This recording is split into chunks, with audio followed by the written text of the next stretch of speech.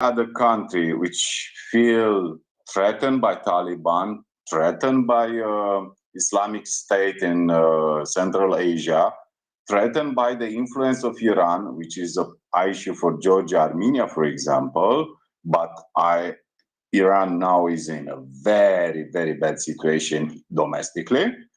And Russia failing in Ukraine, you will see a realignment, and people will say something like this.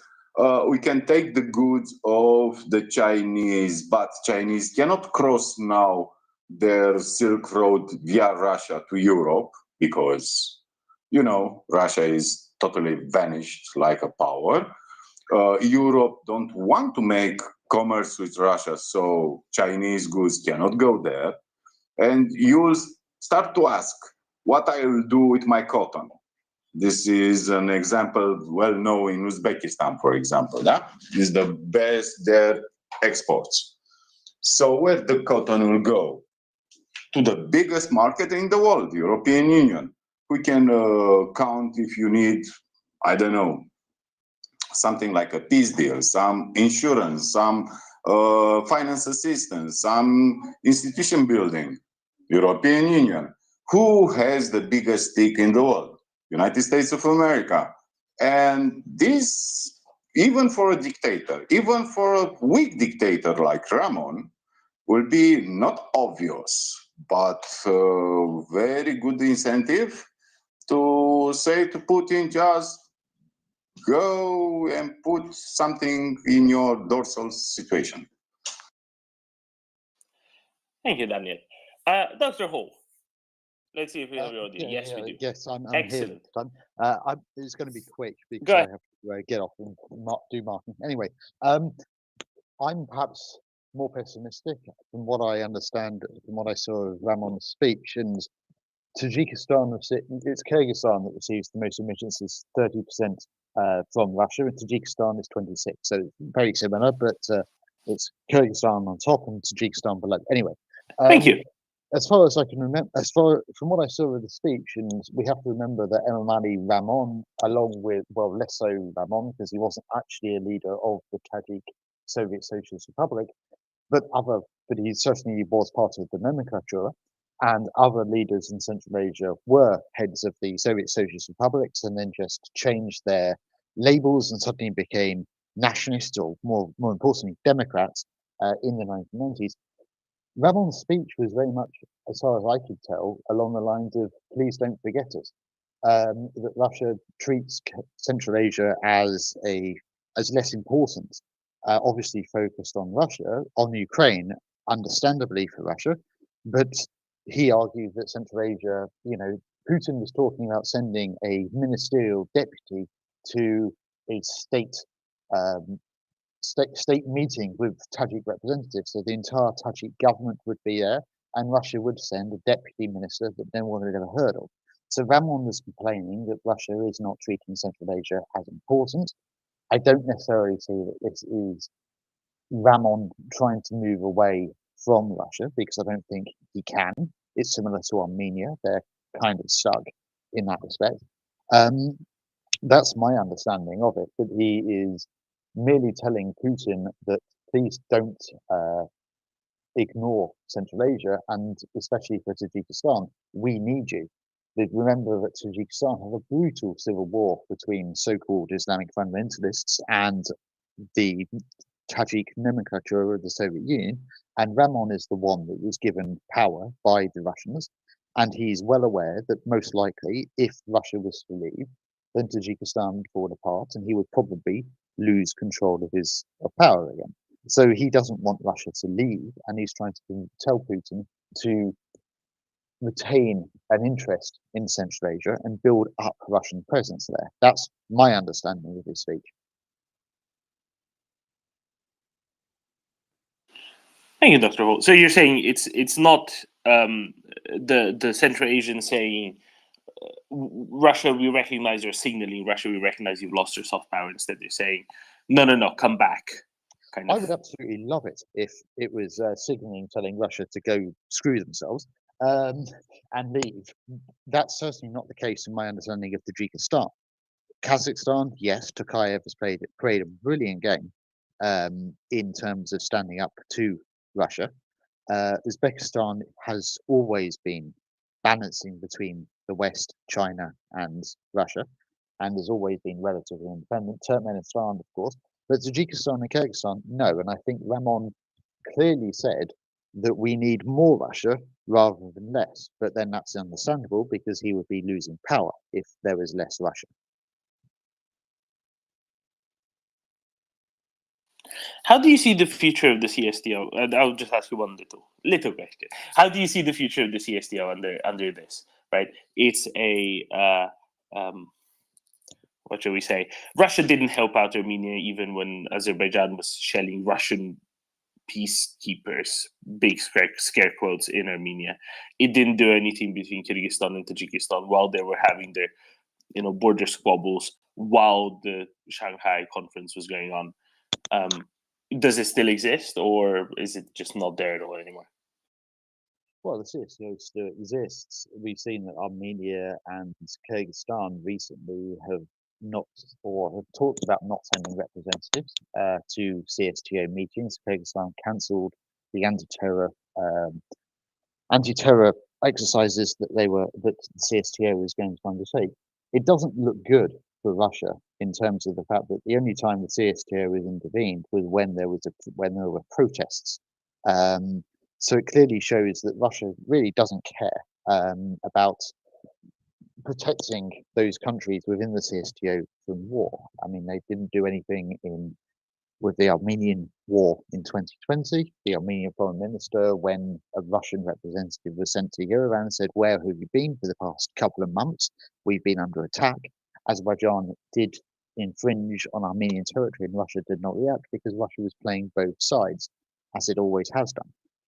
And in terms of the CSTO, I think that it looks, I thought that with the 2020 intervention, also the intervention into Kazakhstan, that the CSTO was going to actually find a new voice.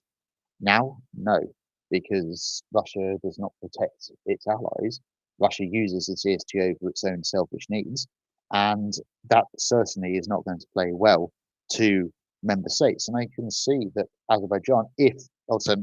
Armenia, if it can find, and this is a big if because it is surrounded in its own perception by enemies, if it can find another country that is willing to protect it against and to preserve some sort of semblance of Armenian control over Nagorno-Karabakh, I can imagine that Armenia will pull out.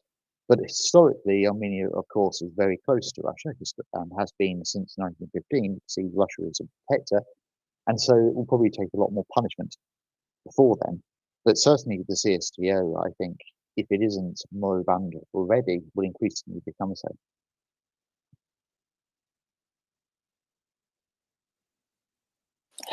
I have one more. Last night there was apparently a shooting in Belgorod, in some barracks where 3 Tajiks, I think, were said to have killed about a dozen Russian mobilized troops and wounded 24 more before they were suppressed. With Russia recruiting from among the guest workers, seemingly, that seems like something that might be happening more and more as well. I think certainly it could be. The Ministry of Defence has been relatively vague because I've seen reports of being 2 or 3 Tajiks, also members of CIS countries. They haven't actually said 2 of them were definitely from Tajikistan. The third seems to have been unknown as to where they were from. And I've certainly seen, obviously, that pro-Russian channels are, of course, linking it to the SVU, as we would expect, really. Yes, I think there is a growing problem. They have been recruiting amongst migrant workers. And understandably, I can imagine that there aren't many Tajiks and Uzbeks and Kyrgyz. Yes, they want the money, but they're not willing to go and fight for Russia in a war that Russia is at best not winning and almost certainly and clearly losing for the majority of us. So I would say that yes, there is certainly this is going to be a major problem for Russia in the same way that recruiting criminals is also a major problem for Russia in its war on Ukraine. Anyway, I'm very sorry, but I have to get on with some work. So I'm going to Thank you very much for hopping on, Dr. Holt. Thank you. Daniel, I'm sure you want to pick up where we left off on the Tajik shooting up with barracks in Belgorod. Oh yeah, there was an instance on Telegram. They were accused to be Al Qaeda. So this is a new level. So what I understand was the Central Asians, unnamed identity of nationality of the guys, were again called black bots, you know, that pejorative used by Russians to any Central Asian. And this made people angry. And after some arguments, the arguments escalate to shooting. Some channels said Russian lieutenant had the initiative in shooting the head the attackers. But idea is this: 2 were killed, 1 escaped with his weapon. And this made them to say it's Al Qaeda or Islamic State, and that guy is on the run. And this added to a new situation. I remember 2 days ago on Telegram, some recruits from a penitentiary going on the front, shooting their squad members and going AWOL with their guns, and they are free and probably going back to Russia to settle some scores. And this thing will be exacerbated because I don't know if the authors in Belgorod training ground had the Russian citizenship. Probably not. But they press gang so many people extremely. You know, I watch what's happening in Moscow, for example. A lot of people are press gang to go in the army, and some are mentally unstable. Some hate Putin to the guts. Some are very nationalistic, but they think their teammates be less than valuable. And you'll see these squabbles extending. I think Dimitri or Chriso put something about mobilized people, usually not so young, going in the barracks. They were stripped with uniforms, sleeping bags, weapons, and they go back home because the NCO took them everything they buy to go to the front. So I'm pretty sure all the pro-Russians will say, oh no, these are isolated incidents. I don't think there will be majority, but will be enough to make all this mobilization a joke.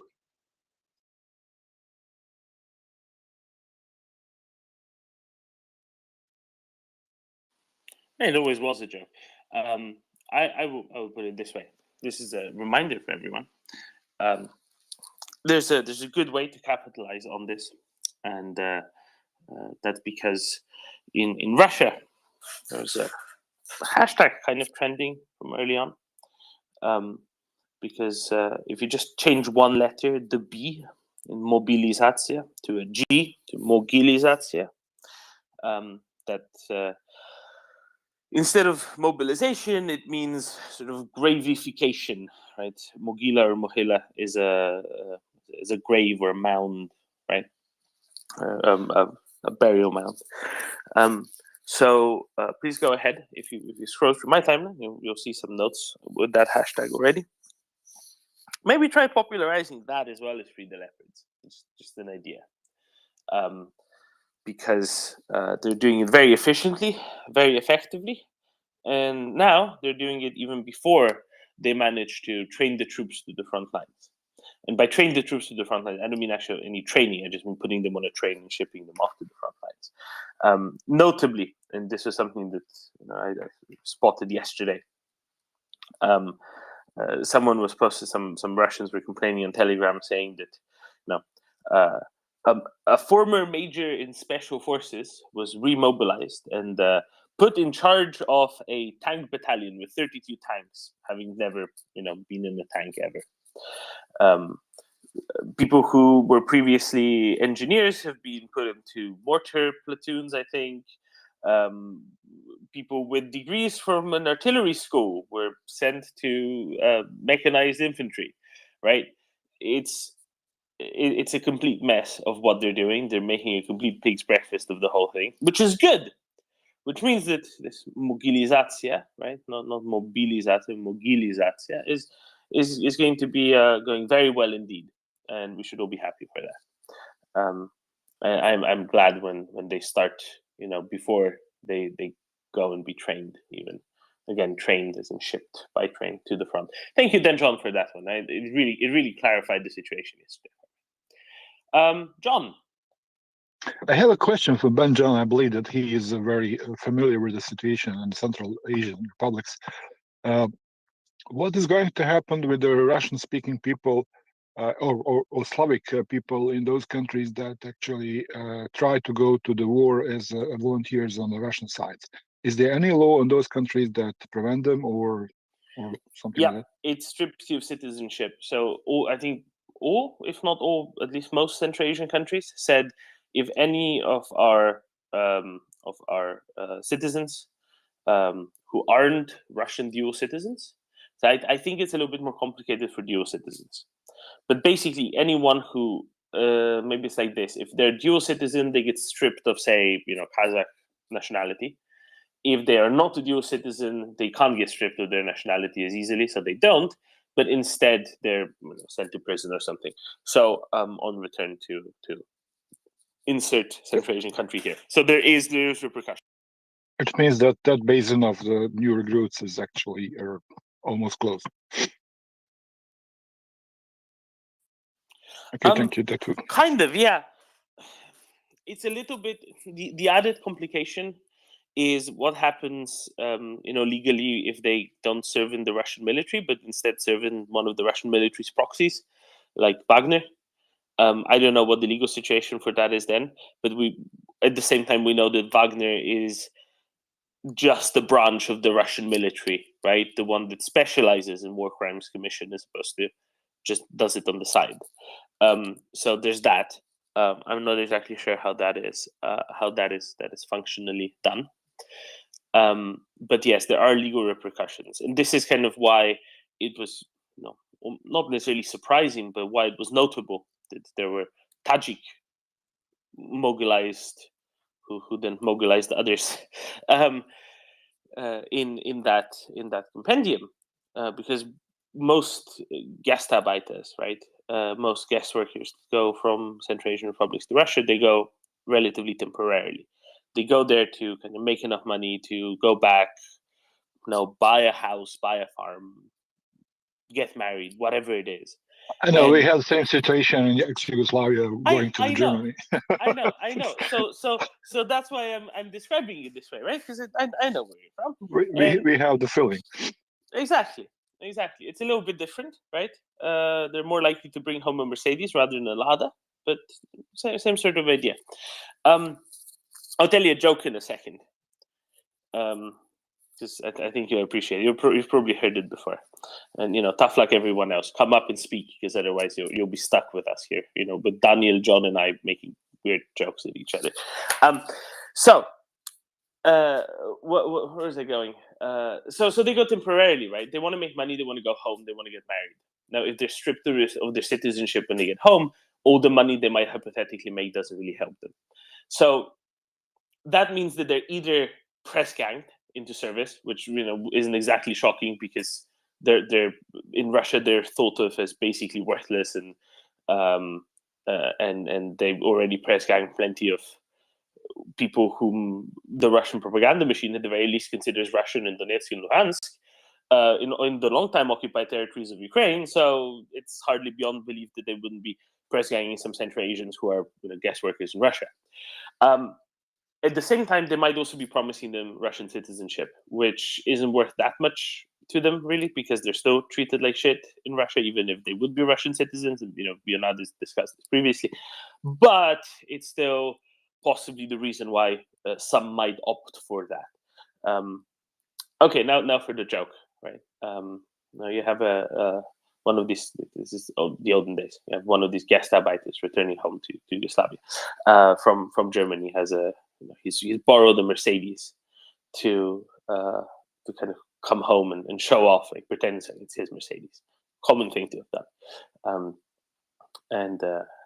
So he picks up a childhood friend. And friend asks, "That thing on the bonnet, the circle with the tri-pointed star, what's that for?"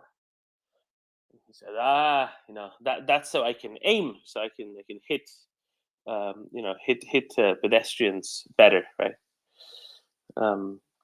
And so he drives around kind of dangerous, and he sees a pedestrian, speeds towards the pedestrian, scare him, and then swerves at the last minute. And then says, damn it, I missed.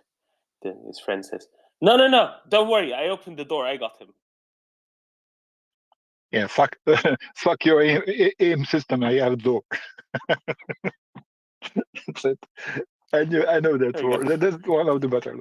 Yeah, I know. So welcome. I know, but as I said, you'd probably know it.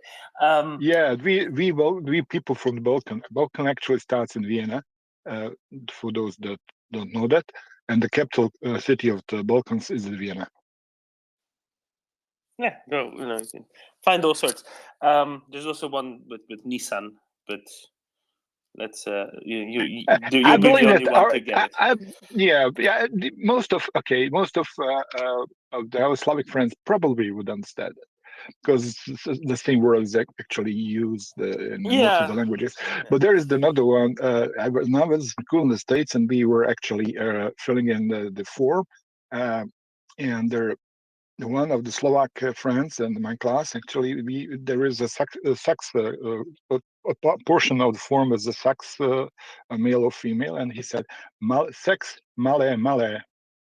I believe that most of the Slavic not much. Yeah, not much. Male. But all Slavic speaking, including some Tajik students, actually were actually start laughing, and the teacher was looking at us as crazy people. But that's one of the Slavic jokes. Well, there you go. Thank you. There you go. Thank you, John. But I think we've now figured out the shooting in the Belgorod barracks yesterday. Including some explanation of how guest workers function. Right, Daniel Bionade, what should we turn to next? I don't actually know what's been going on the last few hours because I don't know where I was. Silence in Kherson. What does silence mean, Daniel? Operation Command South said very, very simple. We'll enjoy the silence because we have some things to do there. Wait for us. I will update you when we can update you. So enjoy the silence. In other words, there are things afoot. Sadly, not under feet of large, cats freshly freed from German captivity. I saw something. Remember your love? My love, da. Is very surrounded. Aha. Yes. See, I saw indications of similar things yesterday, and I was wondering, this is interesting, because that is the next step for, the Ukrainian forces advancing, down from Tuchany towards Berislav, to take.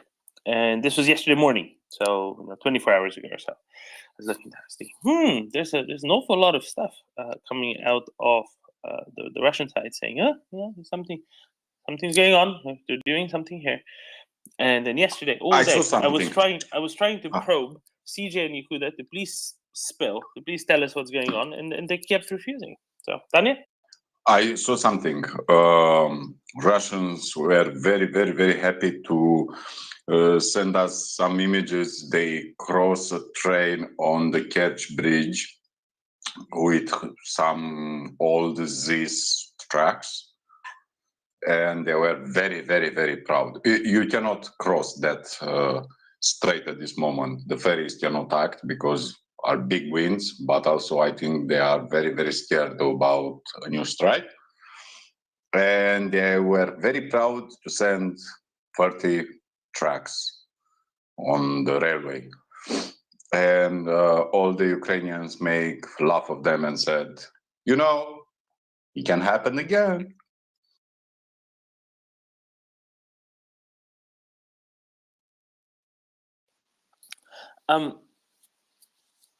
Fine. Kerch Bridge. If that's what you want to talk about, that's what we're going to talk about. Yesterday, we saw a very interesting picture, a video even, showing that Russians were unloading a train somewhere south of Melitopol, just north of Henichensk, I think. And if you imagine a map, now let's paint a picture with words. Imagine the map where Crimea meets occupied Kherson Oblast, right? Occupied Crimea meets occupied Kherson Oblast. On the right side of that, of that meeting point, go slightly further north towards Melitopol, not very far. That's where. If you look at it on the map, it's basically empty. There's nothing there. Practically no one lives there. There are practically no structures there. So why were Russians offloading a bunch of their stuff 140 kilometers from the front on a train coming from Crimea? No, yesterday, maybe 2 days ago. I think that is very interesting and very important. And something Craig and I discussed a little bit yesterday. They're 140 kilometers away from the front because that means that they're safe from HIMARS range, right? In theory, at least. Secondly, it's roughly equidistant from both the Zaporizhia front and the Kherson front, roughly. And when they're offloading a train there, it probably means that they said, okay, this is how far we're now going to have to extend our truck-based logistics to. Daniel, what went up in flames a whole lot earlier this week, and where? 140 kilometers away from the front, very close to Russian border. I don't remember the location. Oh yeah. You're talking about the stuff in Luhansk Oblast, Donetsk Oblast. No. But I meant, where were there lots of strikes earlier in the week, right? Tokmak and Melitopol. Tokmak, Melitopol, the airport. Exactly. Yes, which are in range of HIMARS, just about, right? Melitopol, Tokmak is well in range, but Melitopol is just about in range. So what is more than 80 kilometers. Yeah, but you know how those ranges are. You know, the official range isn't really the real range. So that, and I think Russians saw the know launch. this, right? Sorry. I saw a launch this week of Tochka.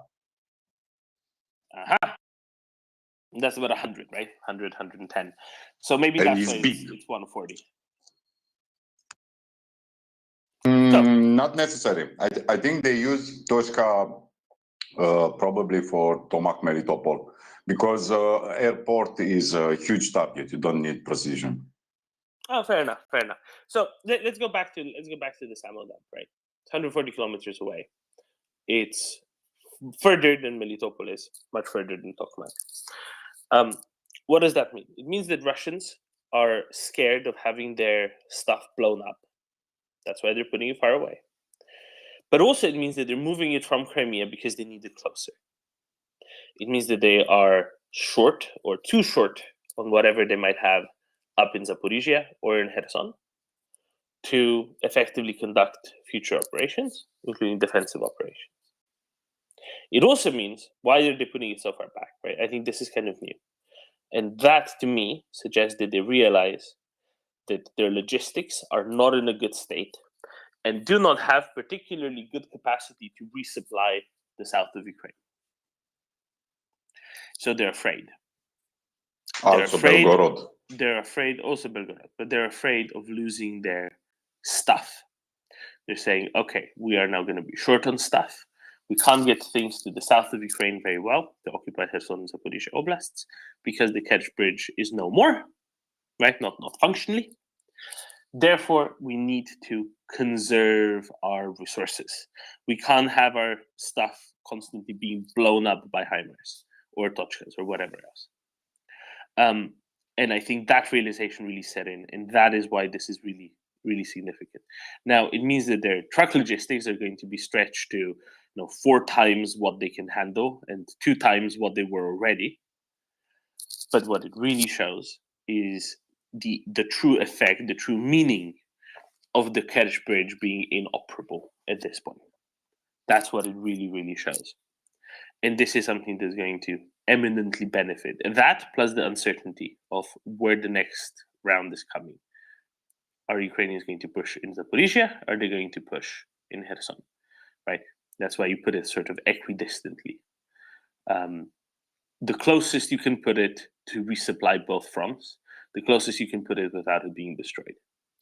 And I think that's a very interesting signal.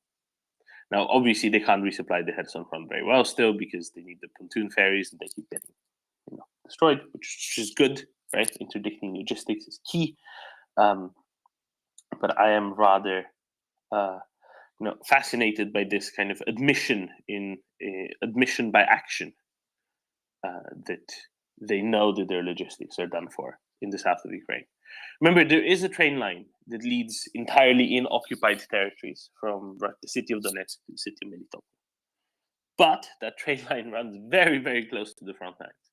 That train line is not a safe way for Russia to resupply the south of Ukraine, right? To occupy Zaporizhia and Kherson Oblast, because Ukrainians can hit it with a bunch of different kinds of artillery where it runs, and they hit the trains with a bunch of different kinds of artillery. And that's why until now, running trains across the Kerch Bridge and through Crimea was so important. And I was overly excited earlier when they hit Jankoy, right, which is a big junction town on Crimea, actually a train line to the southeast of Jankoy from Jankoy towards Kerch. But sadly, they managed to repair that far too quickly, far too well. However, now with this, they're effectively saying, no, we're not going to be able to get that much stuff across. We need to be conserving what resources we have. And that might be very significant indeed. As you noted, Daniel, ferry crossing across the Kerch Strait yesterday didn't happen. Why didn't it happen? Because there were winds. There weren't even very strong winds, far from it. Really not very strong winds at all. And so with the I winter, think they know there will be attack. And with the winter around the corner, are the winds going to get lower or higher? They're going to get higher. I think is another problem there. Kerch Strait, Azov Sea, if I remember, is salty. Black Sea is very salty. You need below -20 to see ice.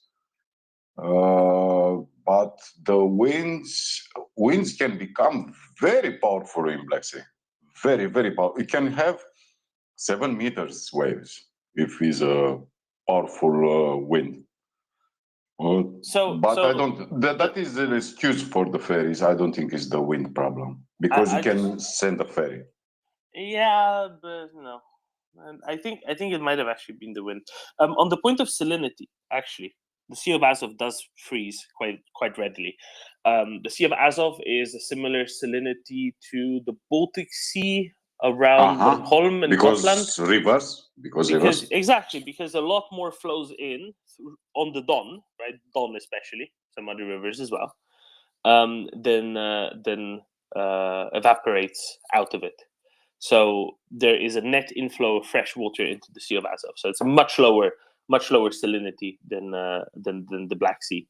The Black Sea, like the Mediterranean, has less river inflow than it has evaporation, because outside of the Danube there isn't that many rivers. Dnieper. Oh, damn it! Yes, and the Dnieper and the Dniester, but it's still, I think, not enough to keep the Black Sea from not having a Mediterranean type, right? Black Sea is 32 points at 1,000 of salinity. It's very salty. No, that's not that much actually. That's lower than than ocean water. Okay, then it means it's a net inflow still. Interesting. Okay. Sorry, let me see. I am looking for a map.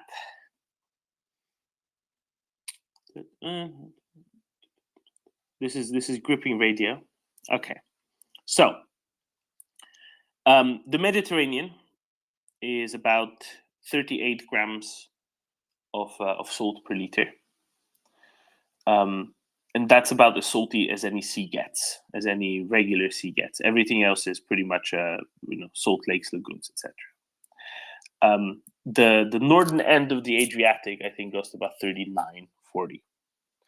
The Black Sea is between, here it says between 13 and 23, and that's a lot less, and that's because it's a net inflow, right? The Sea of Azov is half of that, or maybe a little bit less than, a little bit more than half of that, about 10. And then the Baltic goes much lower still. The Baltic goes much, much lower still, and goes down to and goes down to like 2 around St. Peter, like in the Gulf of Finland, the north of Gulf of Bothnia. So it is less salty, the Black Sea, Daniel, and it does freeze over more readily than, and the Sea of Azov especially. They have icebreakers, a lot of them.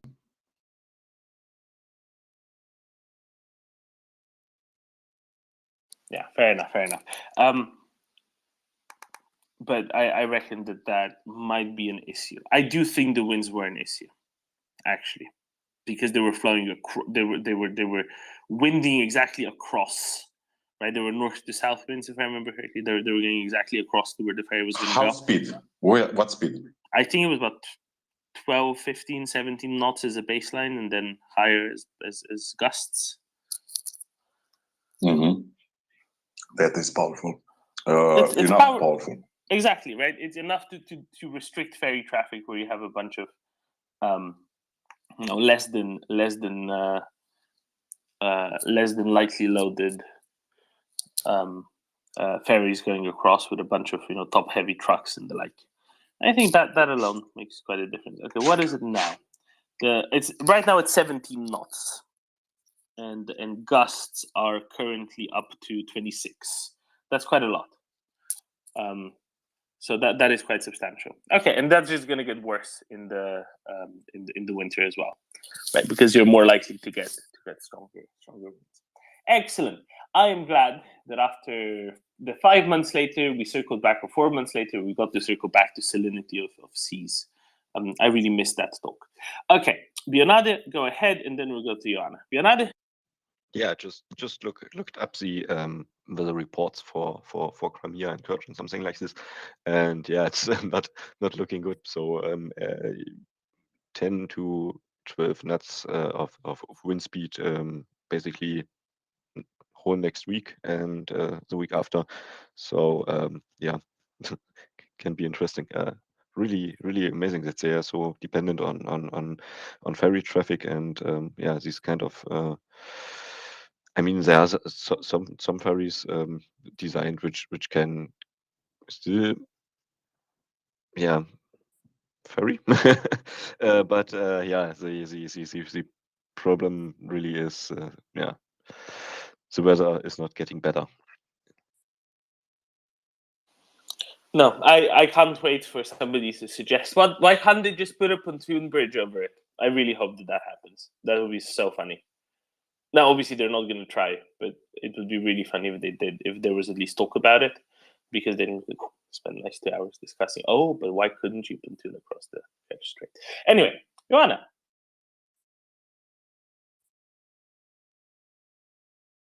Thank you, Domin.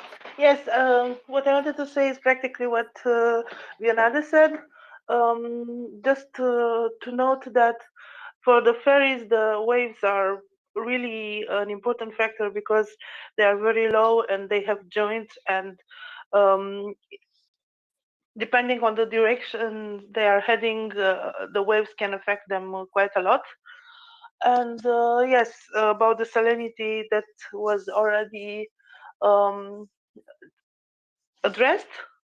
And also just to mention that the Kerch Strait has quite strong currents that can be amplified by the wind, and there are like rocks underground on the seabed, and the navigation is quite difficult when you combine weather, wind, currents. So yeah, I guess for today, tomorrow, and maybe Tuesday, there will be problems there.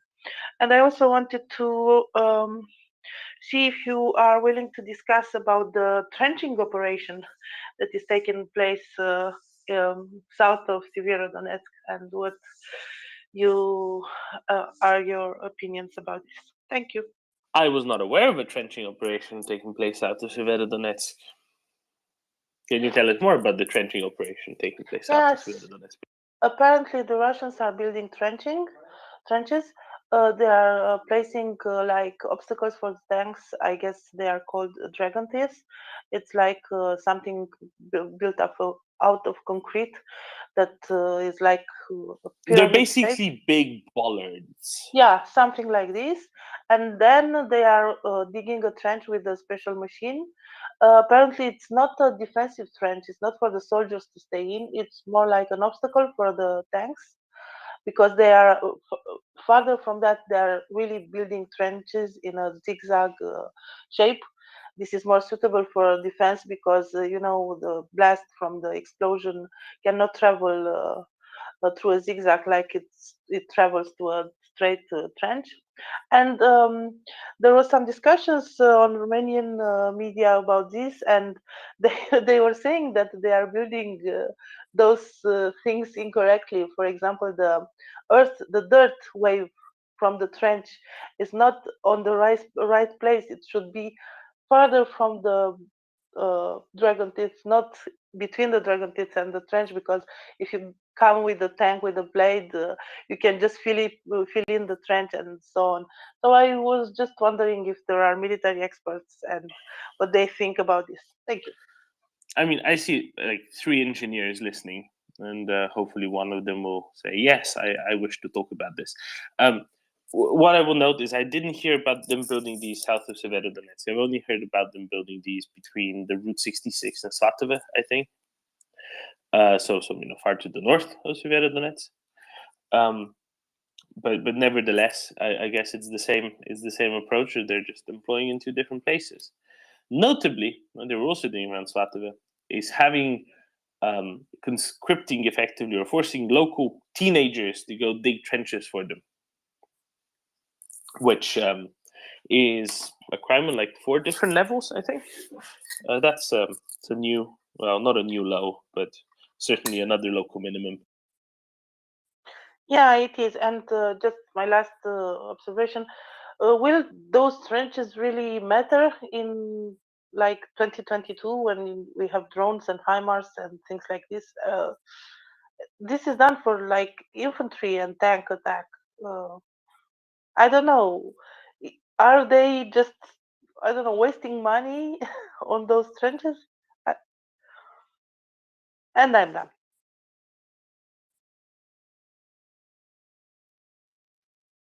Could also be busy work, right? Activity is sometimes a good thing to be doing.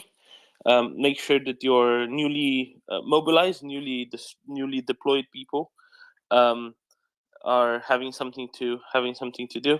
Oh, Jana, now I see that you've been sending me numbers about the salinity of different seas. That makes me like you a lot. But I found them by then elsewhere. But yeah, it could be busy work, could be not that useful. Somebody pitched that idea earlier. I don't really have a good judge of that, how useful or not so useful it is. To some degree, I'm sure they're going to be useful just as pure obstacles, right? Just as simple obstacles for Ukrainians to make it more difficult for them to do an armored advance. If you remember, the initial breakthrough in Balaklia was apparently an armored, I forget the size of the unit, company or something. Right? There's a few tanks and a few IAVs that basically made that breakthrough happen. So maybe they're saying, okay, if we have anti-tank trenches, they just won't be able to do it as quickly, as effectively. Maybe that's what they're trying to do. But at the same time, who really knows? I hope that the Ukrainians will find a quick way around that and push into Northern Luhansk Oblast very quickly and very effectively and very efficiently indeed. Just to make a little joke, maybe they were told to hold the line and they didn't know what line to hold, and they are just drawing the line now. So they made a line to hold, right? Yeah.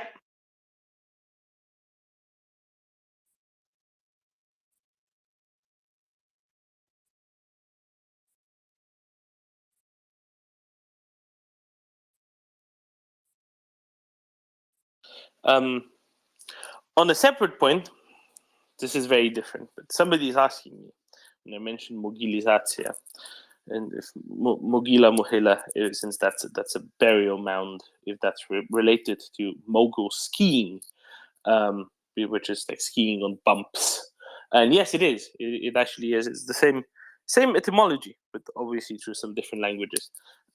It's one of those things. If somebody who was listening was really into European etymologies, then they would be able to tell you that yes, it is the same thing. Could you about etymology and Mogila? Go for it. Mogila in Ukrainian, in Romanian is Movila, and their person important, both for Ukrainians and Romanians, is a prince which retreated from Moldavia Principate to Ukraine. I think he's a saint in the Ukrainian church. Here he's not a saint, but he built some monasteries in north of Suceava. So Eremia Movila is very important, but for national perception is considered a traitor because it was against unification in 17th century. And etymology is the same, meaning hill. Yeah, exactly. A hillock or a mound, or in this context, a burial mound. All right, good people. Someone come hang out. Oh wow. Oh, excellent. Would you like some good news, Daniel? Bionade, do you have the same good news as I do? Oh no, possibly not. So, Domin, start with your good news. Our dear feline friend, Special Herson Cat, is reporting that there are strikes on an airport in Belgorod Oblast. Sorry, Belgorodska Narodna Republika. Come on, I need to get better at this. And Yeah. like a lot. Does anyone keep a scoreboard? No, I don't think we have a Chernobyevka level Yeah. of attention to that yet, but maybe we should. Yeah, I think we should. I mean, it's at least as a one strike. We know Russia was itself. Then we had another strike with a power outage. I think there were Belgorod, was it not the oil depot with the drone a few months ago also in That's Belgorod? Bryansk. Yes. Ah, it was Bryansk. Oh, okay. But Yeah, Belgorod was the initial one in late March, I think. Okay. The helicopter ones. I think okay. that's Belgorod. Yeah. So I think we should start a scoreboard for Belgorod. The problem is that the city has the same name as the oblast, so it's hard to tell what's where, because the oblast is pretty big. Sorry, the National Republic is pretty big. It's really hard to keep track, but I think that can complicate things somewhat sometimes. Now I don't think not HIMARS. Not HIMARS. What is it then? Huracan. They have Uragan launchers captured intact with ammunition in both Kharkiv and Kherson Oblast. So I think it's Huracan. You're saying that they're returning the captured material by airmail? Yes, because the trajectory is ballistic, and that is not the approach of the missiles from HIMARS. You're right. HIMARS go vertically. Yeah. And these are coming in at quite an angle. That's right. Good point. hey, we're together we're like a third of an OCT, I think. Good job. Yeah, that's good. Maybe a quarter, not a third. Yeah, it's. I think OCTs have been dropping a little bit in quality, so I think the new average we make up a third easy. Because they attack Chuck Ferrer and John Spencer like mad, and they stay on the couch and say about an expert in urban warfare is jumping to conclusions. I don't really care to get into these comments. They piss me off a lot. If you take an expert in military and say about him, he don't have an idea. I watched Yehuda when he said, our updates, my updates are boring, and I just enjoy every word he say. And I see no one in Game of Thrones saying, he jumped to conclusions. Yeah, well, it is how it is. Can't do an awful lot about that. If only Yehuda did more updates. I love him as well. I'd really like him to do, them on at least like a 48-hour basis. But hey, who jumped to conclusions? Jumping. Some more scenes. OCTs. Yeah, that may happen. OCTs calling John Spencer, Chuck Ferrer, Yehuda, calling them inappropriate, without any knowledge, without expertise, old men with no experience. And I remember I defend them because it's look inappropriate to say about, I don't know, colonel or general or any officer to say something, he doesn't have military experience, but it's totally wrong, because OCT community tried hard to get some respectability and credibility. And if you say anything wrong about John Spencer, is like heresy. To say about Yehuda, he doesn't understand what happened. I remember Ghani tried to explain to them, guys, we understand military. You have no idea. This is not Call of Duty. And he was dismissed. He's totally inappropriate. Yeah, well, what should I say? People who don't have that level of planning experience make what Doman and I would call courageous statements. But I agree with you, Daniel. It is a bit disappointing, but hey, if you're the pyramid, do you really care whether the camel rests at your footsteps? No. Is Twitter. On Twitter, there are different accounts, different people without any relevant information, but it's disseminated. And when they start to attack Yehuda, for example, I just watch and For his beard? I imagine. What? They attack him for his beard? That's heresy. Oh, no. They attack him for when he called about Kharkiv. And for a moment, I imagined something I didn't know until I heard first time Yehuda. I didn't understand what does it mean to be officer in a staff which are just planning simulations. Always I imagined a general staff with their sandbox moving the troops, how you can say, virtually. And I didn't understand you have NCOs and not so high grade officers, which in fact they do this daily, trying to understand, trying to get the most pessimistic scenarios. And when Yehuda, after months and months, making our heads to understand what does it mean, military planning, how important it is, how much important is than any video when you see I don't know, 3 Polish tanks attacking Kharkiv and being destroyed by Russian defenders. And at that moment, I have instinctual feeling, wow, it don't look so good. And he explained to me, not to me, sorry, to our space.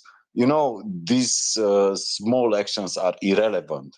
You can let enclaves behind your main push, behind your brigade, and send small companies to eliminate a squad or a battalion.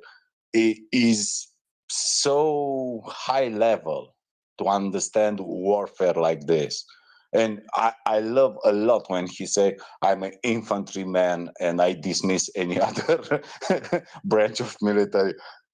Yehuda is a gem, and if you dismiss him, you are just totally not understand war, for example. For me, Yehuda is a guy who must listen. CJ, Yehuda, John Spencer, these guys know what they're doing. As a friend of mine says, 100%. Very Yehuda from you.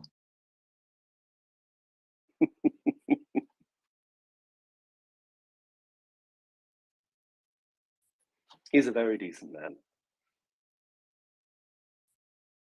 Yeah, I had with him a discussion 3 months ago, probably, about our communist past, the enjoyment to be under the Soviet boot, the joy to say Russian in Romania. What does it mean, occupation? What does it mean to be destroyed in your tradition, in your institution, in your culture? And I remember I was very angry in that morning, very, very angry. And I was very passionate. And Yehuda said, imagine I am a Jew who had origins around there. And I can say, he said to his fellow Canadians and Americans, watch closely. What does it mean, Russia, for East Europeans? You don't have any idea.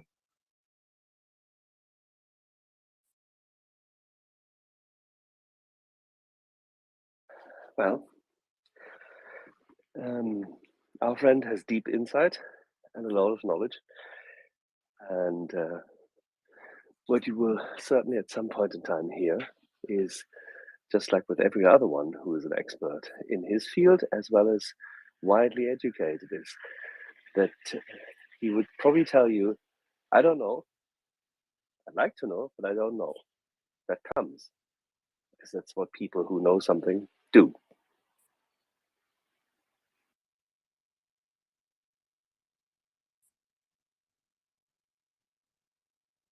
And yes, he has a deep insight into the challenges of imperialism brought and wrought upon Western society.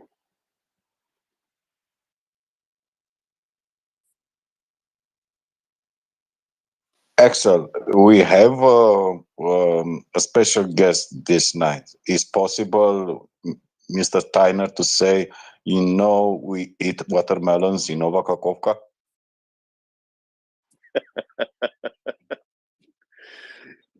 Whatever we know by that time, I'm quite sure will be discussed. Of course, we have my love in the target now. Yeah, step by step. Step by step. But I tend to believe that how should I put this? Shaping and mounting is over.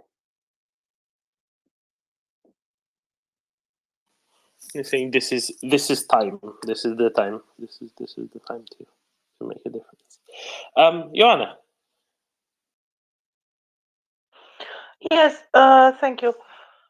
When I raised my hand, it was about that missile hit in Belgorod, and I just wanted to ask you, because I've seen, for example, on the tweet of Ukraine battle map, that it may be a Russian missile that was just malfunctioning. There was another claim like this about the hit of an apartment building in Belgorod. So, what do you think about this? In Belgorod, the apartment, the missile was visible, the trajectory was visible, and it seemed correct. In the case of Belgorod Airport, not all the trajectory is visible. So, do you think it's possible to be, in fact, Russian rockets? It's a low trajectory, right? So I think that makes it quite plausible. Yeah, it's a low trajectory, and in case of the Belgorod apartment, it was clearly visible from start to end on the sky. So it was shot by a nearby position, let's say. So I don't know. Ioana, I very can plausible. say Russians will say Ukrainian will say they hit themselves because they say similar about Kerch. They love to troll the Russians with that. You just miss your fire and hit Belgorod apartments. Yeah, it's possible. It's the fog of war after all. But I was just trying to see if there is a real possibility to be this. Thank you. Anyway. Certainly is a real possibility. That makes it harder to judge. But whenever it's a really low trajectory, especially, it's very likely that it's a malfunction, because a low trajectory simply can't fly as far. Bionade, I'm sure you've observed the same thing, judging by when your hand shot up. Yeah. So the apartment building, I remember, claims it was actually a Russian air defense, which was somehow malfunctioning or something like this. Yeah, I don't know if they tried to intercept rockets or just tried to shoot air defense missiles into Ukraine again. But yeah. The other thing with the strike on in Belgorod on the transformer station, I think this was really precise. So I would possibly say it was not a Russian rocket. Yeah, and the thing what we're seeing now, I mean, there are some missiles shot. I at least see the trails from the rockets. But I'm not sure if this was it a hit on its own or it was actually a missile incoming, because before the explosion you don't see any trajectory. It's like a little bit like Kurtzbridge, where you have this immediate explosion, you don't see any rocket. So you're coming or saying it something like wasn't this. a missile at all? It was a truck bomb on Yeah, Belgorod absolutely. It Airport, was flying through the sky. Was a special SOF team, special operation forces behind Airborne enemy air lines. assault. Behind enemy lines. It's Has anybody heard anything from Tim then? Nope, I haven't heard from Tim since he was using his precision guidance kit equipped beer glass yesterday.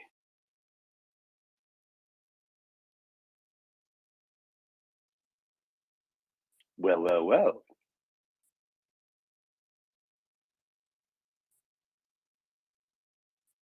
These coincidences just keep happening. Yeah, and still no World War III. Oh no. Well, Irish. Hey, how you doing? I was seeing all these Russians are getting sent up to Belarus. I wonder, is there any way that they're the Belarusians are subcontracting some of the training for them and stuff, and trying to equip them up there, like, and at the same time causing a bit of panic, with them, feinting the attack.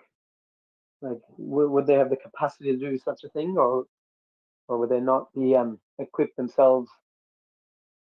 Oh, well, they picked up, Russian troops have picked up equipment in Belarus and then been shipped out again. That has happened already. So there's evidence for that. So no surprise there. Could they be trained there? Sure, there's garrisons in Belarus which are quite empty, some of which have been used in the past for joint training exercises. So no question, it's possible. Can they eat in Belarus? That's a good question, because yes, Belarus does. There's potatoes. Yeah, the local population is already ensuring that people from the Belarusian garrisons are well fed, to the extent that they are fed, because the Belarusian garrisons have not been well provided in the past. But compared to the no food at all policy for the conscripts of Russia in recent days and weeks, in other places, it's probably not a bad idea. So give them Belarusian potatoes. But I'm not joking, actually. Some of the garrisons have been used in order to equip and kit out people, as you indicated, and I'm quite sure that those soldiers going there will have at least been fed. And that says something. Will they be fighting there? Probably not. They are almost likely will be moved around. So you're concerned that this might be just used as a chimera or as a projection of forces. It's absolutely valid.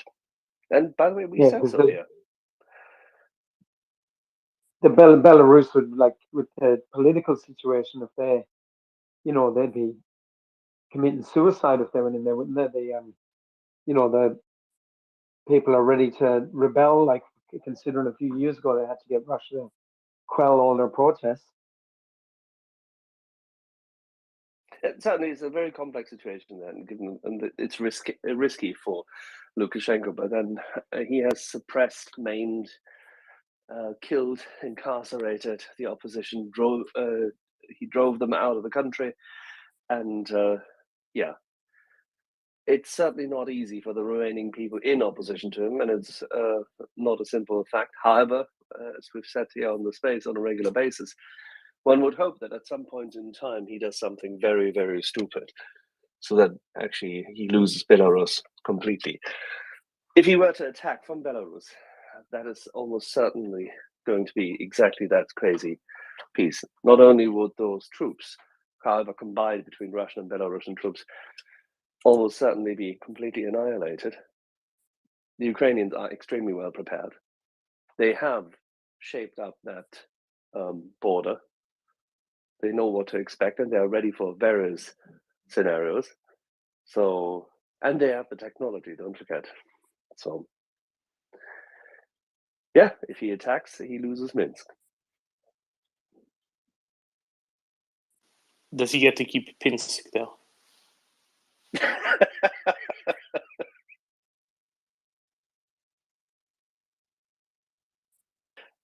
He would lose everything, and you know it. So that's fine. That's when these statements came out first. What's it, a week and a half ago? Yeah, I think we all had the same conclusion. Bring it on, please. Make that mistake, both strategically and tactically. Please do so.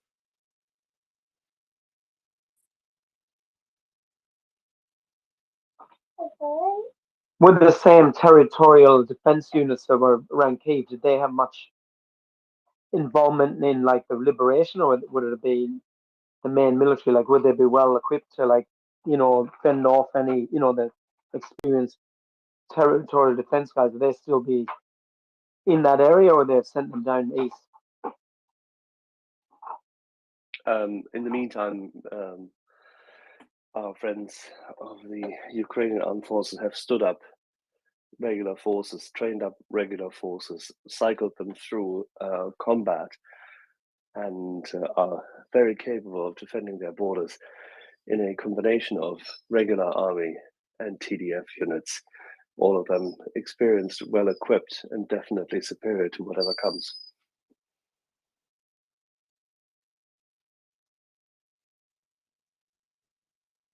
And now they have HIMARS.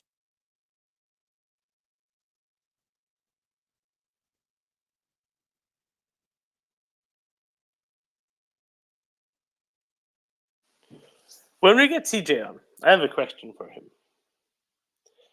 When Ukrainians were first getting trained on HIMARS, CJ said, "Oh, look at how much they've overtrained. How many too many people the Americans have trained on the HIMARS compared to how many they're sending. I wonder if by now the number of HIMARS delivered has actually exceeded that initial first two contingents of trained Ukrainian operators, or not quite yet. As in, has there even been a need to train a third bunch?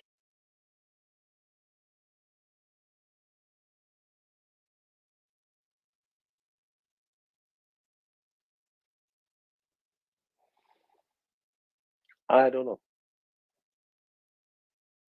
And I'm just announcing my question into the ether, so that maybe somebody else will remember it later on when CJ joins us, and will remember to ask it, because I will have forgotten by then.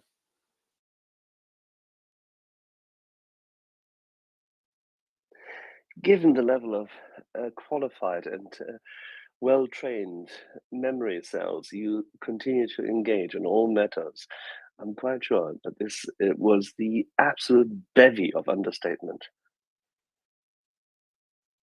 No, I'm serious. I'm running out of space at some points, and things just go missing. You know, corrupted files, all sorts. Okay, we'll upgrade you to a proper Mac OS so that this doesn't happen. Need some patches. Bionade? Yeah. Saw a video this morning. Some guy throwing an artillery shell in a hole or something like this, and it goes off. I'm not sure if it's real or if it's fake. But does anyone know how it is with artillery shells? What if how much pressure you need to start the reaction? How well stored and how old is the shell? Looked fairly new. So yeah, was a big one, like 105 millimeter or something like this. Was a really big round. I think at least 15-20 kilo or something like this. That's not even that really big. That's relatively small, right? Because the 152, 155 ones are like 50 kilos. But Bionade, while you look for it, can you send me the video of that? Let's go to Tim, who's freshly out of his operations in Belgorodská Narodná Republika. Tim. Good morning, everybody. Just a very quick update. You have been found out. I have been found out, yeah. So have there been any more explosions reported that may or may not be a coincidence, or possibly? Okay, so a quick update. For those who don't know, I'm currently participating in an aid convoy with Ragnar Sass's boys, the NAFO 69th Sniffing Brigade. We're delivering a whole bunch of vehicles. We're delivering 5 vehicles. Also, we've got a load of sleeping bags, courtesy of His Majesty. We've got some diesel generators, and for some reason, we have several crates of Lucozade. And for those who don't know what Lucozade is, it's a slightly dated energy drink from the United Kingdom. We've got loads of that. So we're a kind of Anglo-Estonian-Danish convoy. We just left Lviv this morning. We just dropped off a diesel generator with some surly-looking military types. Now we're about halfway to Kiev, where we'll be dropping vehicles.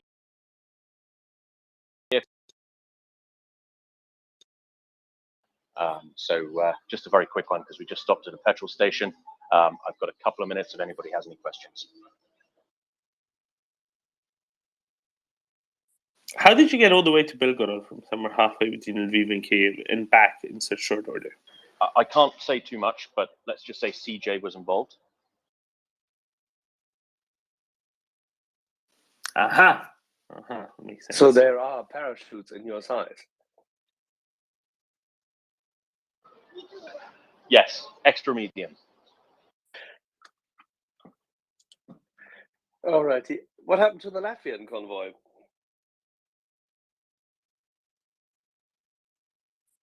Oh, the Latvians, we parted ways with them in Lviv. I think they were going in a different direction. Yeah, I'm not really sure. The boss was in charge of dealing with the Latvians, but they were basically there.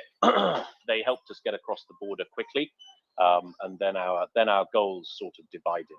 So we said fairly well to the Latvians, and now we're on our own again.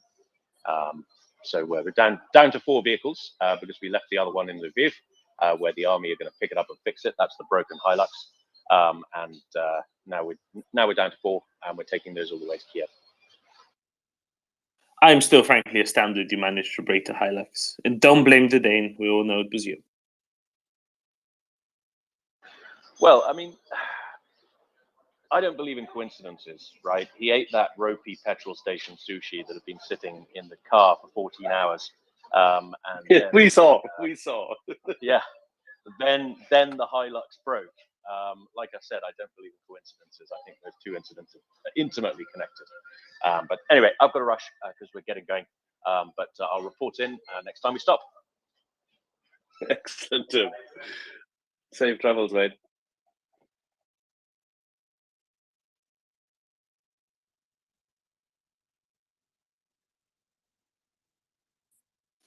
I think Donna wanted to talk to Tim and suddenly left us immediately as Tim said farewell.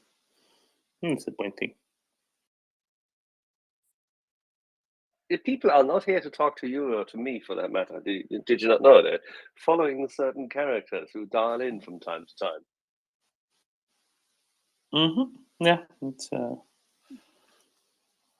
well, it is how it is.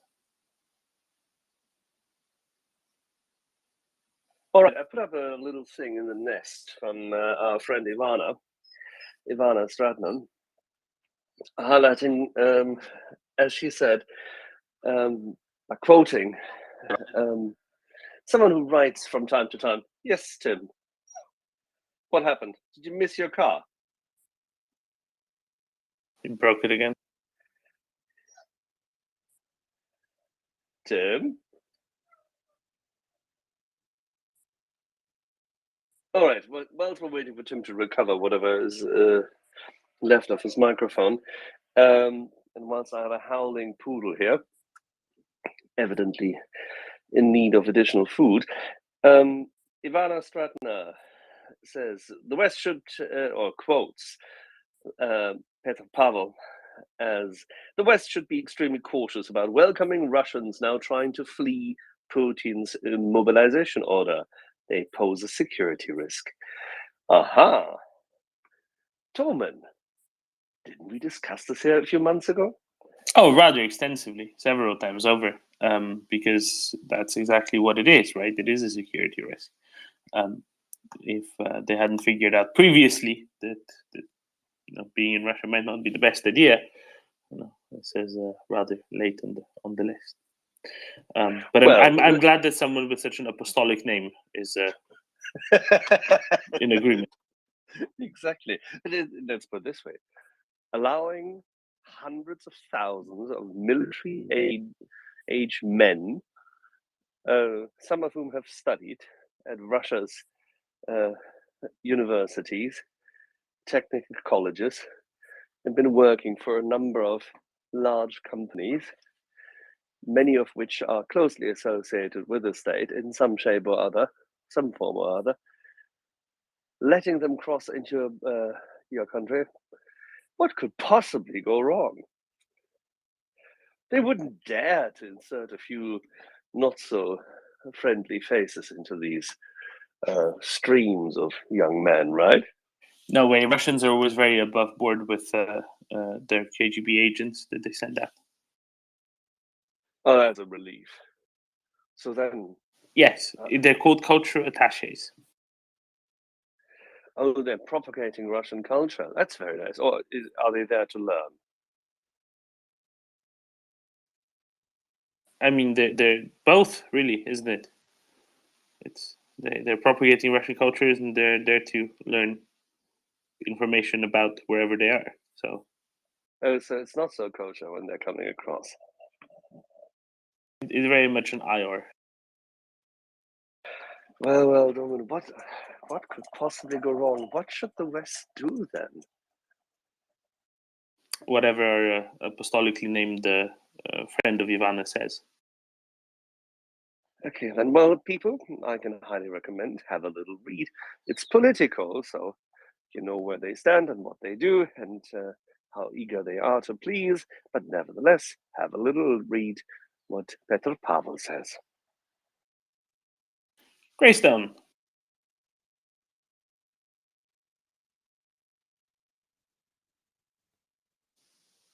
Hello, can you hear me? Yes, we can. So, I know they're building a pontoon bridge across the Kerch Strait, and that should be done any day now. Wait, what? They're actually building a pontoon bridge. No, I just wanted to get you going. Oh But God! I I thought my joke from earlier came true because it was actually, such an absurdity. Well- Your delivery was perfect. Thank you. Carry on. when it first happened, that was one of my questions: was will they try to do this, and what would that look like? And 2 Russians did escape from Vladivostok or that area to an island in the Bering Sea.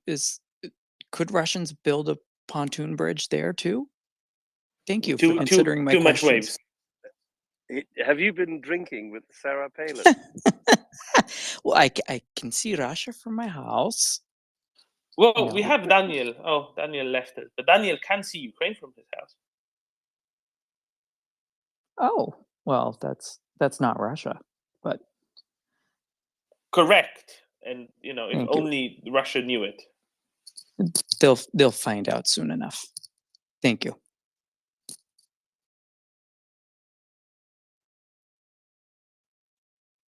I really hope it still happens. I really hope they try to build a pontoon bridge over the Kerch Strait. I think that would be fantastic. Axel, you know history much better than I do. In the Second World War, the initial bridge over the Kerch Strait, the one that got destroyed, what kind of bridge was that? Not a pontoon bridge.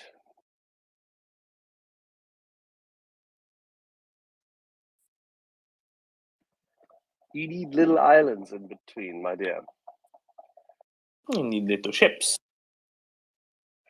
Yeah, because the ships function as islands. Even better, Against- they provide active power to go the other way. Yeah, why would that be? Could there be something like, winds, gust, Currents, black currents, red currents, all sorts.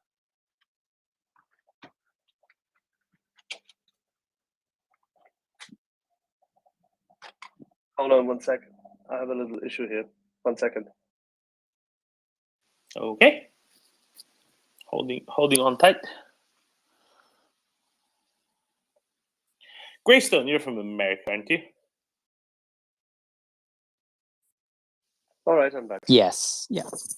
Oh, okay. I was just gonna fill the time with some interesting facts about black currents, but if you're back, Axel, we can go back to bridges and serious things.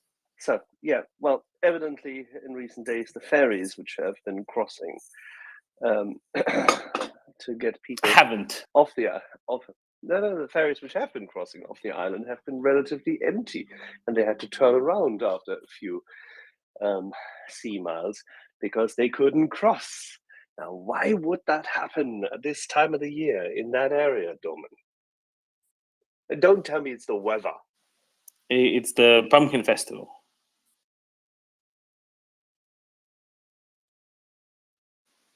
No, it's not that. It's it's the weather, I think. Oh God, really, the weather. But of course, no. But as we go, towards the winter, the weather is going to markedly improve, and it will be a lot easier for them to have functioning ferry traffic across the strait. That's how it works, right? Really? Oh, Winters are that's perfect. particularly good time of year for maritime traffic across a narrow strait with strong winds and odd currents. And one which has already been described in old Greek mythology as being rather angry at sailors from time to time, as they called it then, full of monsters, which they projected their own fears of currents and failure on, right? Ah, okay. Yeah, well, the sea monsters there are evidently dangerous because they killed the bridge, right? Yeah, stood straight out of the Sea of Azov and and smited the bridge with their very fast-moving Mach 4 claws. Well, now that we've established that, we're ready for Thomas Tyner, who will probably then tell us with what kind of specific weaponry that sea monster did it, right? I mean, he wrote the Wikipedia page on the sea monster. Has this Wikipedia page also been trolled by Russian assets, trying to rewrite it every 5 seconds when he posts something?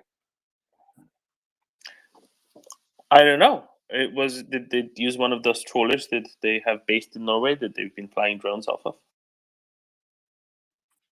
The thick plottons. In the custard sets. All right, Bernard, after these wonderful, courageous statements, shall we return to business?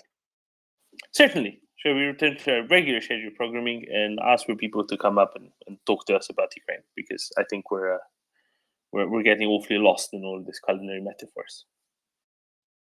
Fresh from the Culinary Institute of America, Bionade. Yeah.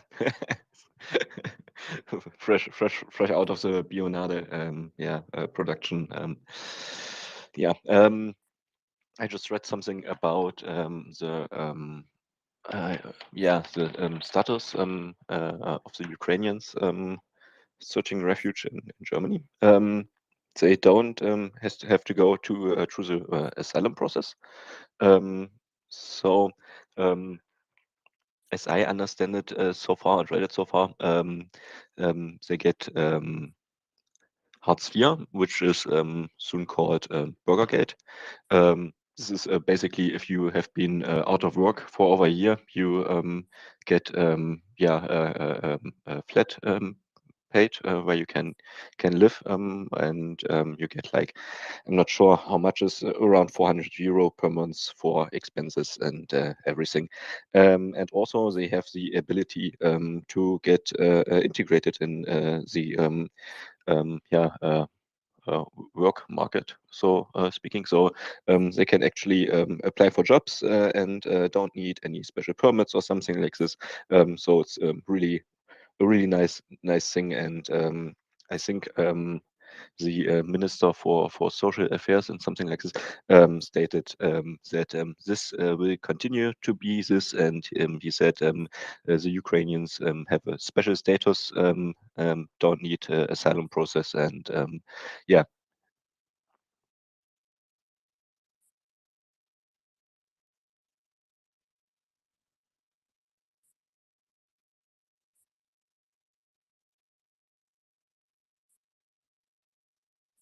Did you lose me? No. So is this a new development, or has this just been the state the whole time? And that's a clarification. As far as I understand it, there was a period, the first 3 months or something like this, where it was like a transition period. But I'm not 100% sure. As I read, it's was a European decision that the Ukrainians in the EU don't need an asylum. I think some countries. I'm not sure how it is with asylum and in other countries, if it's handled like here in Germany. But the thing with the benefits is it's really a good thing, and we know from earlier refugee waves from Africa and something like this. It's really hard for these people if they can't really work and don't getting a work permit and don't having a perspective. So it's a really nice thing. The Ukrainians can casually start getting into work or do something if they want. Hubert? Yeah. Thanks, Domin. Hi, everyone. Just stepping in. I work for the municipal government, and my colleagues take care about the refugees. So I know a bit, not too much details, but the basics. And yeah, as Leonardo said, it has been put in action somewhere in the spring, because the idea was, or the question was, how to deal with all those people. And we generally have two different statuses in Germany. That's the asylum status and the refugee status. So they have some different handlings and some different perspectives for the future as well. And for Ukrainians, they're obviously refugees. No, they don't have personal fear of being prosecuted, which is typically an asylum status. So, but they have given a special status, which is really unique, and not even the Syrians gained this status. And yeah, as Leonardo said, they are allowed to work. They can get social security. They get the so-called Hartz IV. That's the basic social welfare system. And as we know, many young families, women with children came here, and they are already in the schools, in the kindergarten, so they are pretty much integrated already. And there are even some who are in the working, they're in the work part of the workforce. So yeah, this integration process is really good in Germany. Also due to the fact that the municipal governments, the cities, they were kind of prepared after 2014-15, and they just had to reactivate all the resources, and they still have the houses where they can put people if they don't find a flat. And this really worked pretty well. Now the Ukrainians in my town are the biggest group of foreigners, so they really, as I can say, in a short time of period, they have been put, they have given the place here. And I don't I don't know Ukrainians too much here in my hometown, but as far as what I can tell from my colleagues, this process is really going much better than 2015. So yeah, that's well, a good time to reach out to your local Ukrainians. Yeah, that's funny. I'm connected to some Ukrainians in Ukraine or in other countries through Twitter, but I know two families that live in my small village here. But I was too scared to talk to them. Just I'm this guy. I'm following everything around Ukraine. Well, maybe I should do it. I have children too, so you can talk with them, of course. Yeah. No, I think it's a good idea. I mean, this is just like Tim simply boarded a car to drive it across and do something. In addition to keeping the candle alight or alit, and making sure that we provide appropriate information awareness here and data for it and engage. And I think it's absolutely vital to engage locally. It's absolutely vital to, donate, support. This is why we support MriyaAid. And also, whenever you have the opportunity, do it on a purely human level. Absolutely. Absolutely. Vital. And I just wanted to add, the thing is also that even in the smaller, or especially in the smaller towns or villages, as far in my, as I can tell around here in my area, all those Vereine, the football associations, football club, sports associations, all associations that are like locally rooted and where everyone is the firefighters, etc. They all put a huge effort to support the families that came. So yeah, this was really done a lot here, in at least in my part here, where I can tell you from first-hand experiences. And that's maybe also where I said, okay, all the usual guys, they already collected stuff for them and put them and gave them all what they need. So yeah, but maybe it's time for me to say hello too. Okay, you guys. Well, tell them what you do, that you engage here as well. And if you find someone who is outspoken or has a story to tell, or just the good news of how they are keeping up and holding up there, is absolutely vital. Bring it here. This is one form of civil engagement, and it's absolutely of course, important. Yeah. One last thing, I actually met two Ukrainians who are on the same radio station as I am, and we discussed this. We, I did this drum and bass Ukraine edition, and they also doing music radio shows. So we spoke, and we may putting together a radio show on Ukraine again. We don't know yet when, but yeah, that's my only Ukrainian contact here in my hometown. Well, that's cool, and that's again a radio show with a lot of music, right? Probably, yeah. Maybe some statements as well. You know, at least subversively, maybe openly. We will see. Very well done. Music. Something that some people might describe as music. Yeah. I'm just poking All fun right, at guys. Freebird. That's all. Yeah. Well, you know, not everyone can love heavy metal. You know.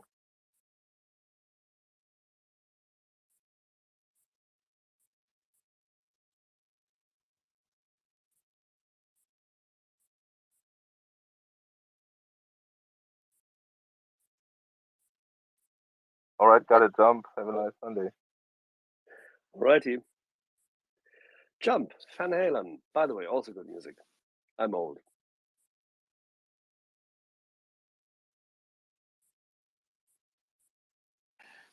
Axel, there is news. There is news of Iran, apparently, allegedly, supposedly, according to the Washington Post, sending short-range ballistic missiles to Russia. The Fateh 110 and Zulfakhar, with ranges of about 300 and 700 kilometers, according to someone who spoke to the Washington Post, who's probably American. U.S. officials. So is that a suggestion that, you know, if Iran can conduct its proxy war, it can use Russia as its proxy to conduct this war, that this should thoroughly and fully open the doors to, you know, very large numbers of attackers? What shall I say? Please say yes. It's very easy. Just say yes. That's all we need. I think that the delivery and availability in large scale of all sorts of HIMARS and capable ammunition is way beyond my pay grade, albeit that I like it and I like to see it in the battle space, and I think that has already fortunately happened.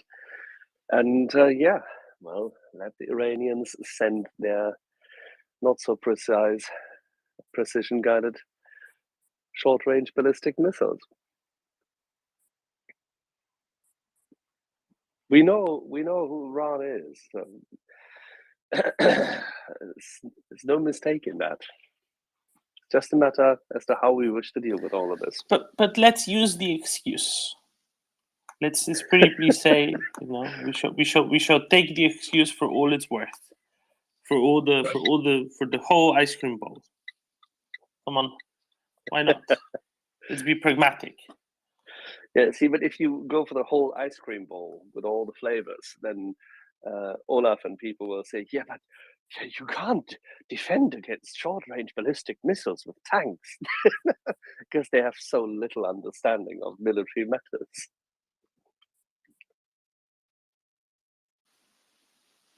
Well, but what you can do is you can have other ballistic missiles take out those other ballistic missiles in the first place. Just my thinking. What should I say? I have excuse? a full afternoon of reviewing documentation ahead whilst we do what we're doing here. I can definitely tell you, whatever I'm reading at the moment is not conducive to us declaring what we're sending or Ukraine highlighting what it has. Right. Well, Bionade, I'm going to pause you. I'm going to go to John Howard because he's a military man, and I want him to please say yes. Are you there? Do you not hear me? Because I see your mic open and I can't hear you. Please, somebody please tell Mr. M it's his problem. Mr. M, it's your problem. I can hear Dorman. Everybody else can hear Dorman. You need to cycle down and back up. Okay, alrighty. Thank you all. Thank you, Axel. John Howard, please say yes. Yeah, hi, can you hear me? We can hear you loud and clear. All right, brilliant, Please say thank yes. you. Yes, Stoneman. Thank you. If you want anything more than that, what's interesting, if this is what the Iranian regime is doing, is that they are now placing the anti-Ukraine right in the US on the same page as Iran, which is a very difficult place for them to be politically, because although they're rabidly anti-Ukraine, they're also rabidly pro-Israel, and being on the same side of initially Iranians is a difficult spot for them politically. So actually, it's not great for Ukraine that the Iranians are doing this, but given probably the limited numbers of weapon systems they're likely to send, actually this could work out for the best. Is it time for another Beach Boys concert, John? Sorry, mate, I missed the pop culture reference. It's not a pop culture reference, it's the John McCain reference. Oh, I see. No, let's not do that. That'd be absolutely mental. The only thing I'd like to see happen inside Iran that concerns Ukraine is I'd like to see the factories where those suicide drones are being manufactured. I'd like to see those have a smoking accident, but no one seems to have taken us up on that piece of advice yet. Yeah, finance needs to improve his distribution channels. It's part one. Part two, good thing it's smoking, no drinking. Just leave it at that. Agreed. Bionade. Yeah, I think I remember there was a strike not a few years ago or something like this on a facility which produced some kind of these drones. I think I remember, but I'm not 100% sure. I have to look it up. What I wanted to say about rockets from Iran. So I think it's somehow amazing how Russia is not only depleting its own storage and reserves of ballistic missiles and precision-guided ammunition, but also from all the other countries, like Belarus and I don't know, from Iran they by now, and I don't know what North Korea had, but wasn't there somehow artillery shells or something like this? So it's absolutely It was alleged, but they denied it. Sure. Because North Korea wouldn't trade anything against some good products. Food, absolutely food. Well, their principal export is restaurants. So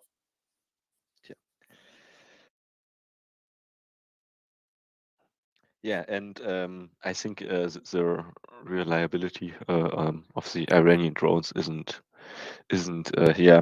so much better than the Russian ones. So we will see how this plays out. Maybe some more return to sender incidents or something like this. Well, the intermediary anyway, right? Because the original sender will be out of reach a little bit. John, while we have you up, earlier today, we were having some questions. Well, I was being asked questions I couldn't answer.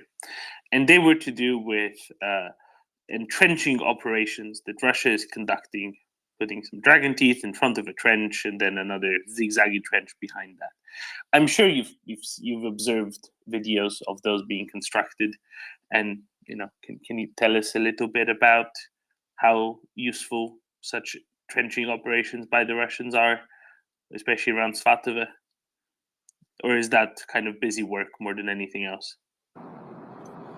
Oh, I think they've graduated. I think the Russians have graduated from cope cages to cope trenches, because they are of very little defensive value, in my opinion. It's it's pretty laughable stuff. It looks to me entirely performative, done for reasons of, I don't know, propaganda, morale potentially, trying to convince the newly arriving Russian civilians in green kit that they're not about to get slaughtered, and actually there is a plan, but I don't think there is, to be honest. I think it's filling time before getting either captured or killed, and keeping people's minds off it. It's as defensive fortifications, they're absolutely ludicrous, and I couldn't really be much clearer than that about it, to be honest.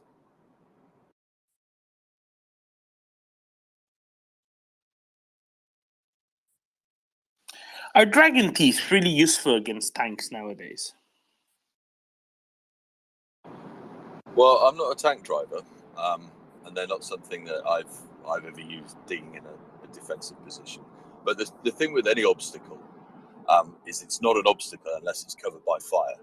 It's just an inconvenience, and it's just something to be cleared out of the way. That goes for minefields, it goes for physical obstacles.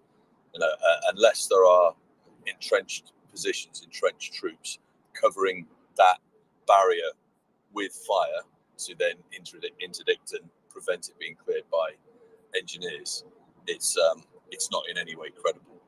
And straight line trenches, an earthen trench, to stop a tank. Because I think the way they've set it up, they had the series of dragon's teeth and then one or two effectively anti-tank ditches behind that. You fill those things. There are sort of packages of pipes that come together that are basically launched into anti-tank ditches off the top of an AFE, a specialist AFE. I don't know if the Germans have supplied any of those along with all the bridging equipment they've sent, but you would imagine that they probably have. So sorry, I'm driving and trying to concentrate, trying not to wet myself because I really need the loo, and trying to answer your question, which I've now forgotten. So I'll probably best I just stop talking for a minute. They are only digging trenches to make a nice video and to show at home that they are a very professional army. Not.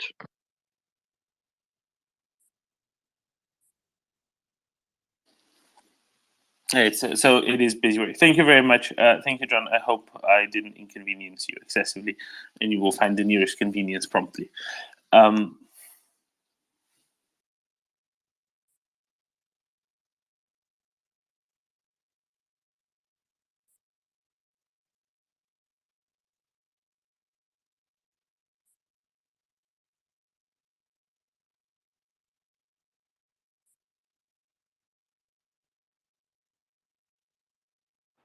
Since we have a dull moment, maybe someone has a question and like to come up for as a speaker. Yes, we're working on it already.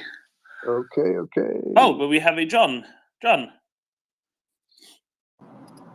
Thank you, mate. Sorry, yeah, I've not been able to listen in much for the last 24 hours, but I'm aware sort of obliquely from Twitter that there appears to be something of importance going on in Kherson in terms of an offensive, and there's some kind of media blackout. Given that, and obviously not wanting to spill any OPSEC beans, have we picked anything up over the last day as to what's actually going on, please? I've not, because what I've picked up was a lot of silence, which was interesting. But that suggests. But that. Sorry. Okay, you can hear me now. Good. I'm just saying that's suggestive of things on its own. Mr. M, did you pick up on much? I am just looking at some video from Belgrade, Kherson. There are some craters seen, and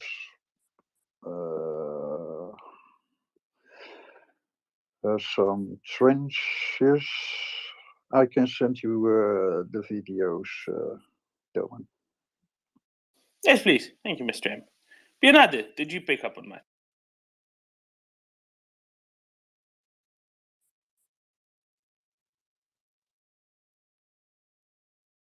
Oh, sorry. Can you hear me? Yes, we can. Yeah. Sorry, I missed that.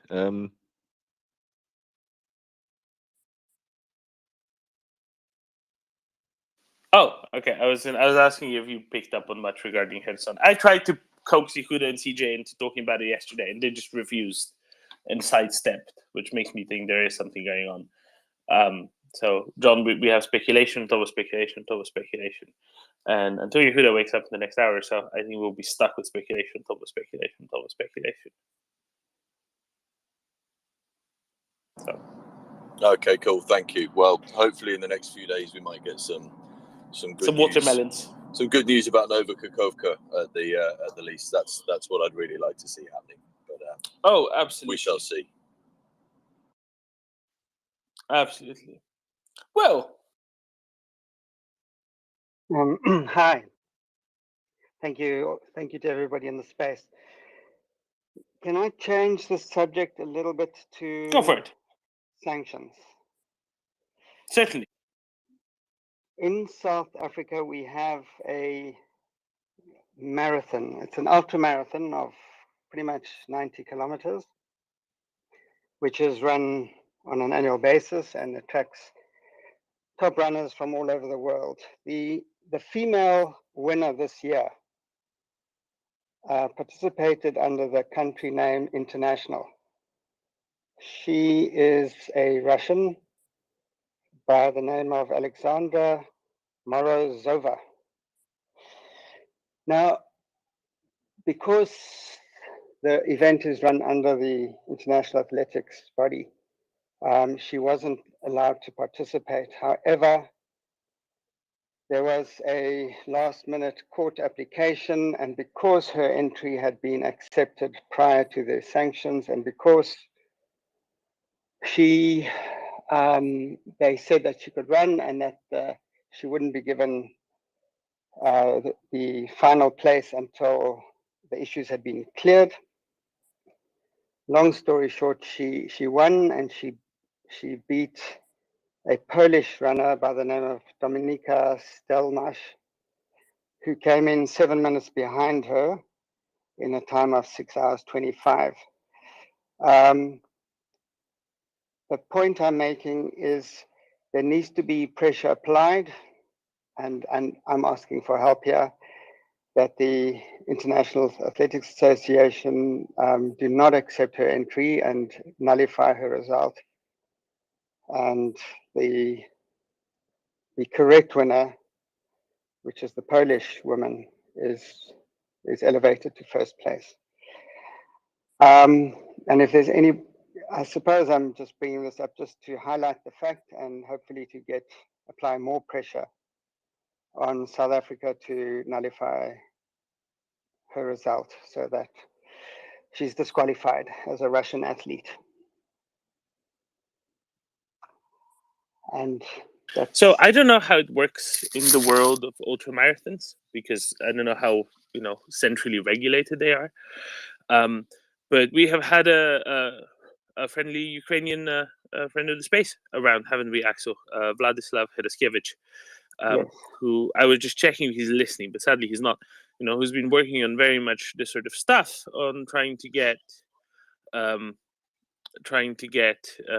various athletics bodies to act appropriately in this regard, right? Yeah, it's very important. It's a very important media impact, say, pursuit Vladislav is going after, because it is absolutely without any merit that these athletes should be allowed. They are essentially ambassadors of this regime, and they should be forestalled in their effort to engage in what others do who come from nations which do not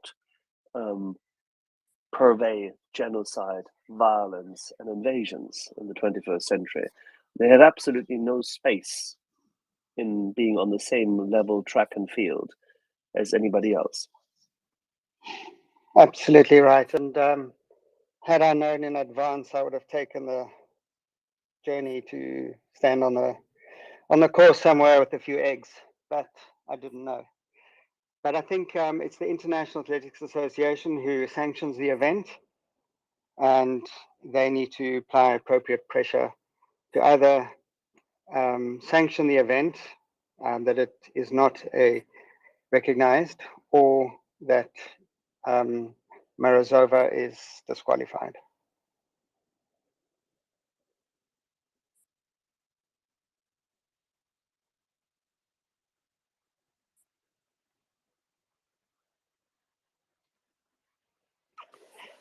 Well, that was my point. I'll go down. Thank you, Will. No, it's very, very well received. We just let it stand there because you're absolutely right. Yeah. These athletes and the efforts of this regime need to be shamed and disqualified. Thank you. Bionade? If Consul has some Sure. something on the topic. Consultant?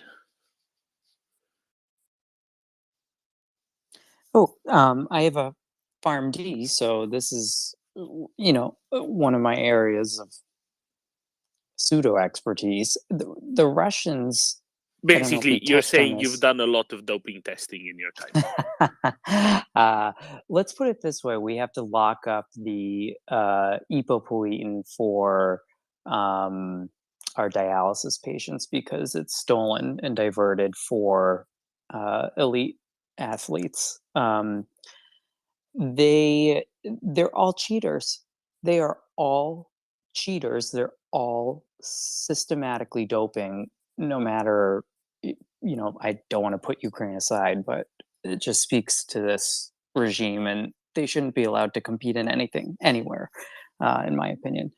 I did want to bring something up. I don't know if any of you have listened to the Power Vertical podcast. I mean, not that you should ever break away from this space, but it does give some really good insight. Maria Snegovaya is on there, and the American talking heads tend to go on there, and it's related to all things Russia. And they made a really good point on the podcast today, and I would urge everyone living in a democratic society to do this, to secure funding before the midterms here in the United States, because the Republicans, if they win the House, there could be a risk of not funding ongoing efforts to Ukraine. I hope the lame duck session does a 2-year extension through the end of Biden's term. But barring that, we really need to call our legislators, and I've done this. I was at Senator Portman's son's wedding 2 weeks ago. I thanked him for his support of Ukraine. And I've reached out to my federal representatives to encourage them to continue funding Ukraine. I don't know what the mechanisms in the EU would be to do something like this before elections change governments. I know Hungary's always a thorn in our side, but I think we need to send a message and secure a long-term budget for Ukraine, economically, militarily, and then after the war is over, building them back up. But I think time is of the essence here in terms of doing that, as elections are coming up in the US and other countries within the EU. Thanks.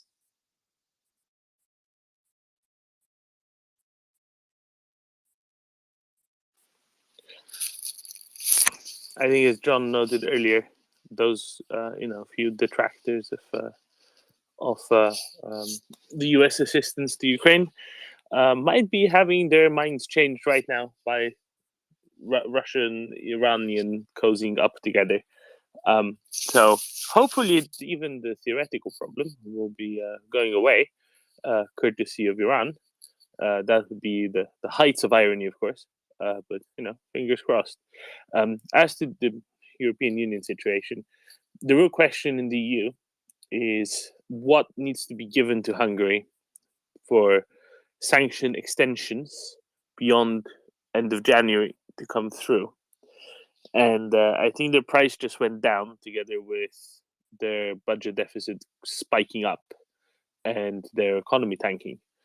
Their currency went down by almost 10% again. Let's see. But I don't think their price will be very high as their need grows. Bernardo. Yeah, I wanted to come back to the drone facilities, drone production facilities in Iran. Looks like they have some incidents on a regular basis. If you Google for it, the last 2-3 years, there were explosions, incidents. New York Times recently wrote an article about a possible attack on them also with a drone on a drone production facility. What yeah. So it's already happening. So, but the media coverage is not so big about it.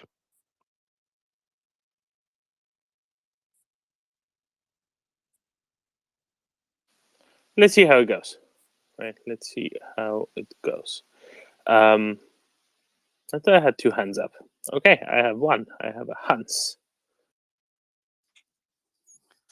Yes, hello. Maybe you remember I was asking you or talking about a project of producing smaller, I don't know exactly, kamikaze drones by Ukraine itself. And I also was reading today that during the shelling of all the rockets last week, a lot of people of Ukraine gave a lot of money for drones and other things. So it was quite interesting for me that they really are doing themselves a lot. But my question now was in another direction about the relationship of big weapons and small ones. Because we are focusing on HIMARS and all such things, and it's good. And all of them are always a great political topic, like Leopard and all such things. But I think if you have such a long front line and other things, a lot of small weapons are also very, very important. And also helping things like night vision and so on. And I think it should be not a problem for Europe to give a lot of them to support the soldiers and the people. And my feeling is it's not done. Maybe I think really why not? Is there also a political problem, or is it not needed, or what is the reason that if at all some big weapons are sent but nothing else? My feeling. So there's a lot of other stuff that's being sent, and actually, that I think that's kind of it. A lot of discussion is about the capital weapons like tanks, because they're not being sent. There isn't nearly as much said about the smaller stuff, because that is honestly in relatively good supply, be they anti-tank weapons or whatever else, right? As to the loitering munitions, they're just not that useful to Ukrainians. They are useful, they're just not very high up on the list. Ukraine needs a lot of drones for recon purposes. They need a lot more drones still for recon purposes, because that allows fire direction, right? That allows target acquisition and fire direction at long distances, distances similar to the range of long range fires that Ukraine has, and that can deliver just so much more of a punch than any loitering munition ever can, with much less recourse for the Russians. that's why they've kind of been following that. The only places where Ukraine can really use loitering munitions more than other things are in very constrained spaces. So one place where Ukraine has been using a lot of loitering munitions was actually to take out some of the Russian equipment in Enerhodar, right, around the nuclear power plant, because they just can't use other range fires for those. And they've used, say, the Polish war-made drones to rather good effect there. Mm-hmm. There's also a reason why Ukraine has been employing their Bayraktar TB2s a whole lot more in a reconnaissance role than they've been employing them in a weapons platform role, right? Because they have the range, they have the capacity, they can see well, they can, they're hard to shoot down, etc. Because they don't need to use them as a drone nearly as much as they need to use them as a fire direction. And those munitions on a Bayraktar, that's an 8-kilo warhead, I think. That's still a lot smaller than an artillery shell and a whole lot smaller than a HIMARS Gimli, but it is bigger than almost all loitering munitions are. So if you say, okay, they're not using those because they need more oomph a lot of the time, right? That means that a loitering munition generally wouldn't have enough oomph in the first place for what they really need. So when they're using war mates for dispatching of uragans based in Enerhodar, good, excellent, it's useful. Beyond that, they might just not be that useful. And they're just not a very high priority. But a lot of this lower level stuff, that isn't capital weaponry has been given. Germany yesterday, we're just talking about all the Bibers and which are the bridging equipment tanks and the pontooning equipment. All of that is really useful. It's really necessary. And yeah, there you go. I had a David Brookfield up, and if David Brookfield would be minded to come up again, I have a question to him about the engineering and bridges and stuff. So I would quite like it if he'd make his way back up at some point when he's done making his tea. But Hans, does that kind of make sense? I'll tell you that as yes, because Hans just left us. Maybe he was very happy with the answer. Maybe he was very irritated with the answer. Oh no, he's back. Okay. And we have David. But Hans, does that make sense? Hans? Yes, it makes sense. Okay, I was again and again hearing there are two less good cars for protecting the soldiers when they go from A to B or other things. And now that is really necessary. And I thought there are also maybe any other things, and it was in the first month always discussed we don't have enough body protection and all things. And I thought maybe also with how do you call it, infrared vision, that you can see people at night and hiding people and all that things. It's easier for them to fight and to protect themselves. And yeah, that's the point I thought. But okay, if you mean that, with those ones, absolutely, there will never be too many armored personnel carriers, too many IAVs, too many MRAPs. There will never be enough of those. There can always be more night vision equipment, etc. That is, there's kind of there will never be enough. There will never be too many. That's for sure. Okay. Yeah. Exactly. Yeah. Okay. I think it will be very difficult for there to be too many of those, simply because you can always have more. You can always have better as well. You can always have more of the better, and that's more of a. Yeah.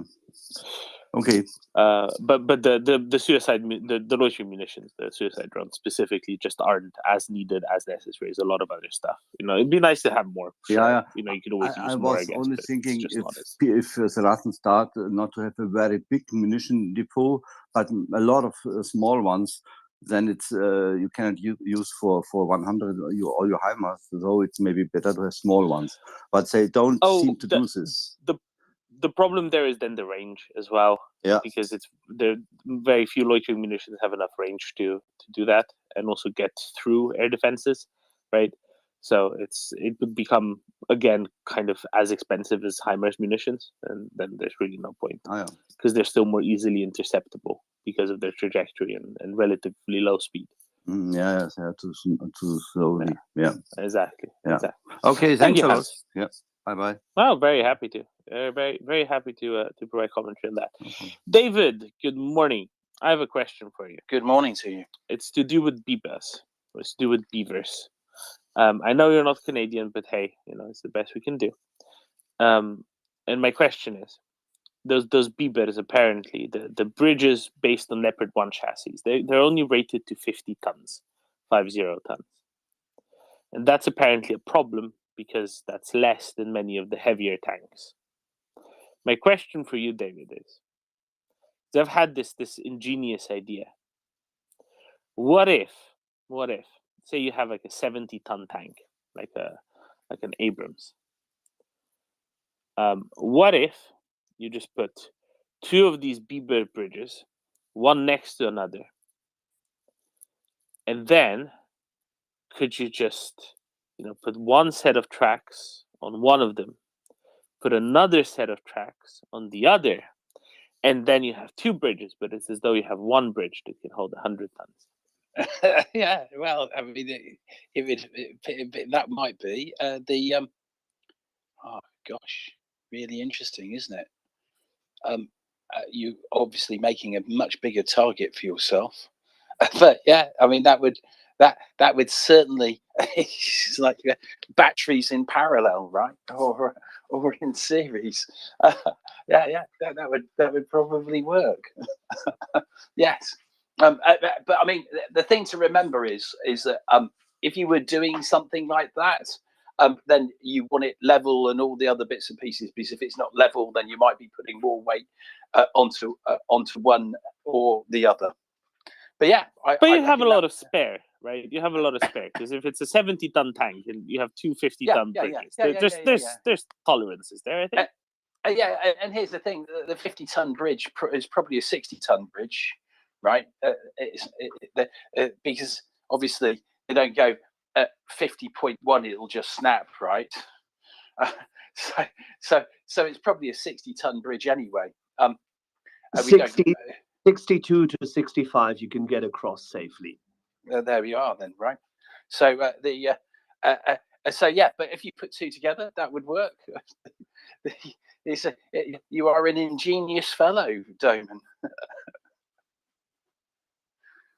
I mean, yeah, there's some other stuff as well, can't you? You could help depending on what you're trying to bridge, right? So if you put something in the middle, for instance, right, like there was a piece of concrete you could put in the middle that would help support and all these other things, that would help them a lot, right? But I think we are trying. How heavy in real tons, not these American short tons. How heavy is an Abrams? 70 something, I think. No, in real tons. Which one are we talking about? Because there's a big difference. I think it's the real ones. I think it's the actual. Right. Yeah. Okay. Well then, yeah. Do that. Just put two up. Put one track over one side, the other track on the other side. They'd have to be really close together because you wouldn't want it to lift up, right? So because you might have other problems because all the weight is in the first third. You don't want the two bridges just to lift up. So you'd have to have some mechanism for holding the other side down. See what I'm trying to say? I think so, yeah. But you could solve that problem. You could just put two broken T72, or a couple of broken T72s just on one edge, right? So it's not like there aren't loads of them around. Just wander around, you'll probably find about 5. So just go grab a couple of those, put them on the edge somewhere, which would stop it from lifting up. Makes sense. So, David, we've been, I'm sure you have been watching those entrenching movements around Svatova that the Russians have been doing. Did you have any commentary on those? Well, no, I can't, because it just looked like someone was trying to build some massive building, wasn't it? A big straight line, right? Why would you ever do that? And none of it makes any sense. Back in my day, and everyone talks about trenches, I as a Royal Engineer, by the way, I never built anything that was more than an 8-man battle trench. Never. Why have these really long trenches? I can get how they've evolved, but why you wouldn't put all the zigzags in them that you would want? How do you get your arcs of fire right, and all the? I mean, the infantrymen looking at this must be aghast. And as I was saying at the time, this is that nice straight thing. You would just get some of your bomb dropping, those Taiwanese. Are they called the revolver? The drones? I think so, something like that. Yeah, they look very scary. They could do a sort of like a dam buster bombing run, couldn't they? Along the side, just going pop, pop, pop, pop, pop, pop, and clear the whole trench. It's just an accident waiting to happen. I think I heard someone said.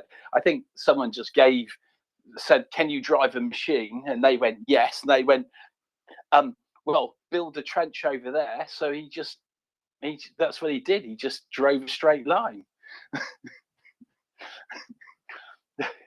Well, his lieutenant said, can you ride that machine? And he said, "Oi," and that was it. And then they did this on purpose.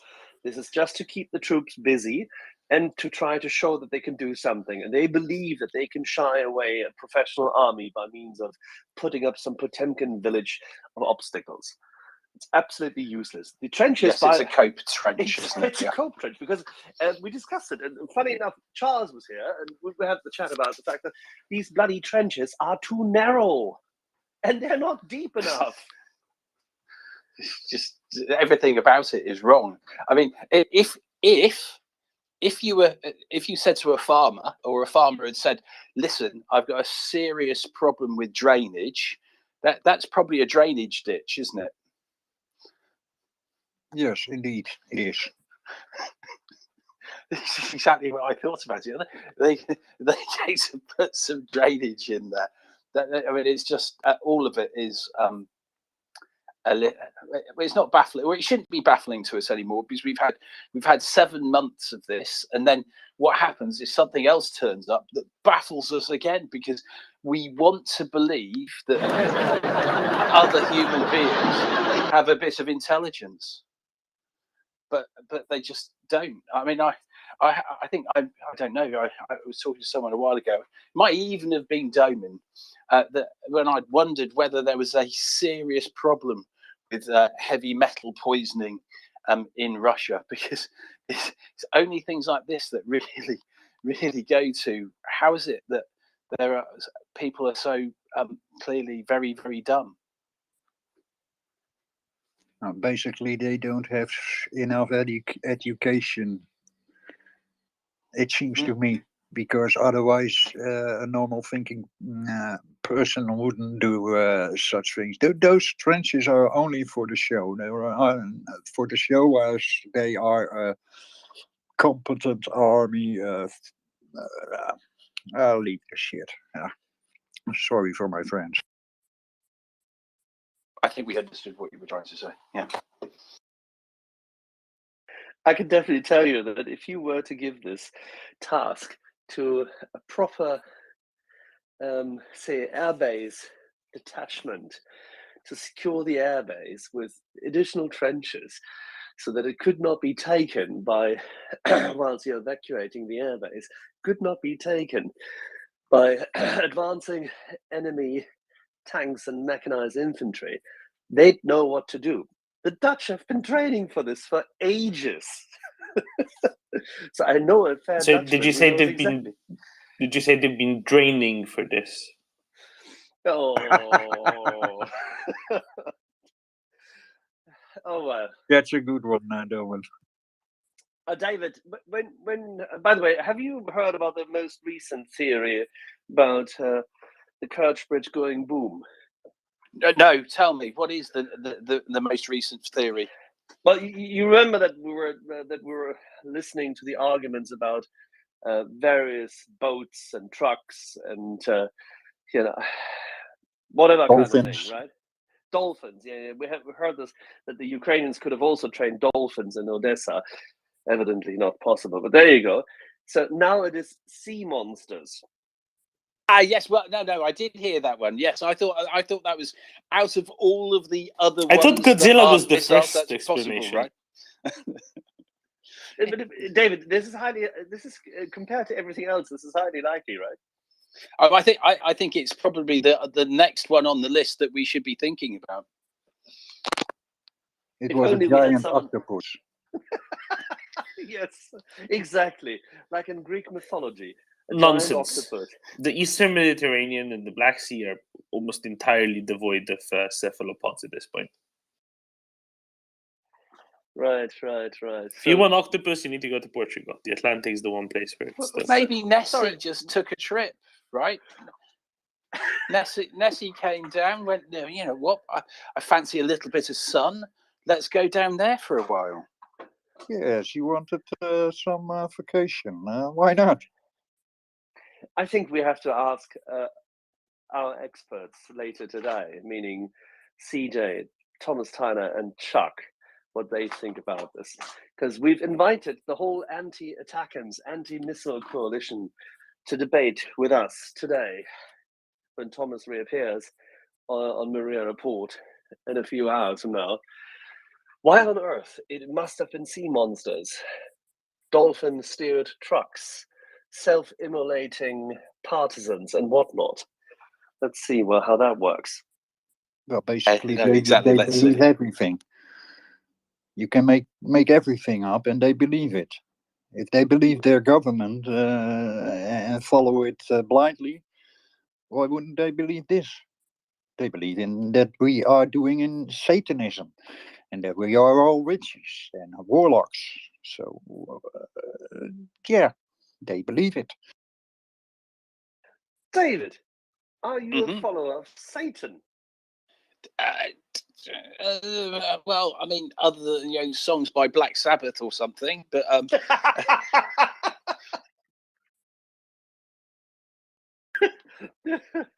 Sorry, what is your Sabbath number, David?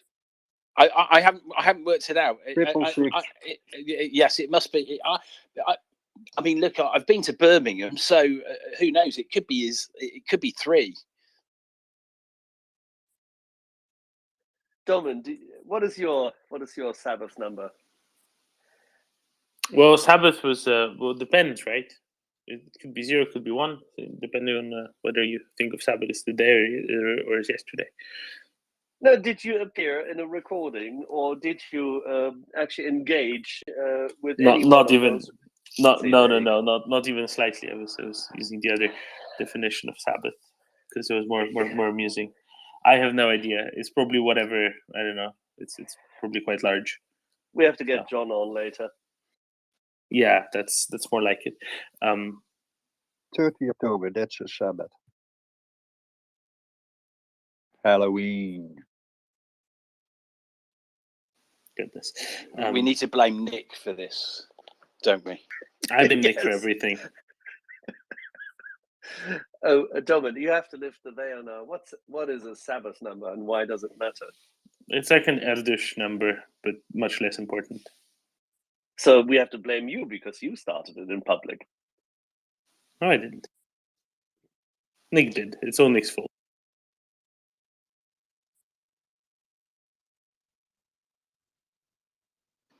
He lives in the den of depravity. Yeah, Steiner. Say I this. just had a sort of realization when you mentioned Nessie. I think I figured out what the Russians are doing there. It's a de-Nessification operation, right? That's what they're doing. Oh, they're Chasing catching Nessie. Nessie's. They're catching Nessie's offspring. Now I get it, Steiner. Well done, you. Thank you. I think the best. Now this is a good off-ramp for him then. Yeah, if they can just get Nessie and then they can go home. Yeah, they can prove that it was a sea monster. They can be happy. Okay, that's all I got. Thank you. Well done, well done. This is yeah, this wins the day thus far. I have a point from Den John. Sorry, on the trenching. It's a training joke, but he can't come up, so I will relay it. No. Private, yes sir. Have you been trained to dig trenches? Yes sir, I was trained here. Well, off you go then. You know, because the Russian recruits are being trained, as in they're being put on trains and transported to the front. That's the sort of training take. Anyway, Ireland, Norwegian black metal kind of Satanism, one presumes. Hello. Doman. Yes, hello. Have you seen yesterday they captured the guy that was, I think he was 2 weeks into his conscription, and the first thing he was ordered to do when he arrived to the front was to dig a trench? Have you seen the pictures? Yeah, they got him before he really started on the trench. Yeah, right? he has like there was a small area that was cleared of flora. Yeah. And at that point he got captured. Well done. And he had like a 100-year-old shovel or something like this. But my point is that the funny thing that they're digging this 40-kilometer long trenches, but where are the soldiers going to be? You know, are they going to fill up the whole thing with people? Even if they have, you know, per 50 meters, they have a team. They're going to empty themselves out of all the conscripts that they have, and then all other, so that you break the line, and then suddenly the whole rest of the area they occupy is empty of soldiers. For me, it's absolutely mind-boggling, the whole thing.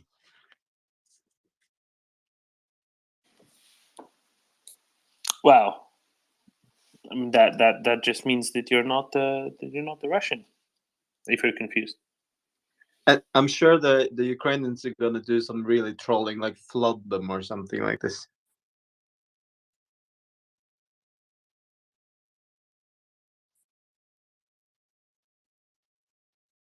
Makes sense to me.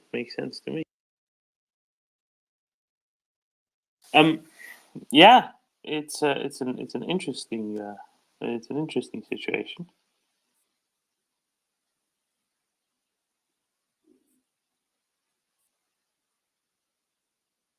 I say they flood them. That would be hilarious. Is that around Kherson, you mean? No, in general, the trenches they're digging in the Donbass. I say they should flood them. Like the Ukrainians should find some way to divert water into them, because they're just one line. Are you telling us I that see. these are? I see. Are you telling us, Erland, that these are moats? Yeah, they are.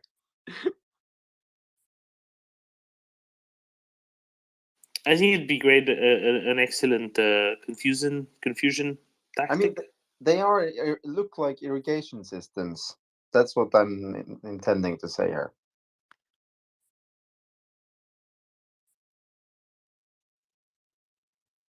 Yeah, I have Mika sending me, instruction manuals on how to, not instruction manual, instructional videos on how to build proper trenches, designed by Finns that don't have any of these problems. Yeah, they look very different, I have to say, from what Russians are putting up. Very different. You know, when I was in basic training, they taught us how to do trenches, the whole company. But the funny thing was that the lieutenant said that it was totally useless. We would never do it anyway. It's just, to train, us to work as a team. So yeah, to make firing positions is one thing, but to make this kind of trenches, he was wrong though, because in the Donbass they've been building trenches for 2 years, for 8 years. So.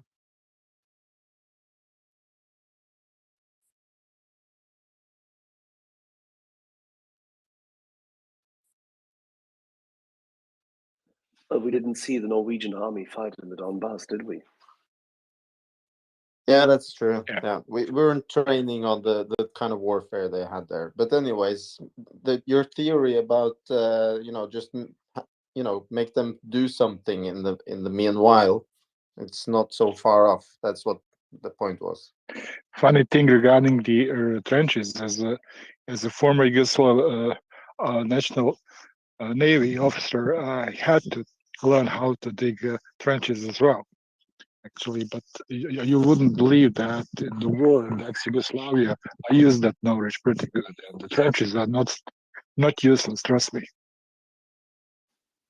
I was gonna ask you if that's how the Mariana Trench came about, but then.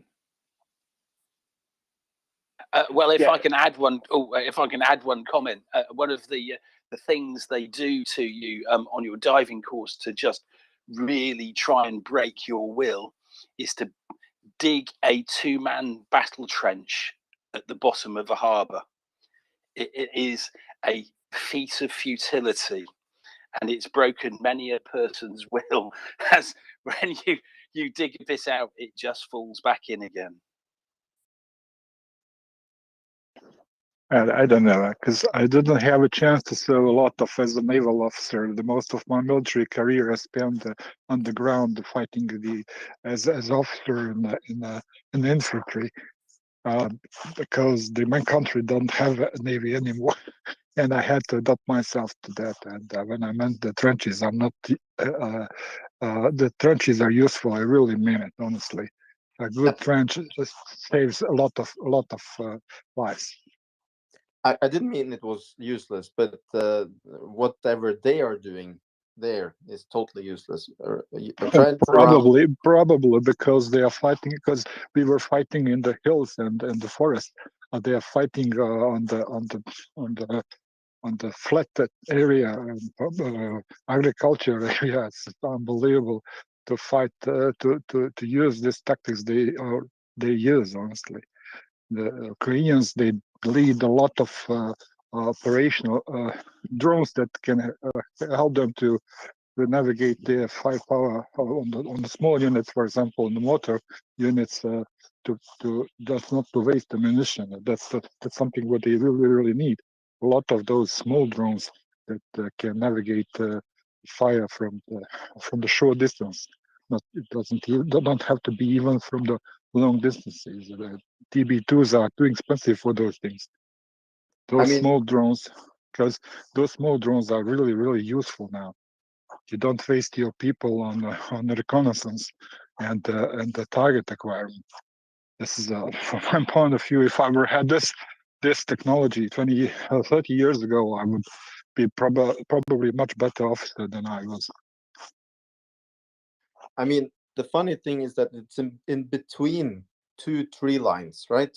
If you want to dig a trench like that, you want to dig it just into the tree lines so that those drones won't be able to fly just above the trenches. But they've built them in the middle between the tree lines. Maybe, I guess it's just absolutely the worst place you could build a trench in that area. And it's not just the first one that we saw in Donbass.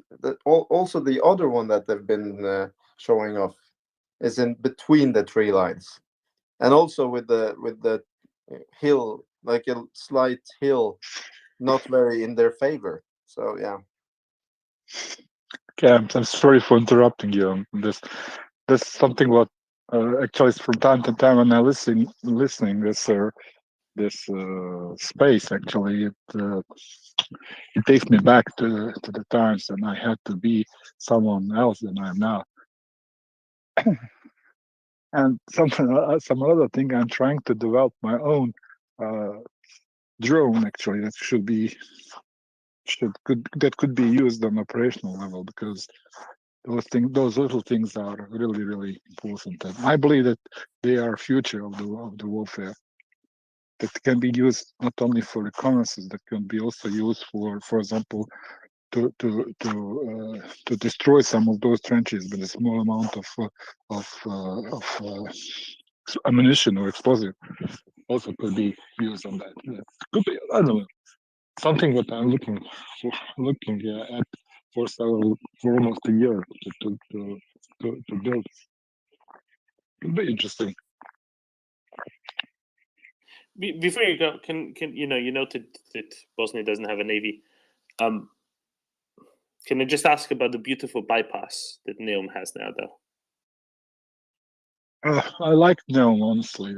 But beautiful bypass, it's a waste of money, honestly.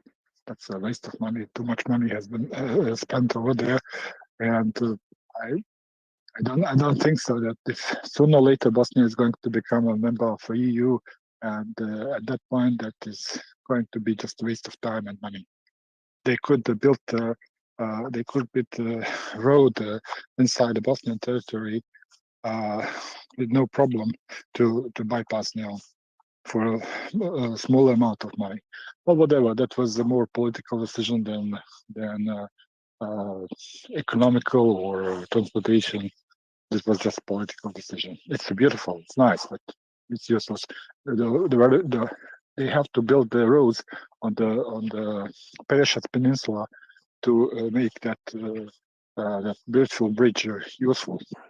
This way, this is not. This bridge hasn't get at least half of its potential. It's stupid. From my point of view, it's just they spend a lot of European money on that, and they gave the money to the Chinese. Yeah, basically what you're saying is they could have done like an N154 D68 that Spain has to Libya, right? And that'd be a lot cheaper and under the same sort of rules, and be much more straightforward. Fair enough. Whatever that was accepted by European Union, because European Union wants to have territory. How to say? They don't want to have that enclave in Dubrovnik area. It's okay. It's fine with me. If they want to spend that money, it's fine with me. Soon, the Bosnia is going to become, like auxiliary member of the EU, and now we are going to be able to spend a lot of EU funds, and we are happy for that. That's something that I'm really with. My son is going to have a chance to become a citizen of the European Union, at least while he's going on his full potential age. It's over for me. I'm 56 and I don't care. Thank you, John.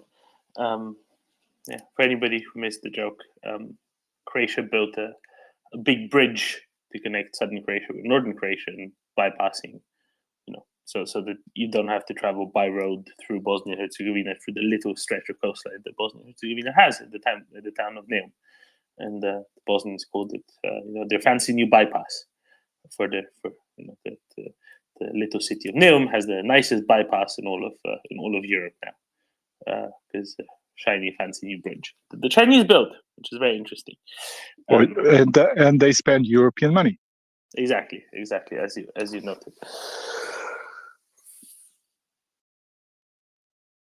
But that is why John's country no longer has a navy that he was trained for, because we haven't had the navy. We haven't had the navy, honestly. I know, because there's only 15 kilometers of coastline. When I was young, I was in the Yugoslav people navy, and I'm proud of that. And I learned a lot, and it's a beautiful time. Whatever. But you said that Russians actually, the Russian retired major of special forces now is going to be commander of tanks units. Trust me, I can feel him, honestly, because I was given a company, infantry company to lead, and I had no clue how to do that. It was 30 years ago. I had no clue how to do that, because I have 6 weeks of infantry training in my military academy. That was just basic training, and I had no clue how to do it. And at the end of the war, I was commanding officer, battalion commanding officer. Trust me, and I just feel him. I'm so sorry for him. But those people from Spetsnaz, they probably adapt very, very fast, unfortunately. Thank you, John. Alan? Yeah, John was talking about drones, and I remembered a few months ago there was there were some images and video of these big drones with 2 laws strapped to them. And but have we ever seen any footage of that actually work? Like in Yes. Yes, really? We've seen them fly around at the very least. Yeah, I don't know if we've seen any footage of them taking anything out, but yes, they have been flying. It wasn't just on the ground. Oh, okay. Because I remember this thing came up as it's actually like a prototype from the guys who are making those laws in Norway, and they made a test, and it actually looks quite doable. I was surprised that we didn't see more of that or see footage of that, because it's like they had thousands of those laws. And they're very easy to mount. They're very simple to mount a firing mechanism to, right? Because it's just press lever here. Yeah, you just squeeze. Yeah, it's but mounting firing mechanism is expensive, and easier usage of drones is actually to use them as reconnaissance or how to call it, suicidal. How to call those drones that they Loitering go to munitions. direction. Yes, just give them yeah, and it's too expensive. I would rather use them as reconnaissance units. It saves a lot of life and saves a lot of ammunition. And from my point of view, I built something because by training I am an electrical engineer, and I built something that can be used as a target acquiring unit on the drones, and that also it's easy to transfer the information to the ground unit and to cover the enemy with the precise fire of motor units. That's something what, from my point of view, is inexpensive, that everybody can be trained to use it in the 2 hours, and that's something what Ukrainians should go to use whenever they want, and all units they have it.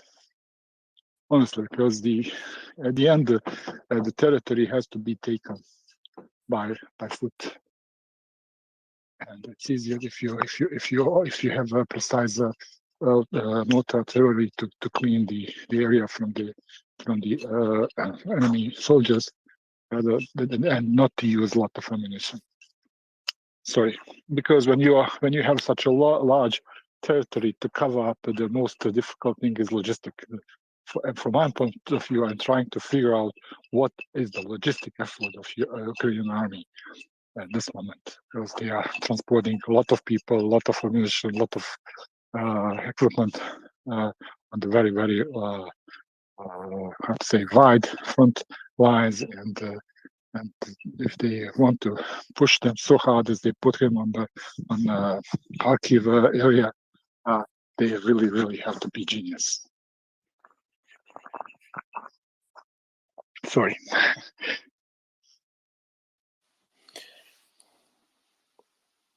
On the other hand, right, Ukraine has been thoroughly denying logistics to Russians, especially with that sea monster that they got to take out the Kerch Bridge.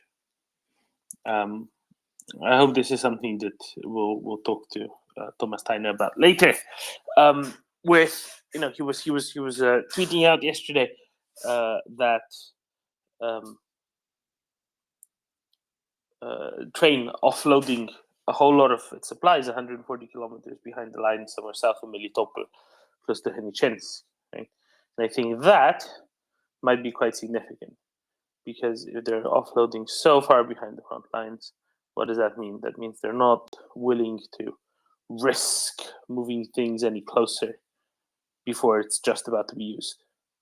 And I think that in itself might be quite significant, because they're realizing they simply won't be able to get enough stuff through. They simply won't be able to get enough stuff into Crimea and into southern Ukraine. So they're becoming very careful with their stocks.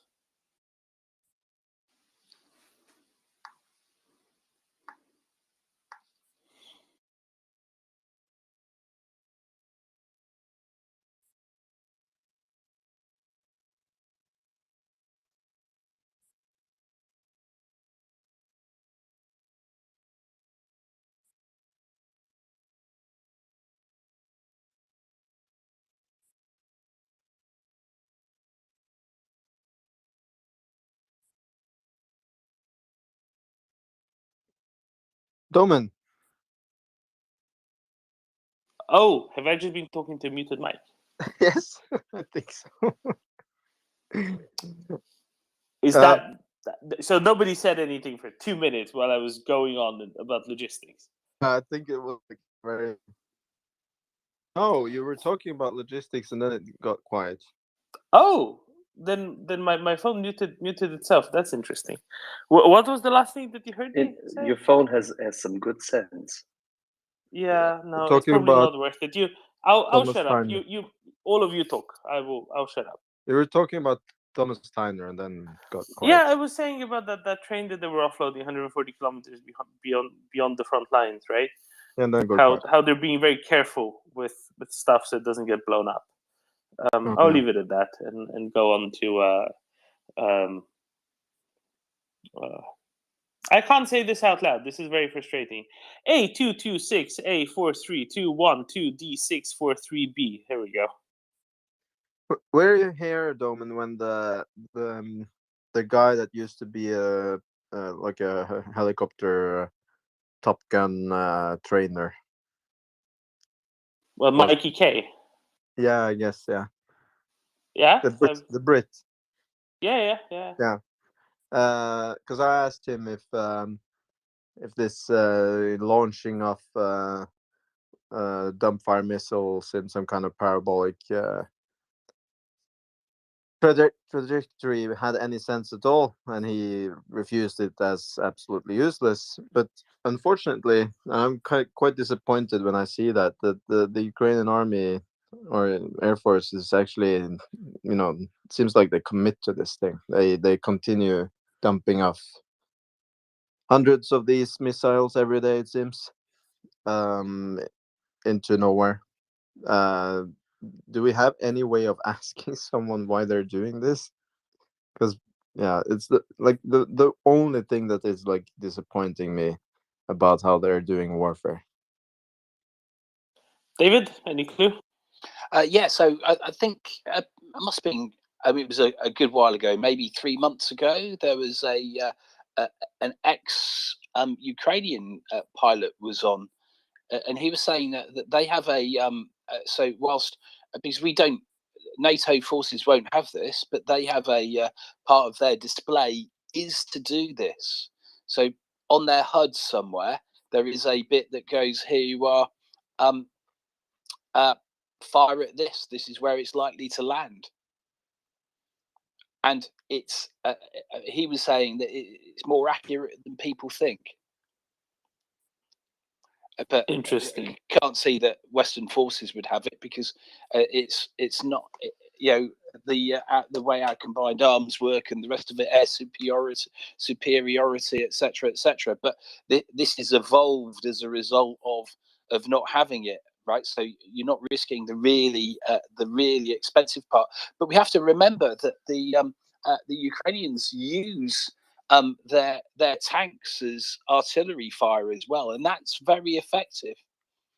So they've just found another use, basically. Yeah, but the tanks as artillery firing, they have a software they developed in order to which is fire. what I'm saying. Which is what I'm saying. They've got in the Ukrainian on the Ukrainian helicopters, part of the heads up display comes along with a fire component for using the missiles in that mode. Wow. I don't know if it's true, but this is what someone said, right? So I can't see that it'd be any reason for him to be lying at the time. So I just went, okay, that's fine. And they continue to use it, right? So that probably means that they see it as being effective in some way. Yeah, because after was it Mikey dismissed this as absolutely useless, I've been like, yeah, okay, then it's useless. So every time I see it, it's like, why are why do they keep doing it then? So maybe it actually isn't useless. Maybe they have some kind of way of aiming it. Yeah. No, exactly right. So it's just the angle of attack and the rest of it. It would be useless on a British helicopter because they're not using it like that, and they don't have a mechanism for making any sort of aim. And the thing that made me think of it is the Ukrainians have been incredibly smart, right? And I don't think that I've seen them do. Well, occasionally, I saw the other day one of their missile units. They were right next to each other, which was dumb. But that's just an individual act of dumbness. Pretty much everything where troop maneuvers and everything else has been really smart. So why would they do something that was useless? So I went, ergo, it's not useless. They see it has an effect. We just don't know what that effect is, though, right? Because we don't see the end result. Oh, thank you, David. I didn't know that they had that little schema. I must have missed that discussion. Anyway, there's one person with their hand up. Foxtrot Charlie Kilo.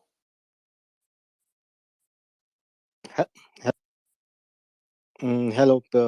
I got a question. I'm sure you talked about it before, but I was not there to understand what's happening. I have two questions actually. First is, do you think Belarus and Russia will attack Ukraine from the north? If not, no. Why they are in Gomel then? They are very near to they are in Gomel, name of the city in Belarus, and yeah, I'm very much worried about that. And other thing is, there's a news that Iranian gonna give some kind of missiles to Russians.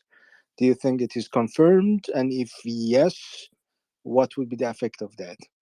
Thank you. So, I don't reckon that Belarus is going to cross the border from the north because they're not that stupid. They have to kind of play along with what Russia's been saying, but they're not that stupid.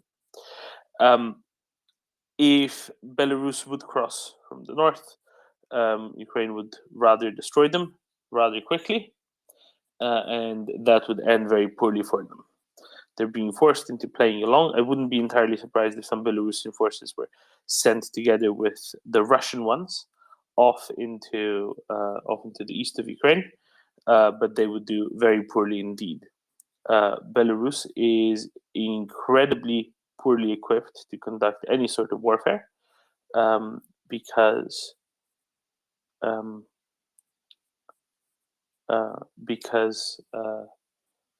they are just a very poorly constructed military that has been poorly trained and under-equipped and rather intentionally so for quite a long time. They've been assessed as pretty much the worst two militaries in Europe for decades now by various Western assessments. So it's not really a massive concern. Ukraine would deal with them very effectively. They don't have massive numbers either, so it wouldn't be the end of the world. That's probably why they're not doing it. Why are they in Homel? Homel is right next to the Ukrainian border. It's also right next to the Russian border. It is the easy place for them to be, so to speak. Russians have been moving Russian forces in, and they've also been moving forces out and equipment out and off to the east of Ukraine. So it looks like they might be using it as a place to get stuff from. And by stuff, I mean tanks, munitions, etc. So I reckon that is possibly that's possibly what they're probably doing there. Okay, missiles from Iran. I think that's way more interesting because there has since been a statement from one of the members of the Israeli cabinet, not one associated with defense, instead the diaspora minister, who said something like, well, with Iran doing that, stuff becomes very clear and it's time for Israel to stand, fully and publicly on the side of Ukraine. I mean, that is going to be the interesting thing. I didn't want to talk about it because I was waiting for Yehuda to come up. But, might as well talk about it, I guess.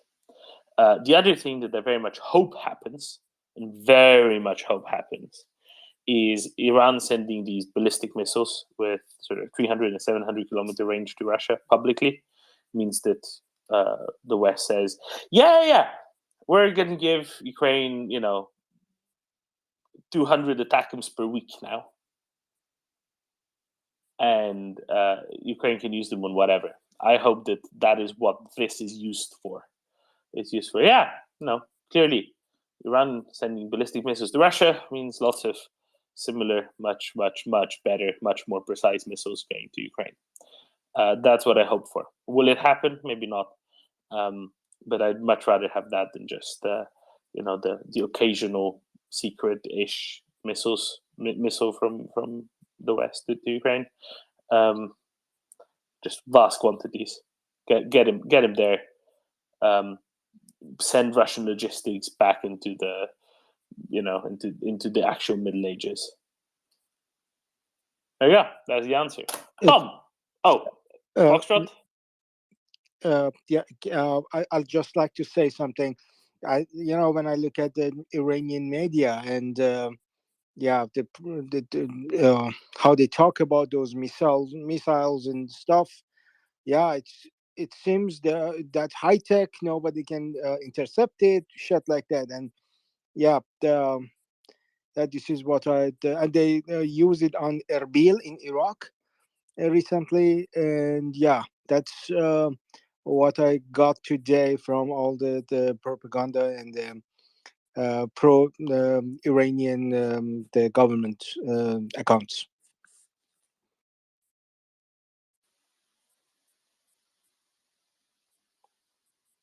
Sure. No.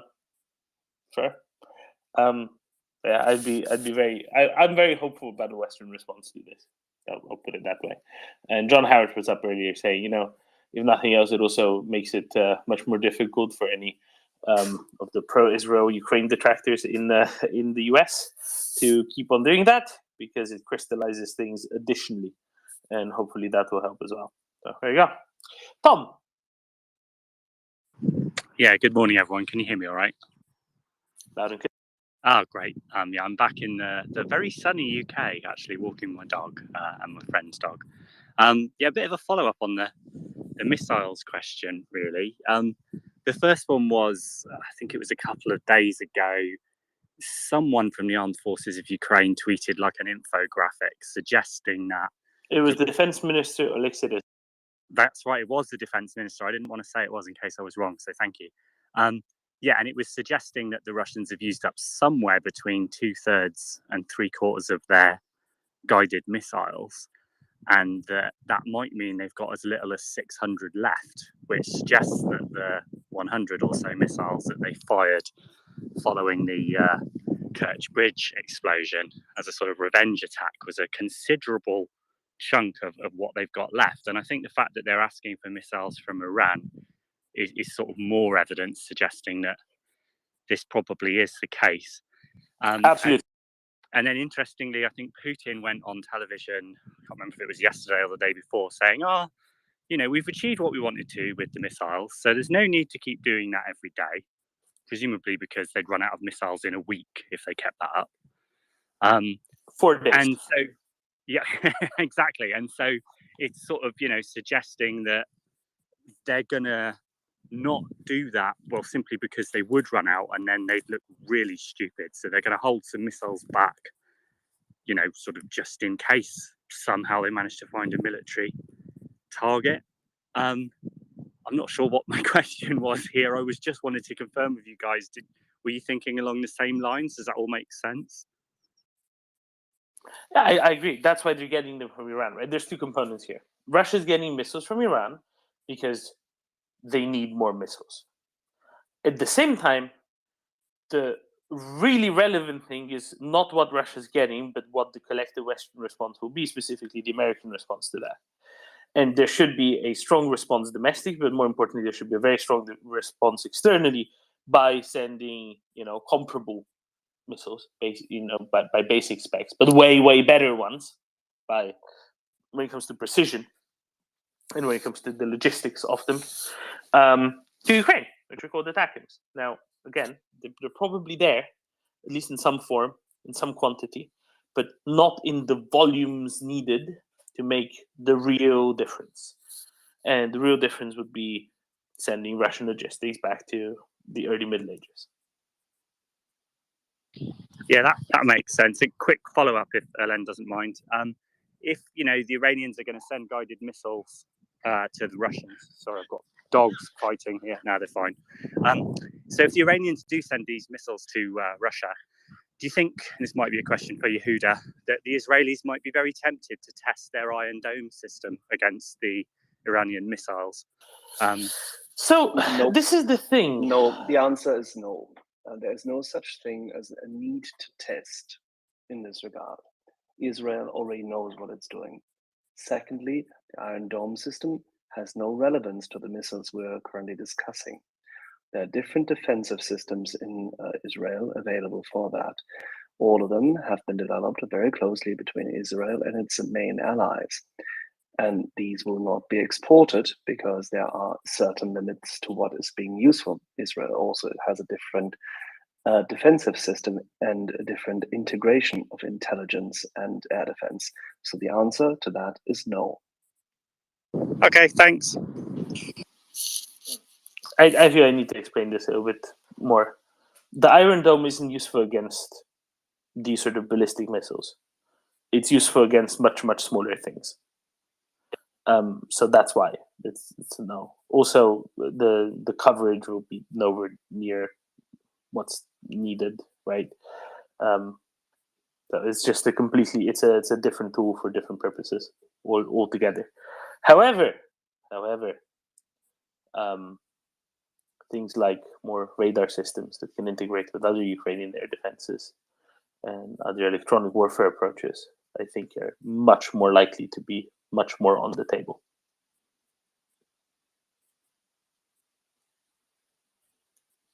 Alan.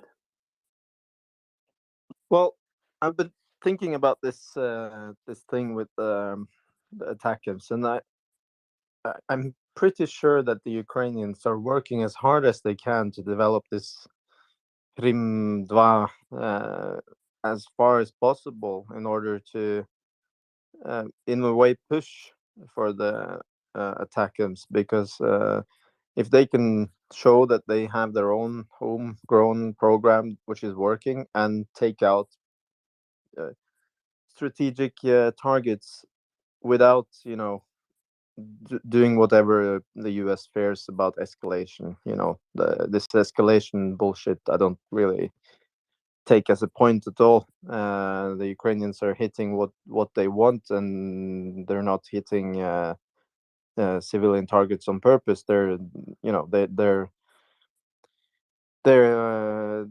out of they don't want to escalate this anyway, which is more dangerous, so I'm pretty sure that we're gonna see the Rim 2 doing something, and maybe they will even tell us, because that would push it would convince that they're actually capable of using it in the proper way.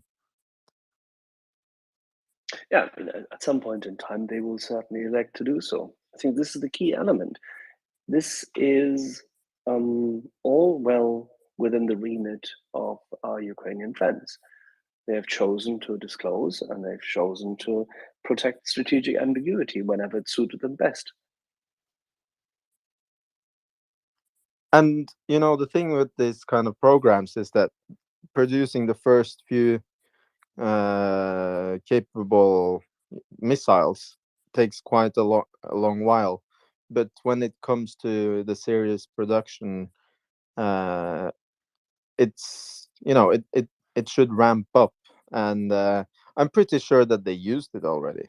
I believe they did, and we will see We will see that coming. I'm pretty sure. I just hope it's not too late.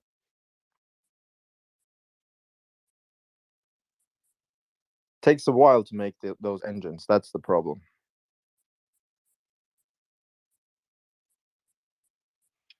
Takes a while, Crocodile. Bionade. Yeah, just a short comment to the whole Iran and thing. Looks like I read something about that Israel is thinking about delivering some weapons to Ukraine. There was a recent statement or something like this from the Minister of Diaspora, as far as I understood. Now, possibly because of the involvement of Iran now, was delivering possibly some weapons. Maybe we will see. The other thing, did anybody hear something about some meeting today of the Russian Security Council? Have they spread the narrative yet that some fear should be reserved for that meeting? I couldn't care less when they do stuff. Seriously, this is just, I mean, that's... Oh, Jesus. Please continue. I'm fine, exit. So nothing to worry about, yeah. No, just, just don't forget something that I read. they just alerted the world that they are now sending nuclear weapons to be attached to the Su-25s of the Belarusian Air Force.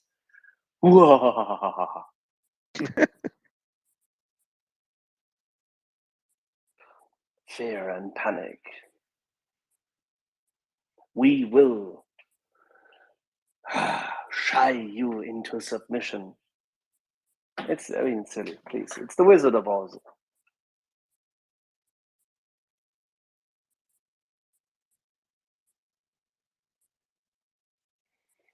Alrighty, let's see whether Tom has found his dogs to be more patient with him.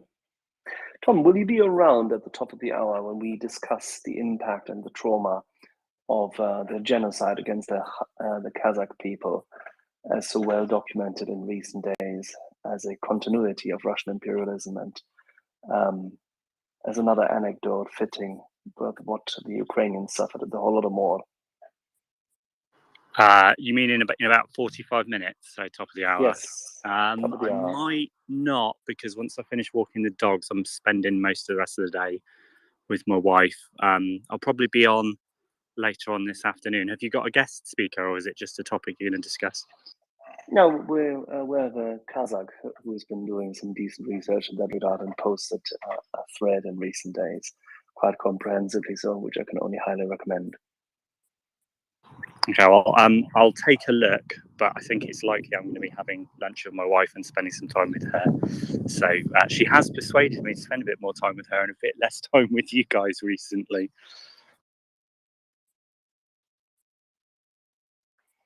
Why does this sound eerily familiar?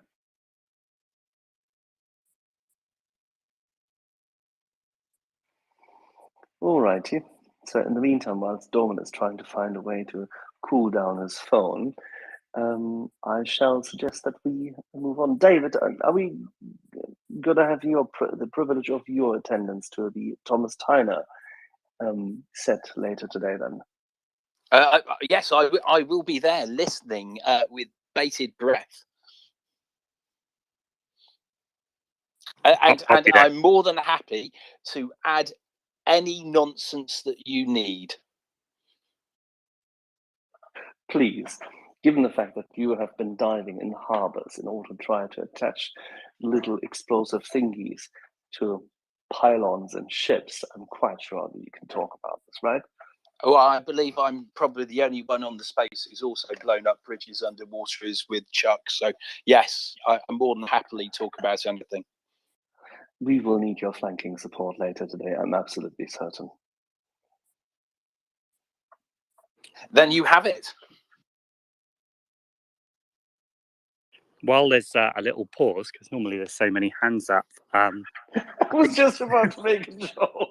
Oh, sorry. No, please. Tom, let me just finish this. Go on. David is the only one who has a bridge number of 1.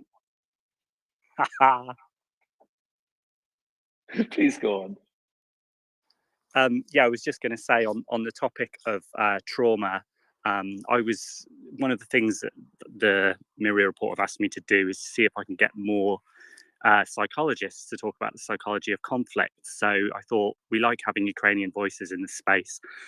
So I did a search for Ukrainian psychologists, and there's a Ukrainian clinical psychologist who's called Janina Scarlett. I suspect she's changed her surname.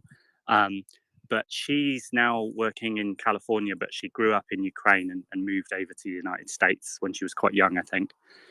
And she does work with people with post-traumatic stress disorder, amongst other things.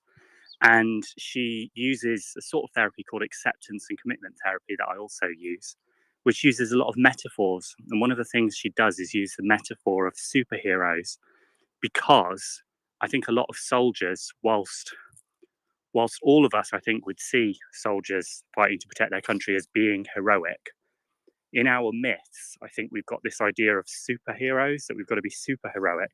And of course, our superheroes that we see don't suffer with things like post-traumatic stress disorder, typically. So I think that makes things very hard for people to adjust psychologically to what they've been through. And she's developed a form of therapy based on the metaphor of a superhero, which is really interesting. So she's going to join us on November 7th at 7 p.m. London time. And it'd just be really interesting to hear what her perspective is as a psychologist and as a Ukrainian. So I'm looking forward to it. Yeah, that sounds promising. Thank you very much.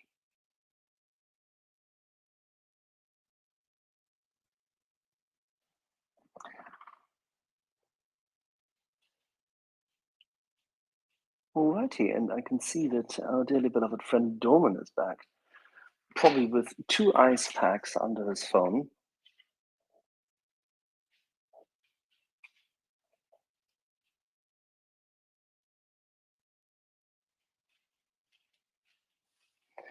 Dorman can't hear us.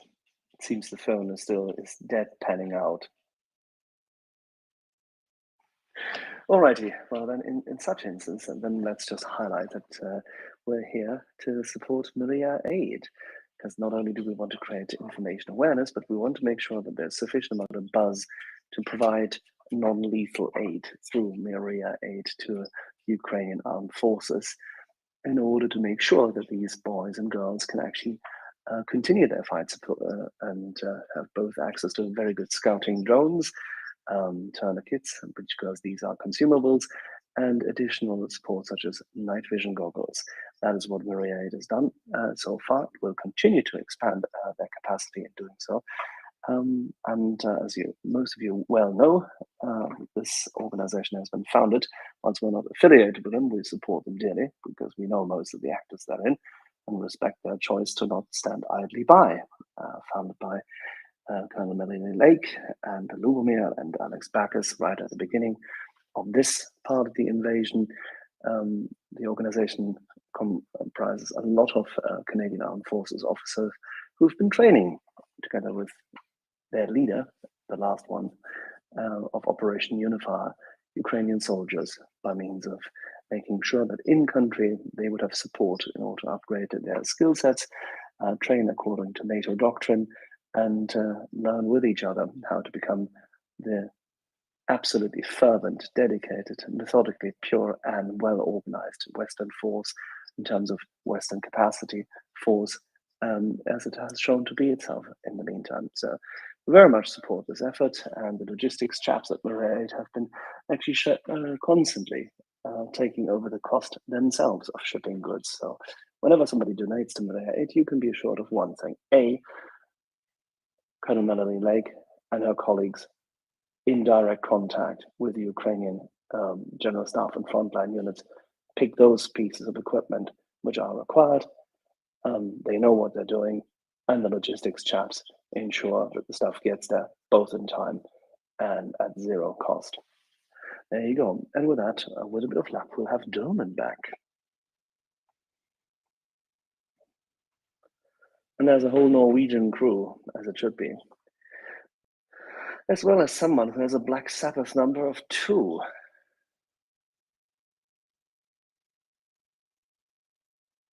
John. Let's see if co-host works this time. Well, let's have John first, because maybe that helps, you know, if there's some black magic in doing so. I was half listening earlier, as one does when one is doing things, and I just heard the words Sabbath number, and I was like, oh no, the some DMs from last night have filtered their way into the stream. But yeah, a Sabbath number is if you've played on a record with somebody else, you have to be credited for all this, I think. And then they've played with somebody and they've played with somebody. And apparently, I had no idea about this, but apparently I have a Sabbath number 4, which is quite good. Nick has a, is it Erdos, you say? Erdos number? He has a very low Erdos number because he did a research paper with somebody who'd done a paper with him, I think 2, which is extremely impressive. I possibly have a Sabbath Erdos number, which is if you've played with somebody who's played with Sabbath and you've also published a research paper with somebody who's done the same with somebody who's done the same with Erdos. But most of my research, I've done about 9 papers and peer-reviewed chapters, but I don't know, because of my field, I don't know if I've got an intersection on popular music and popular culture. I don't know if anybody would cross over in the maths field or science field. It's possible, and I'm a massive fan of interdisciplinary work, particularly in the arts. I think it's so easy to do shoddy research in the arts, and because it's really hard to do interdisciplinary writing, people don't do it. But I love that. I think it's the way forward, actually. I mean, most knowledge and research was basically just philosophy back 500 years ago. It was all the same thing anyway. So yeah, and I was wondering what the equivalent would be in military terms. Who would be the person? Who would be the general that you would have a number for, or who would it be in politics or the IT world? Would it be a Musk number or who's the guy who founded Apple? I'm not sure. That would probably be him. Yeah. So there's a few musicians have very low Erdos Sabbath numbers. Say again. Erdos. If you can't say it, you can't have it. Yeah, Erdos. Brian May from Queen has an Erdos Sabbath Bacon number. A Bacon number is if you've acted with someone who's acted with someone who's acted with someone who's acted with Kevin Bacon. He has a very, very low one because he's done so much music and he's been in something, and he's a PhD physicist, so he does have an Erdos number. If I do have an Erdos Sabbath number, the Erdos number is going to be really high. It's going to be like 100. But the Sabbath number is quite. I played on a record by one of the Spice Girls, and one of the other Spice Girls has a keyboard player who also plays with Sabbath. So that's the link in. But my writing's mostly culture and music, and it's quite a bit of psychology, but only amateur psychology, like most of us outside of that professional world. But so yeah, this number game, John, is just an exhibit of the so-called 6 degrees of separation theory. That's right. Yeah, the Erdos started first, and then it became in popular culture 6 degrees from Kevin Bacon. But you have to have been in it, and you have to have been on the credits. So I was in a movie with some quite well-known people. It was a biopic of the producer, Joe Meek, and I was the music supervisor on it, and they gave me a small role. Unfortunately, my acting is so bad that they cut me out, and I'm in the credits as music supervisor, but not as an actor. So I missed out through being more wooden than the furniture. I missed out on having possibly a a bacon Sabbath number and possibly an douche bacon Sabbath number, which will be quite rare. Not many people have all three. Yeah, and the bacon number will be quite low because there were some people in that film who I know are like got bacon numbers of 2.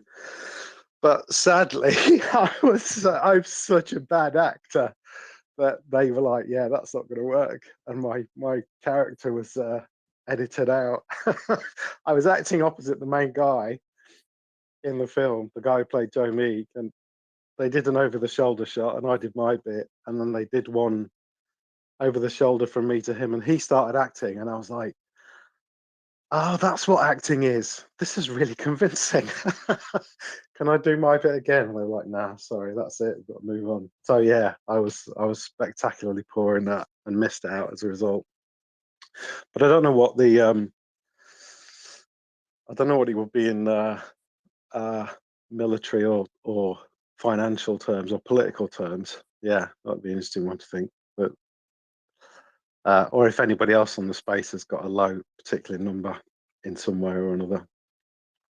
Well, if we're doing low numbers, I've got a Bruce Lee number of 3, I've just realised, because Bruce Lee was trained by Ip Man and trained with his son Ip Chun in the martial art Wing Chun. And then Ip Chun has trained a chap named James Sinclair, who's an incredible martial artist based in the UK, and he's trained me. So excellent. That's lots of fun. Bruce Lee number of 3. Anyone beat that? And I thought you had coffee with him. Coffee with Bruce Lee? I'd have to have a time machine, I think. No, with Sinclair, of course.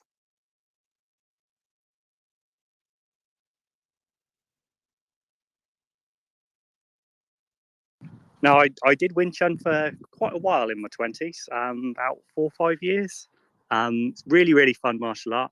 And then when I've done little bits and bobs of other things, like I did a weekend seminar in Krav Maga, which is incredible, by the way. It's used by the Israeli Defense Force. They all thought I'd done Krav before, and I was like, nope, never done it. Nope, just Wing Chun. So it's good fun.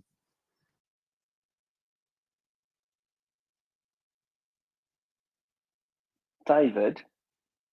May we? On our next little trip behind enemy lines, we'll take Tom with us for defense, right? I think we should.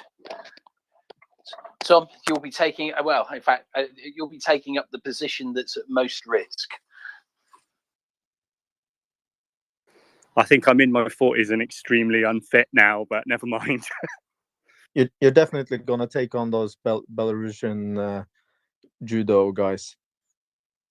Oh, I think some of those TikTok martial artists I could.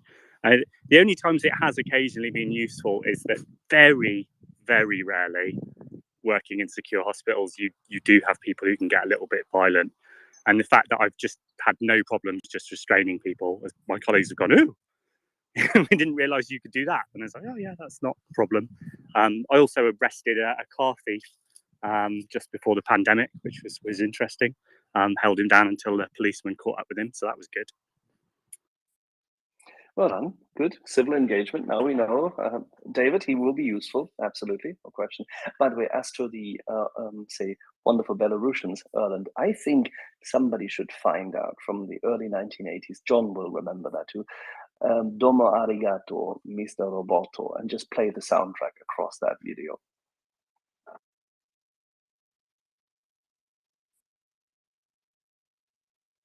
Anyway, to add a little bit to this, a while ago, I suggested to a couple of people that we should, at some stage, because we have a lot of old war dogs on here, have a war story Sunday or a war story Saturday.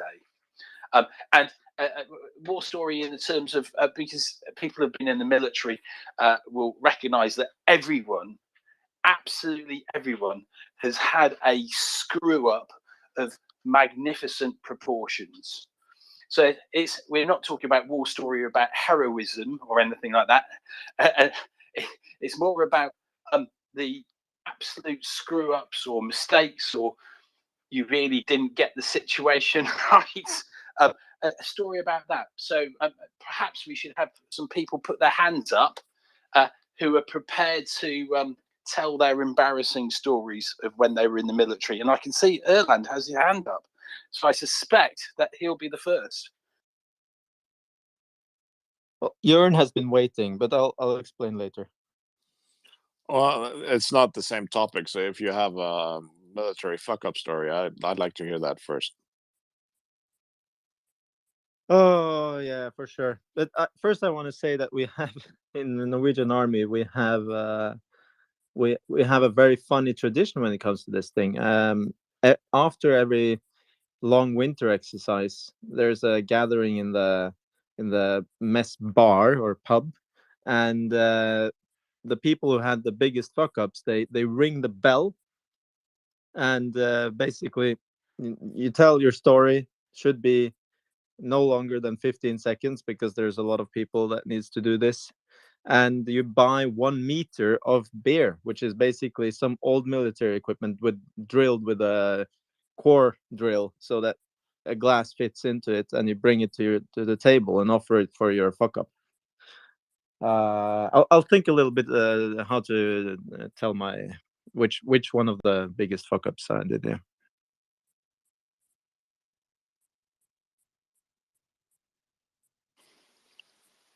Yeah, so give us. I was going to.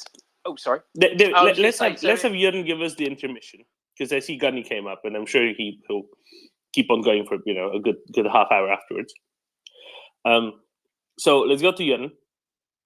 Here's the serious intermission, and then we'll go back to the stories. Yeah. First of all, I was just wondering how this number system works. Do I have a Joe Biden number of 2 since I've had a face-to-face with Barack Obama? Yes. Brilliant. I feel lucky. Yeah. First of all, I could do a military fuck-up story while we wait for Alan, because I served in the unit that donated the Hellfire missiles to Ukraine recently, and they have laser target acquisition. So you have a standalone laser that you use to paint the target. And I wasn't in the laser unit; I was in the missile unit, so it's not my fuck up. But some friends of mine, they managed to lose this laser into the sea, because we mainly operate in coastal regions. And when you lose electronics into salt water, you have a really short time to get it into fresh water to save the equipment. But these guys took a typical Russian approach to this problem instead of the correct approach, and thought that, well, if we don't tell anyone, it didn't happen. So it took a couple of days until this was found out, and then it was already too late. So a piece of, let's say in today's money, like 200,000 pounds of equipment was totally lost. It could have been saved. So that's a nice fuck up story from high north. I was just wondering if this has been talked about already. I see Alan is up, so it might have been covered. Have you talked about the drone situation in Norway today? No, yesterday we got to the second arrest, as well as the chase somewhere north of Stavanger. But nothing today. Any news? Well, I saw late in the evening yesterday, there was a breaking story about a drone being spotted over Kårstø, which is another gas installation in Norway. So it seems like this is quite widespread. And we're just not prepared for this at all, because we have a very, very naive relationship with Russia. And even though the world has completely changed since February, I don't think the Norwegian response to this has changed at all. So even though we could have seen this coming, there hasn't been made. There's just no plans have been made, so we don't have any response to this now. And I have actually 2 very short stories about the level of naiveness in Norwegian security apparatus towards this, if you want to hear. Absolutely. Okay, the first one is from around the time Obama drew a red line in Syria, was working within shipping. And about that time, the Norwegian Navy stopped having their own logistics transport ships and made a deal with a Norwegian shipping company to serve them in times of crisis and war. Which, well, I was going to say that on the face of it, that seems like a good idea, but it really doesn't. You don't have to have much fantasy to understand that that could go wrong.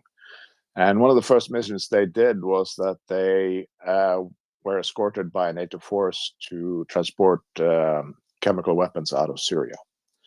And after this was done, they were given a medal from the armed forces. And then it came up that, well, we were lucky that by some coincidence, there weren't any Russian crew on this ship.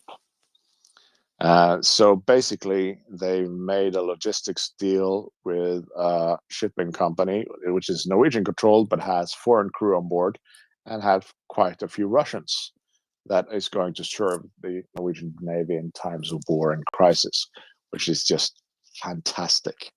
And there's also been a warning from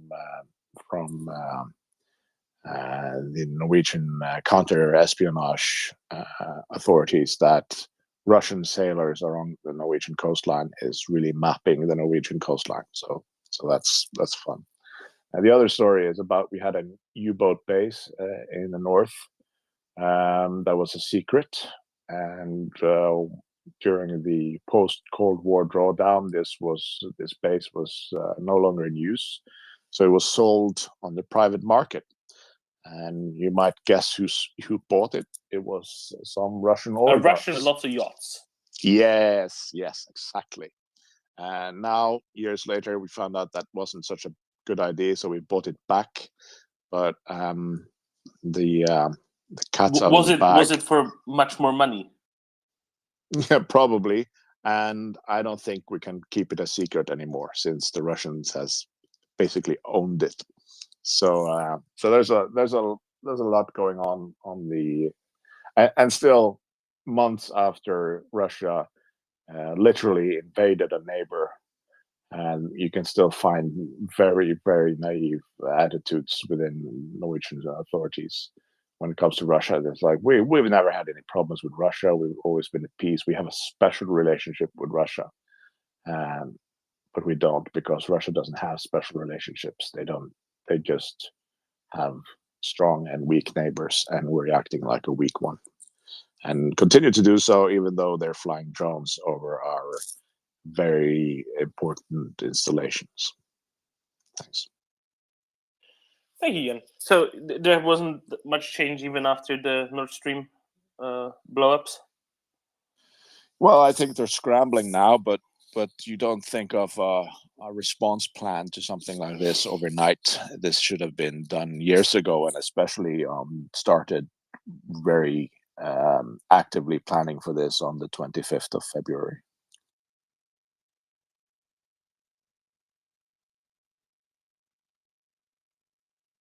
Thank you, Jan. I think, David, returning back to your topic and going to Alan. Okay, yeah. It's like partially my fuck up, but yeah. Was driving up a hillside with a Beltvang 206, and with my squad. I was team leader at the time, and yeah, these Beltvangs are they are amazing Haglunds. They can crawl up any hillside, but sometimes they tend to freeze the belts, or snow get packed into the belts, so it starts slipping. And then the drill is to get the whole team out and kick off or hit off the packed snow from the belts with shovels.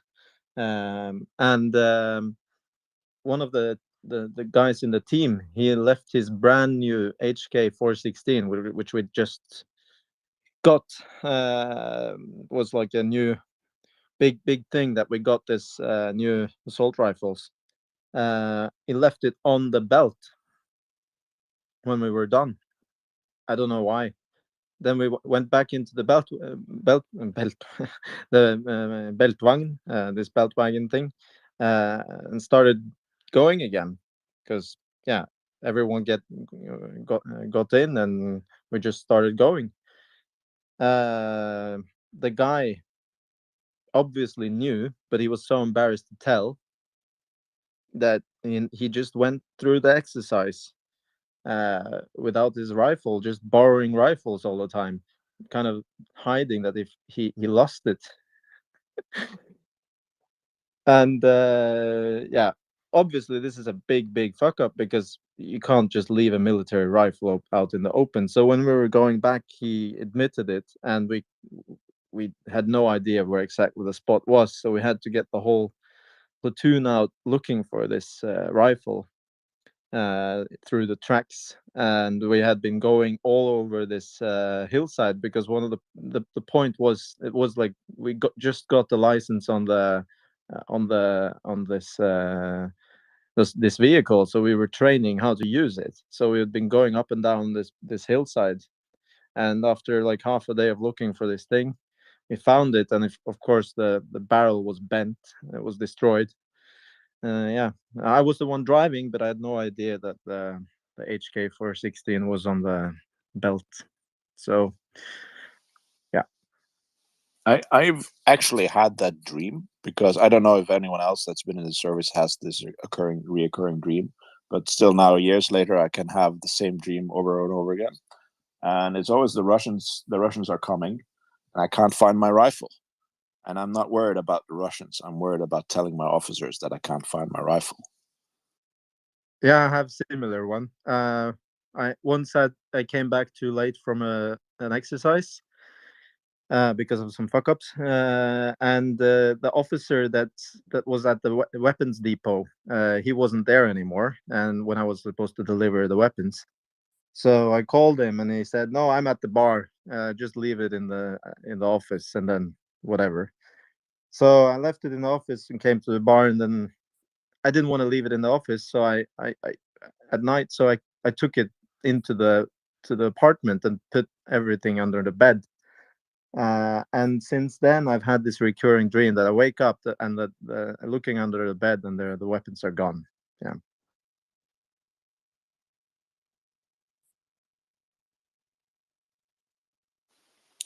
Thank you, Alan.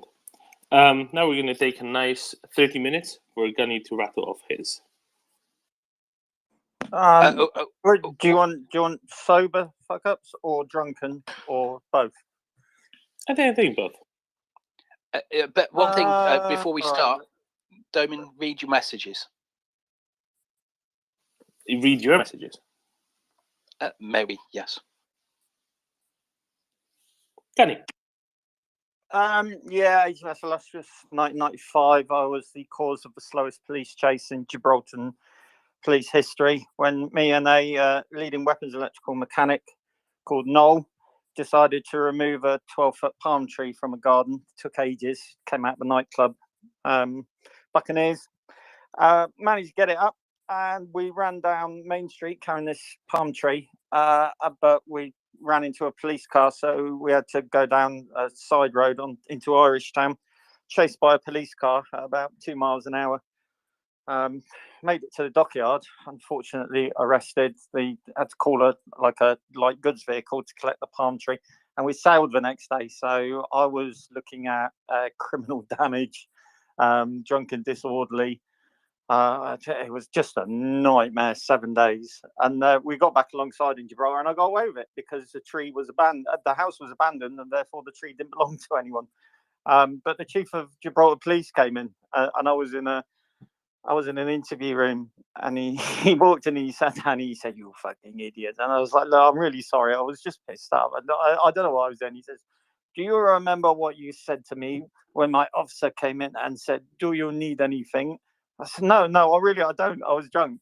You said, "I want my mum and a lawyer," and the entire station was laughing for a fucking hour. "Now get out of my police station, you bloody idiot."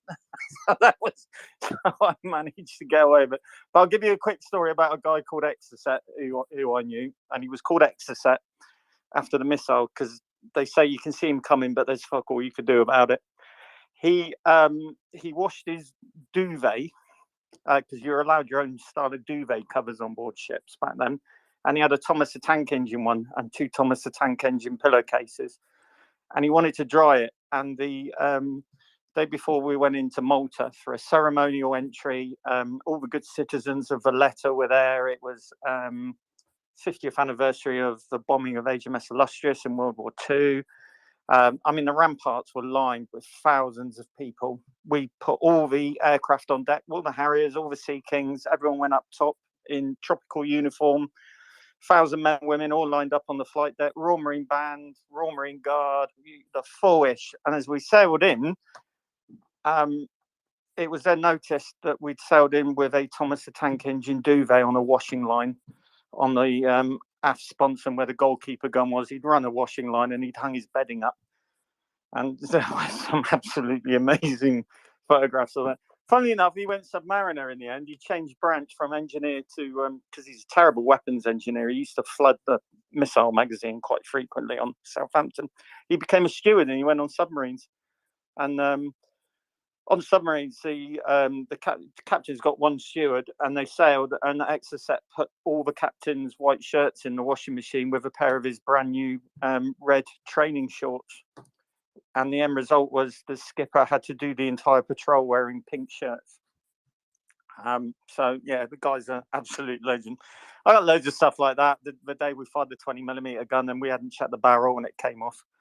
Went into sea. That was a bit emotional, but we blagged our way out of that. And the tow target, HMS Cambridge, where the 2 idiots either side of me, I was on a gun mount, and there were 2 idiot aimers either side of me on a twin 30 and a 20mm. And they didn't understand that the towing aircraft is called a towing aircraft because it tows a sleeve target. They thought the aircraft was a target. With the end result that my mount, I was firing tracer at the sleeve target, and these 2 idiots actually fired directly at the aircraft. And the pilot came up on the radio, and it went along the lines of, "What the beep beep is that? Who the beep is firing? It's like beep beep beep. Berlin in 19 beep 45 up here. You beep beep idiots." So, but I put it all down to alcohol. It sounds like you have a lot more F-ups in the Navy, to be honest. I just love that a guy that fucked up so much that he regularly flooded stuff that they thought, well, let's just put him in a submarine.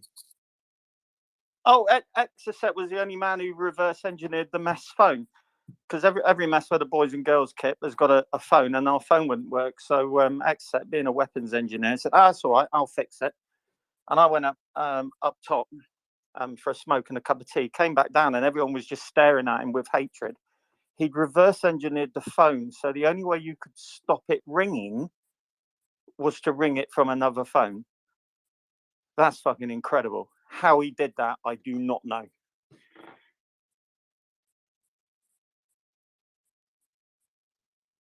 Pilot Neil.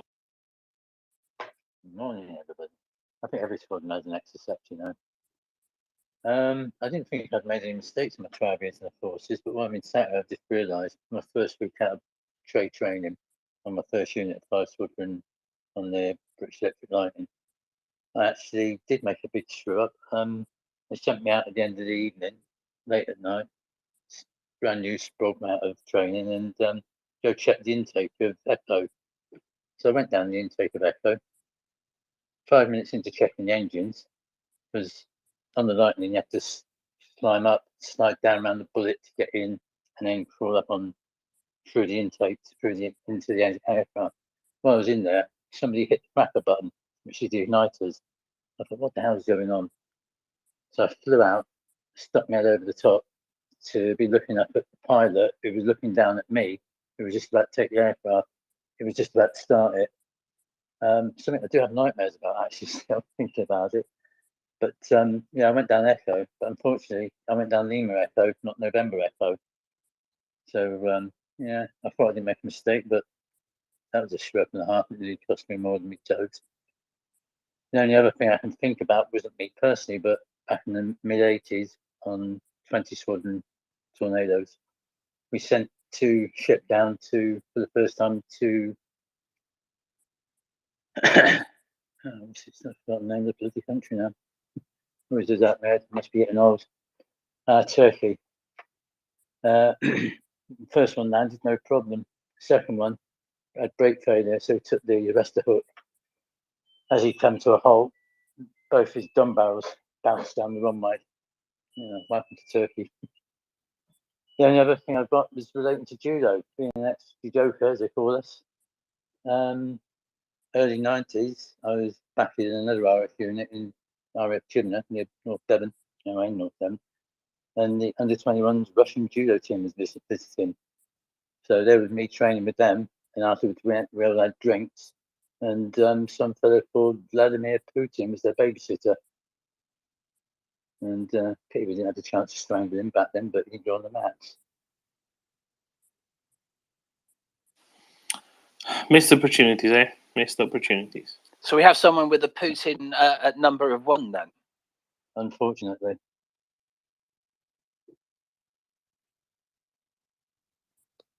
I unfortunately have It's a shame you put it off. Sorry, Ellen. I have, unfortunately, both Lavrov and Putin number 2.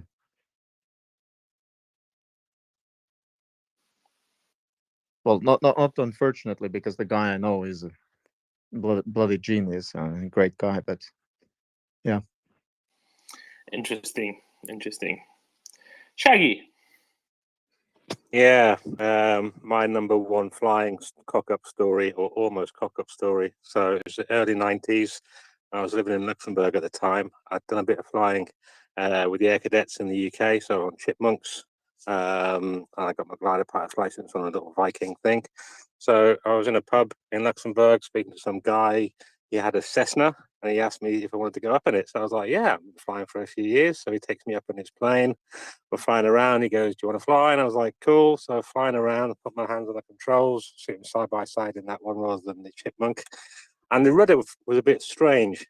So I had my feet on the rudder, but every time I pressed the rudder, it kind of had no give in it. So I was it was a bit weird, but I was like, okay, maybe it's pressure sensitive. And we were sliding around a bit. There was quite a bit of crosswinds going on that day. And he goes to me after about 10 minutes, he's like, do you want to land it? So I was like, yeah, okay, I'll land it. So anyway, coming into land, and there's a massive crosswind from right to left. And I was having really bad trouble with the rudder because you need to point it into the wind slightly with the rudder. So it goes straight when you got a crosswind. And I just couldn't get this rudder to work properly. So I kept having to dip. What was it, the ruddy rudder? It was a ruddy rudder, yeah, a ruddy rudder. So we were getting closer to land and whatever, and this crosswind was really quite mad. So I was stamping down on these rudder pedals, and nothing seemed to be happening. He looks at me and goes, "You okay?" And I'm like, "Yeah, I'm fine. I was 23 years old or something like that at the time. Didn't want to admit anything was wrong." So anyway, I did land it okay. It was a bit hairy. I had to time it, so I had to like dive into the wind a little bit, and so I hit the runway, going in kind of a straight line. So afterwards, when he taxied and whatever, and he goes, "What happened with the landing there?" So I was like, "I don't know. This rudder feels a bit strange." So he's like, "What do you mean?" I said, "Well, when I'm pressing on it, it doesn't seem to give or anything. I can't feel any give in it." Anyway, his face went white. Basically, I was pressing on the little footrests, so I wasn't actually pressing the rudder. The rudder was quite a bit higher. But I didn't know that because I didn't look, and I just assumed it was the same as a Chipmunk. So I just been pressing left and right on this footrest rather than actually using the rudder all the way. And his face was as white as a sheet when I told him this, and he couldn't really understand how I managed to land the plane in one trip. So yeah, lesson learned on that one. If in doubt, ask rather than just assuming you know where all the operational stuff is. So yeah. I thought it was a great bit of flying, actually, considering I landed it in a massive crosswind without rudder. But yeah, I won't be doing that again. And I was never invited back to to fly that guy's plane again either, funnily enough. So that's my one flying story. Shocking. Really shocking. But if you ever need someone to land a plane without a rudder, or one without an engine, actually, then I can do both of those things.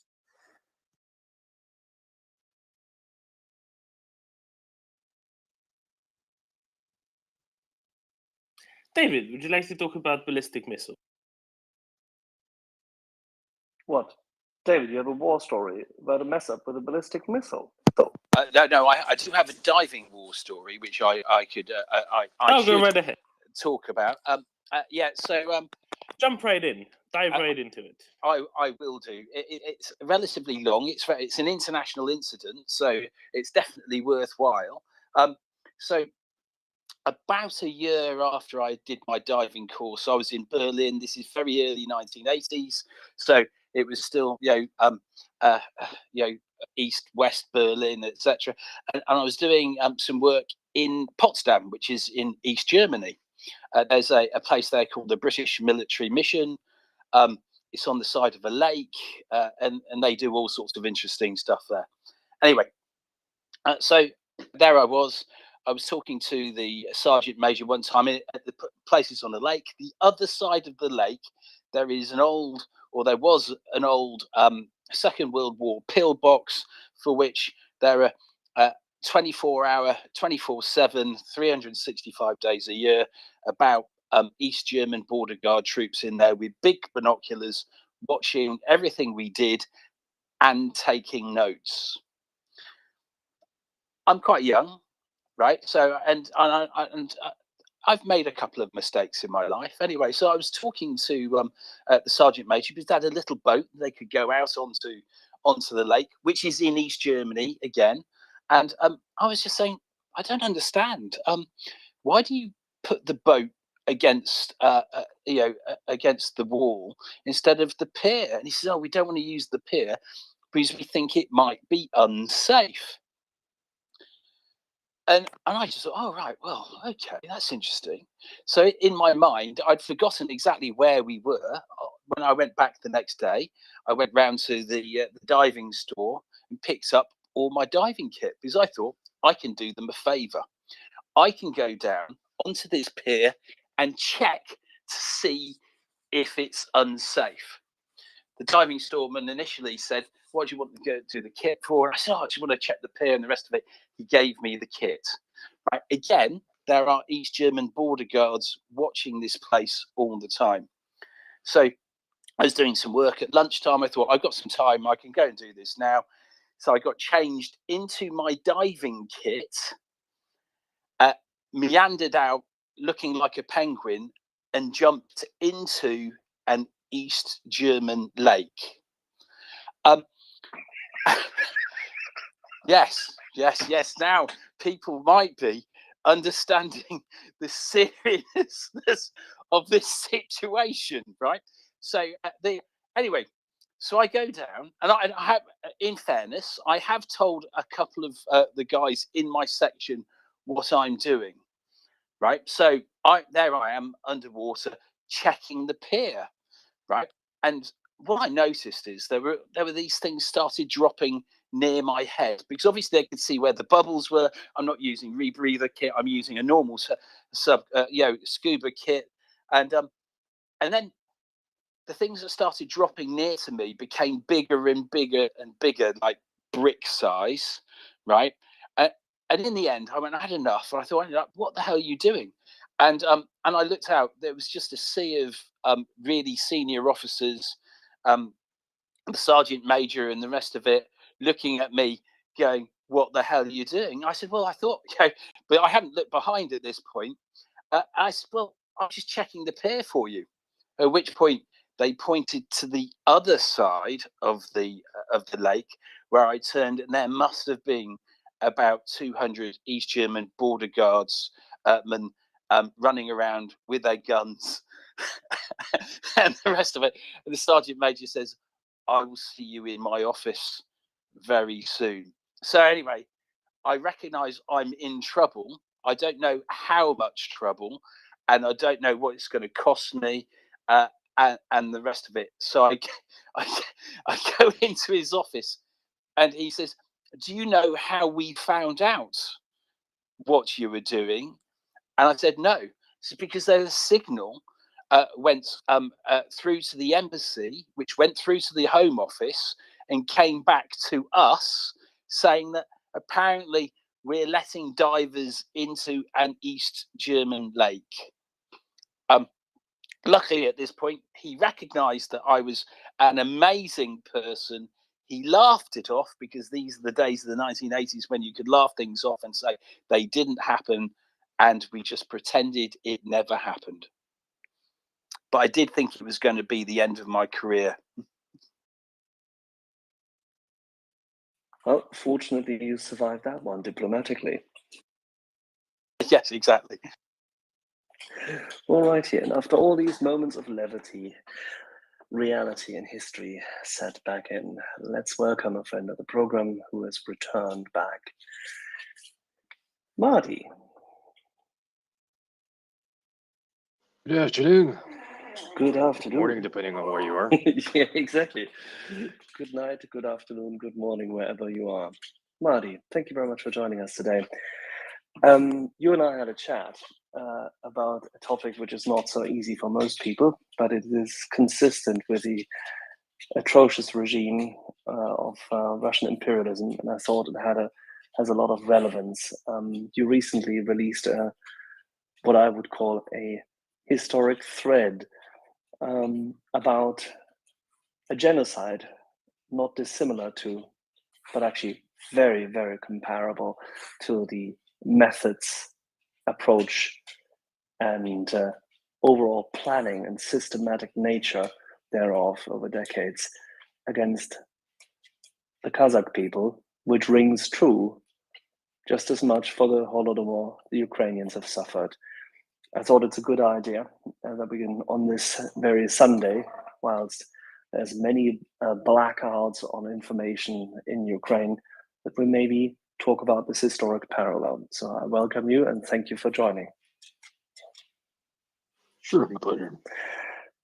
Could you maybe give people a brief intro as to what happened and why, just like with the Holodomor, this has been so extremely well hidden? Well, to answer the second part really quickly is historic revisionism and Russia constantly maintaining to misinform people in the West or send them on a wild goose chase in the wrong direction to maintain a facade, an image of a benevolent colonizer. They've done it successfully for many years with Ukraine, with the Holodomor, but the Ukrainians have managed to pass a bill in 2006 recognizing the Holodomor as a systematic genocide against the Ukrainian people. Since then, 16 nations around the world recognize the Holodomor as a genocide. So now the cat is out of the bag. The genocide actually multiple genocides that the Russians perpetrated against the Kazakh people is still well hidden. There are not a lot of resources in English that cover it. There is a large number of Kazakh sources that cover it that are yet to be translated. I'm actually thinking of just going in and helping with that. There's a huge collection of anecdotal stories and witness accounts collected from archival data released in a 5-book series by Kazakh academics. The Russians started a massive smear campaign saying how those academics are idiots, they're stupid, and so on and so forth, basically trying to discredit them. It's nothing new. It's not surprising. And it's funny because some of those Russians who are involved in it are direct agents from the Kremlin, but some others don't seem to be direct agents from the Kremlin. They're just trying to maintain this entire idealistic colonial power image where they spread their civilization. And by civilization, I mean it in the most sarcastic way, of course. So what does the current elite of Kazakhstan say about it before we go into the depth of history? So Tokayev, with Tokayev now in charge, the talks of Asharshilik, which is the Kazakh Holodomor, talks of it increased significantly. The prior president Nazarbayev kind of started talking about it back in 2012. So people are less afraid to talk about it, but every time the topic comes up, there's a very aggressive response from the Russians, saying how we're just idiots and we're just trying to play into the hand of the West and we're just sowing ethnic tensions by our actions. So, well, it's the usual Russian playbook. Ever since then, I think in 2019, a new monument was opened in my hometown to the victims of the genocide against the Kazakh people. So people are talking about it more and more, but eventually we'll have to recognize it through legislation ourselves, and only then anyone outside will be considering it, because that's how it happened with the Holodomor. First, the Verkhovna Rada passed the bill, and only then the likes of Congress and Parliament in the UK started actually considering it. So we have to take the first step. Yep, I think this is the key element. Sometimes it takes a lot of effort, but one single act to kickstart matters. Now, what happened right at the end of the First World War?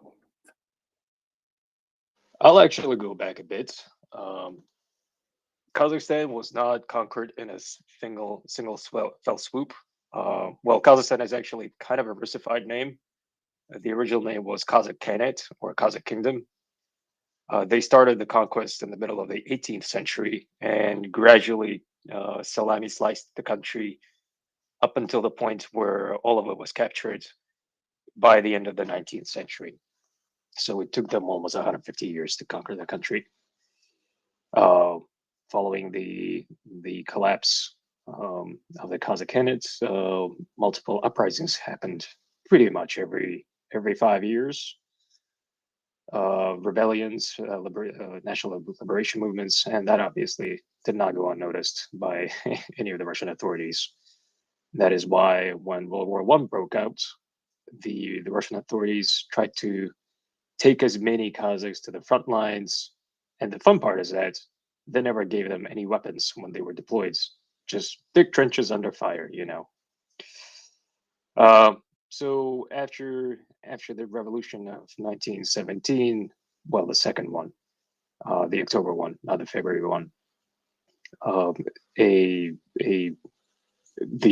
Bolsheviks kind of took control of Moscow, and a bit later, a Russian civil war broke out, which is again another misnomer for a war, because multiple national liberation movements popped up throughout the Russian Empire. For example, the first Ukrainian Republic emerged. A independent Kazakhstan, which was not called Kazakhstan, emerged. It was called Alashkharda, and many others, of course. All of them were gradually crushed throughout the years. Alashkharda fell actually quite quickly because it was one of the primary focuses. And given that there were crop failures in Russia proper, and the raging civil war caused multiple problems on the food front, the Bolsheviks realized that they have a way to solve their food crisis. They decided to appropriate all the livestock, well, as much livestock as they could from the primarily pastoralist Kazakhs in Kazakhstan. That caused the first wave of genocide against the Kazakh people between 1919 and 1922. An estimated 1.75 million Kazakhs died. And in 1914, there were 6 million Kazakhs, so that's almost a third. Now, let's highlight maybe as to how this happened. There were orders given. It was a clear, distinct approach. And the troops which moved in to take the cattle did this with lists at hand. They took away the remaining livestock of every family they could find, and they specifically targeted those areas where families were most, or say herders were most precarious, because they knew that by that means they could eradicate them. Can you talk a little bit about how they did it? Because the numbers by themselves are shocking. And when you just say it, 1/3 of Kazakhs, it is 3 years of massive amount of genocide, pain, suffering, and the likes. Maybe you should describe this a bit more in detail. Sure. So the common pushback that the Russians do is they say, "Oh, look, everyone in Kazakhstan suffered." But the thing is, at the time, Kazakhs were the primary ethnic group, and 2 million people died in total, of which 1,750,000 were ethnic Kazakhs, and the other ones were actually ethnic Kyrgyz and Uzbeks. So the undesires as well. And when I laugh, I'm just making it's a nervous laughter. Keep in mind, I'm Kazakh myself, so that's why I was digging through the sources. So the eradication was done through a systematic manner of cattle appropriation, not just cattle, also sheep and any kind of livestock. It was done through red terror. Initially, they targeted only the most wealthy cattle herders and ranchers. But then, as the years progressed, as the time moved on, they started going after basically everyone. If you're a Kazakh and you owned any kind of livestock, you're fair game. Anyone who refused to surrender their livestock would get shot. Such summary executions were not exactly legal, but come on, it's Russia we're talking about, so no laws were abided by. And one of the ideological explanations was probably provided by the one of the heads of the Bolshevik Party in Central Asia. According to him, the Kazakhs were inferior economically or weak economically. So, by the principles of Marxism, they were supposed to die out. They must die out eventually. That's the phrase that he used. Does this remind you of any kind of logic, maybe from the 1930s? It sounds actually an awful lot like the logic that Marx and Engels discussed, actually about the Slavs specifically, that they would never be able to accede to communism, so there's no point. Yeah, so Ironically. it's basically Russian socialism with a little part that they forget to add is Russian National Socialism. So, Madi, what year did this start in? This the is expropriations. 1919. 1919. So well before any of even well before Russia even fully embarked on the process of kind of introducing national identity into the various nations within the Soviet Union, right? Because in the 1920s they kind of tried to form a national identity just so they could speed through the first formation of national identity, going from feudalism to national identity to then socialism. Domen, it was a huge ruse. Let me explain. So yes, please. In 1919, yes, they started this entire thing. It ended in 1922, along with the end of the again, a bit of a misnomer for her name, with the end of the Russian Civil War and the official emergence of the USSR. So officially the USSR emerged in 1922. So Lenin realized that he had to appease all the non-Russians within the empire if the Bolsheviks wanted to preserve the empire in its territorial form before the Civil War broke out. So they had to find a way to appease the Ukrainians, the Kazakhs, the Georgians, and so on and so forth. And that's why this entire ruse of internationalism or ethnic friendship emerged. Of course, it was just an appeasement for a moment in history. And later on, we know that Stalin just reverted back and made it extremely ethnocentric, all about the Russians within the Soviet Union. Essentially, it was just a continuation of the Russian Empire under different authorities. I'm not saying that. Remind us from where Mr. Stalin came from and what his name was. His real name is Jugashvili, so that's a Georgian last name. That's another ruse that people like saying, especially pro-Russian ones, and the Russians themselves, like claiming, look, it was a Georgian who perpetrated all these genocides, and so why are you blaming the Russians? Well, the thing is, almost 90% of the Bolshevik Party were ethnic Russians. So he even changed his last name to sound more Russian, just to fit into the culture. So he got fully assimilated, and he was doing everything to appease the ethnic Russians within the empire. It's kind of nonsensical, because if you look at the likes of Lavrov right now, he's not an ethnic Russian. Sorry, Kalantarian. Sorry. Exactly. So he's actually an ethnic Armenian. And yeah, so he's still a tool for the Russian Empire, a third version of the Russian Empire. All right, so after the Soviet Union was established and the first wave of genocide ended in 1922, there was a brief moment of respite, seemingly, but there was a brief moment in 1924 where another famine struck Kazakhstan. It was much smaller in scale, and I'm a bit apprehensive to call it a genocide, because there are actually a lot of natural causes for it. But in earnest, a second stage of the genocide against the Kazakh people started in 1928, full 3 years ahead of the Holodomor. Again, the Russian playbook was exactly the same as in the first wave.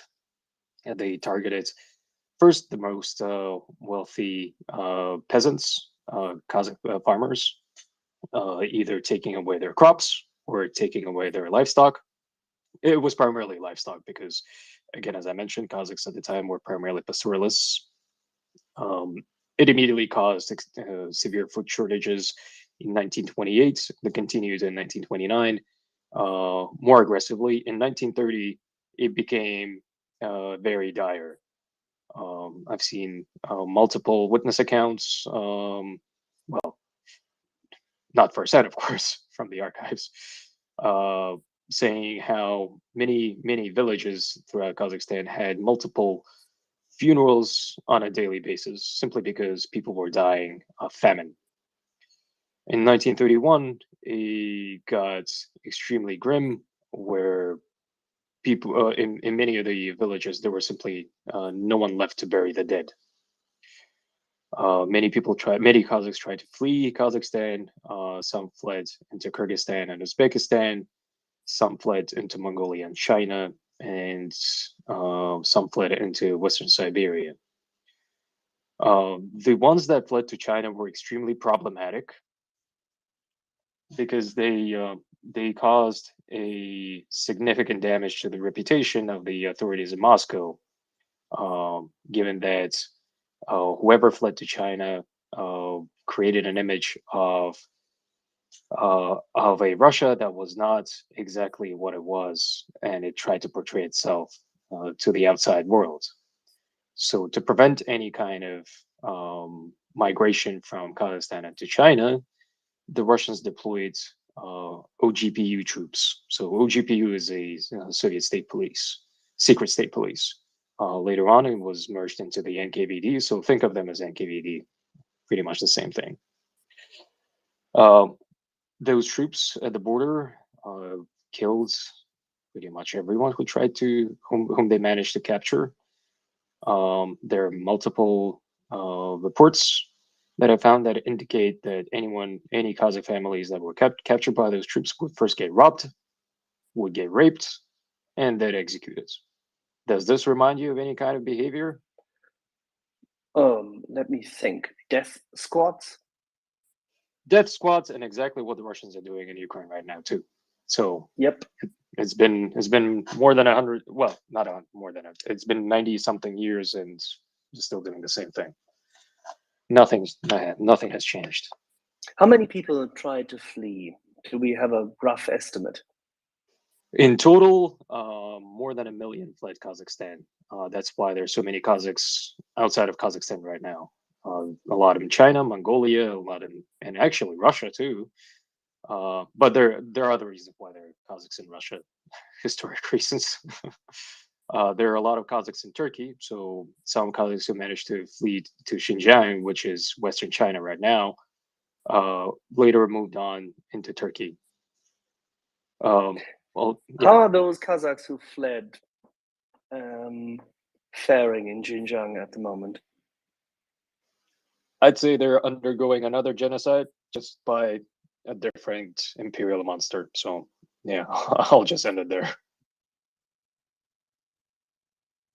So Xinjiang is obviously a province within China right now.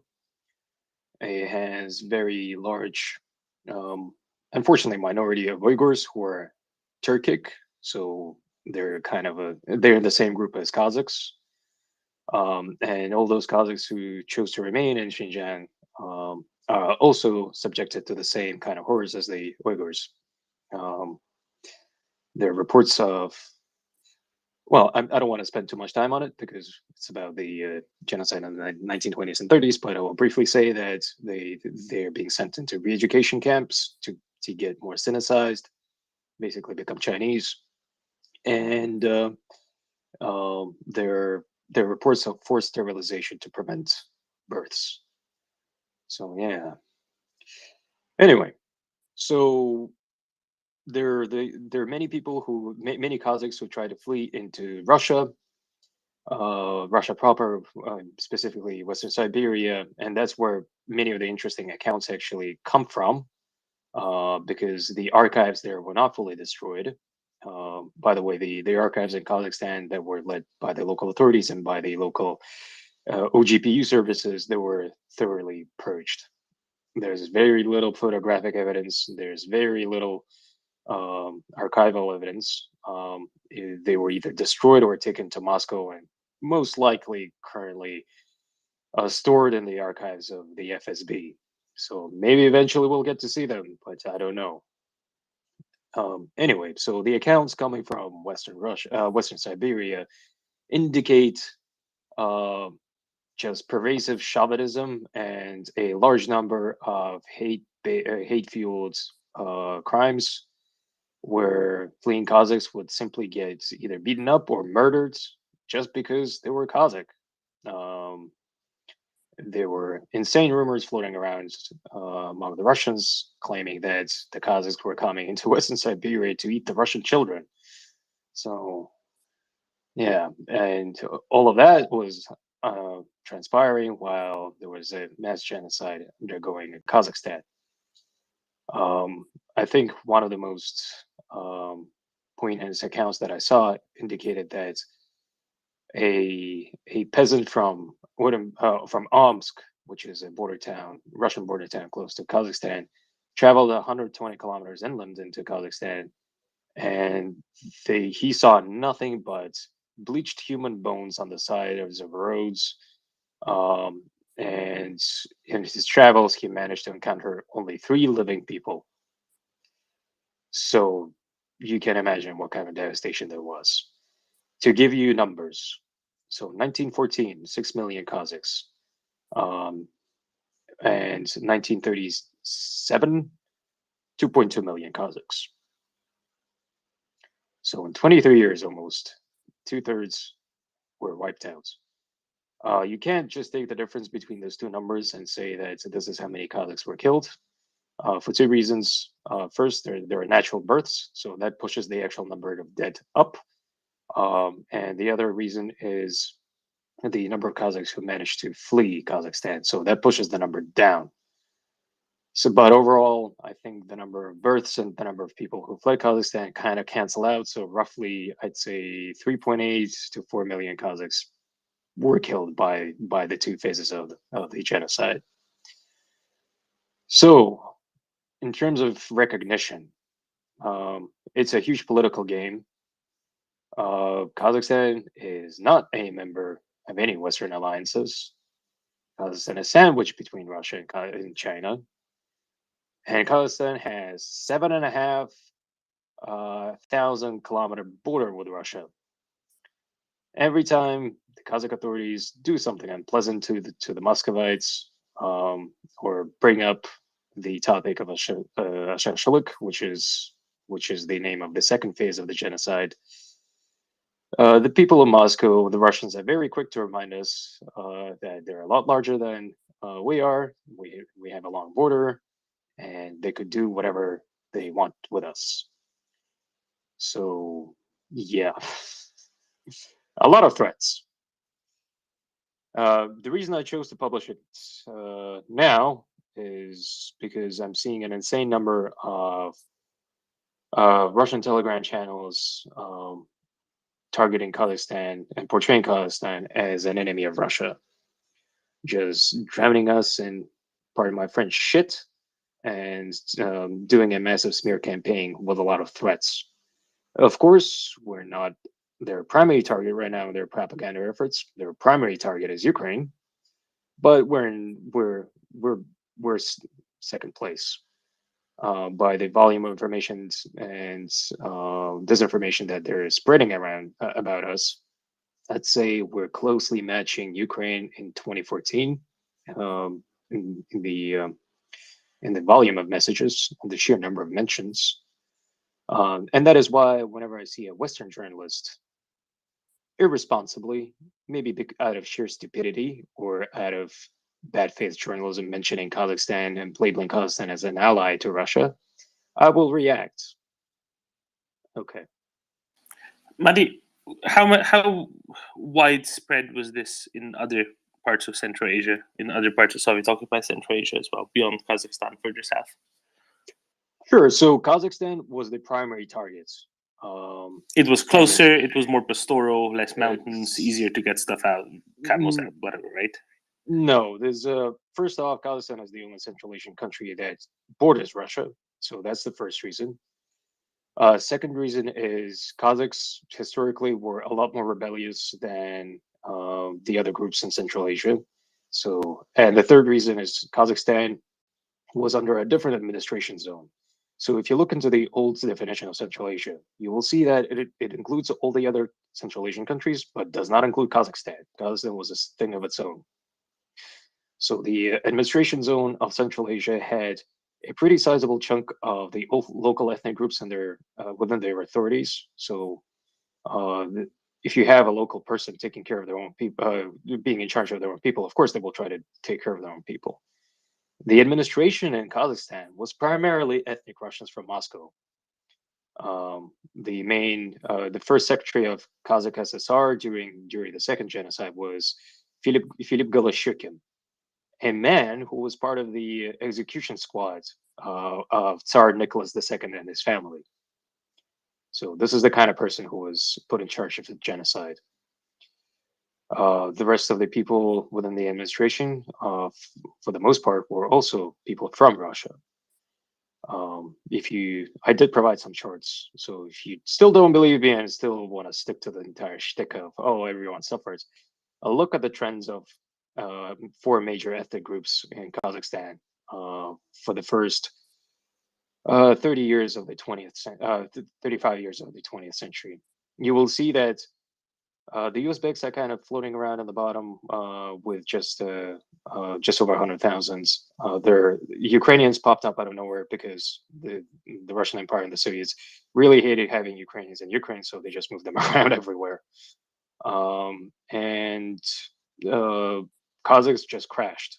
And all the while, there is a very fast and steady growth of ethnic Russians in Kazakhstan. So that was an entire plan by Moscow, basically to Russify Kazakhstan. Does this answer your question? At least Absolutely. you survived. At least you survived as a nation, as a country. My mother's family, portion of my mother's family has a Cherkessian roots, and they had to move. Almost all of them, they moved to. Yeah, I understand your pain, but at least you survived. Or look at the population growth. I hear those explanations so many times, and I'm sorry, it sounds like genocide appeasement. I will not stand for it. Madi, the replacement policies of the Soviets, how were they regionally, geographically distributed, and how were they carried out compared to the ones compared to where Kazakhs previously mostly lived?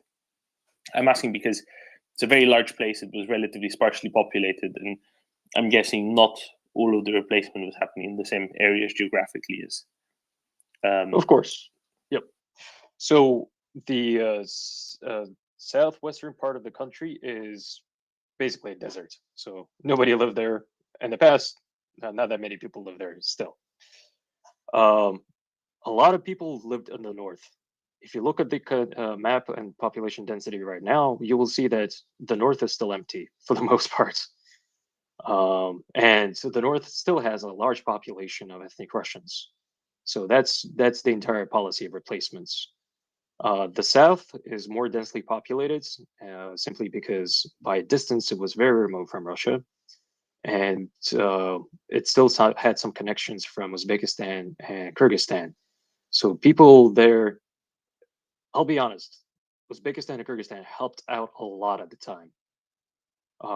They saved a lot of Kazakhs. All the ethnic Kazakhs who managed to escape to Uzbekistan, Kyrgyzstan, they managed to, for the most part, to survive because of cultural affinity and so on and so forth. People out there actually helped. They understood the plights, and anyone who stayed there later returned to southern Kazakhstan. That's why there are a lot of ethnic Kazakhs in southern Kazakhstan, and that's why those regions are densely populated these days. The story in the north is completely different. It's closely all of those regions border Russia first. Second, those regions are heavily populated by ethnic Russians. So that's where you can actually see this ethnic group replacements and Russification still being a thing to this day. But one of the arguments I hear is that, oh, look, those regions have a very harsh climate and they don't have good fertile ground, which is complete nonsense. Starting from anything above the Karagandy Oblast, everything above there is actually fertile soil. Yes, the winters can get harsh, but still, come spring and come summer, it is fertile soil. So people live there in large numbers. But these days, not so much. Yeah, and the way the Russians at a later stage developed their monocultural, massively mechanized and completely useless way of agriculture obviously contributed to significant soil erosion just as well. And that could hardly be fixed after. Yeah, it's you're talking about the Tselena policy by Khrushchev, right? Exactly. Yeah. So they tried that. It kind of partially failed, partially didn't. It was not as successful as they had hoped. So there was actually another wave of Russification in Kazakhstan with Khrushchev's policies in the 60s. It was not done through genocide. It was basically done through moving a lot of ethnic Russians into Kazakhstan. So Kazakhs were an ethnic minority in Kazakhstan up until about the middle of the 90s, I'd say. So now the situation has flipped because birth rates among ethnic Kazakhs are much higher than among ethnic Russians in Kazakhstan, and many ethnic Russians left Kazakhstan after the collapse of the Soviet Union. Many of them chose to remain, and it's fine. Well, up to a point, probably. We shall see what Russia does. But as of now, the most recent statistics that I've seen, again, all the census data, I think, is somewhat inaccurate. But I'd say roughly 20% of the population of Kazakhstan today are ethnic Russians. Many of them were actually born after the collapse of the Soviet Union, so they don't even know what Russia is.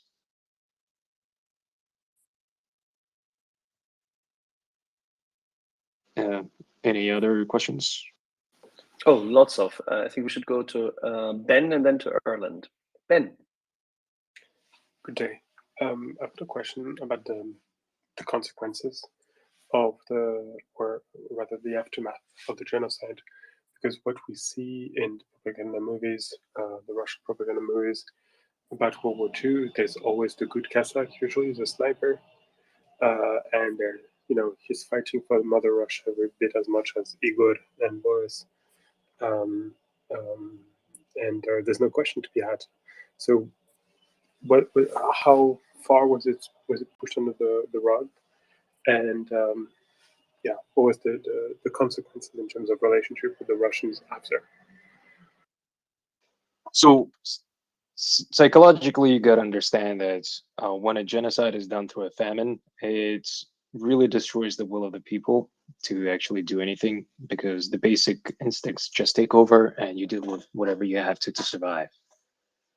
I didn't mention some of the grimmest moments. Cannibalism was very common. I didn't mention that, but it's widely documented. People attacking other people simply because they wanted to kill them for food, not for food that they had on them, simply for the human meats. And when all of that happens in the 1920s and 1930s for basically many years, spread over multiple decades, whoever is left are the ones who either collaborated with the local authorities, Russian authorities, or the ones who somehow managed to survive. So when World War II kicked around, many Kazakhs were basically conscripted into the Soviet army. It's not surprising. It's basically what the Russians are doing with all the ethnic minorities now within Russia too. Conscription rates in Kazakhstan was during World War II were actually higher than they were in Russia itself, much higher. Out of Kazakhstan, 1.6 million people were sent to the front lines in Eastern Europe. 600,000 of them never returned. So the number of dead for Kazakhstan in World War II is actually higher than they are for the United States. Just imagine the scale. And Kazakhstan back then was a tiny country. So that was basically, I don't want to call it a genocide, but it's another huge population drop. But effectively, let's be honest, it was kind of an indirect way of making sure that the population there remains low. Anyway, so this entire, I know what you're talking about, Ben. It's been a thing in the Soviet propaganda movies, and it's still a thing in modern Russian propaganda movies, where they try to portray Kazakhs as a good colonial friend who will do the bidding for the Russian Empire. But I think I'm a living proof that they can go basically join the Moskva. So do the Kazakhs take such movies well? Anyone who was born in the Soviet Union, anyone who's older than roughly 45 years old, yes, they love those movies, simply because they've underwent a long period of propaganda, and they look into the past with nostalgia, and they think that the Soviet Union was great, which is nonsense, of course. But anyone who is younger than that age group, or anyone who was born after the collapse of the Soviet Union, does not even acknowledge it. They don't hate it, but they don't take it seriously either. That's why the Russians are so touchy when it comes to the subject matter of languages, because if a large proportion of the population speaks Russian, they can continue spreading their propaganda, the imperial narrative. But if you have someone in Kazakhstan who speaks Kazakh, they're going to be completely unaffected by whatever Moscow says. And it pleases me to say that many of those who were born after the collapse of the Soviet Union don't speak Russian. They speak only Kazakh. So the influence is dying out, not because the government in Kazakhstan taking any active steps, but simply for natural reasons.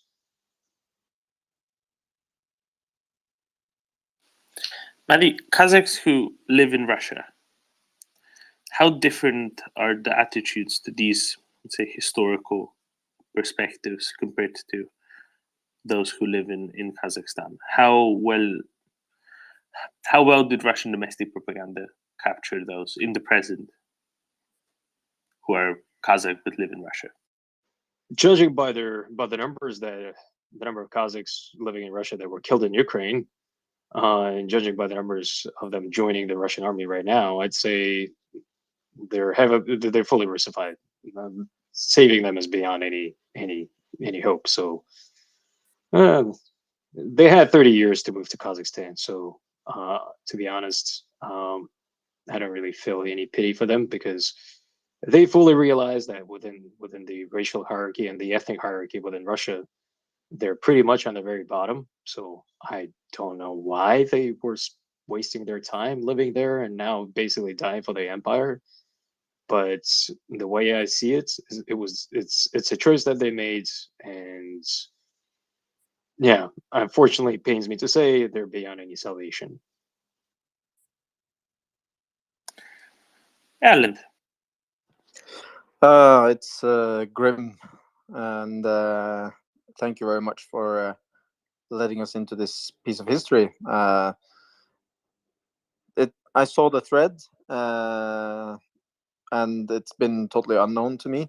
And it seems like there are a lot of similarities with the Ukrainian story, and also probably other people's faith during the Soviet Union. Do you think that, or has there been any institution or governmental effort to bring this piece of history into the international research environments? You mentioned that there's hardly any English literature on this. I'm sure that it would be good for the nation to know its history, and also for the peoples that the Kazakhs that live abroad as well, that maybe don't speak Kazakh, to know this piece of history. And I imagine that it should come out in some way into the international research communities, and at least I hope so. Do you know if there's any efforts to do that? Virtually no efforts in the West. None.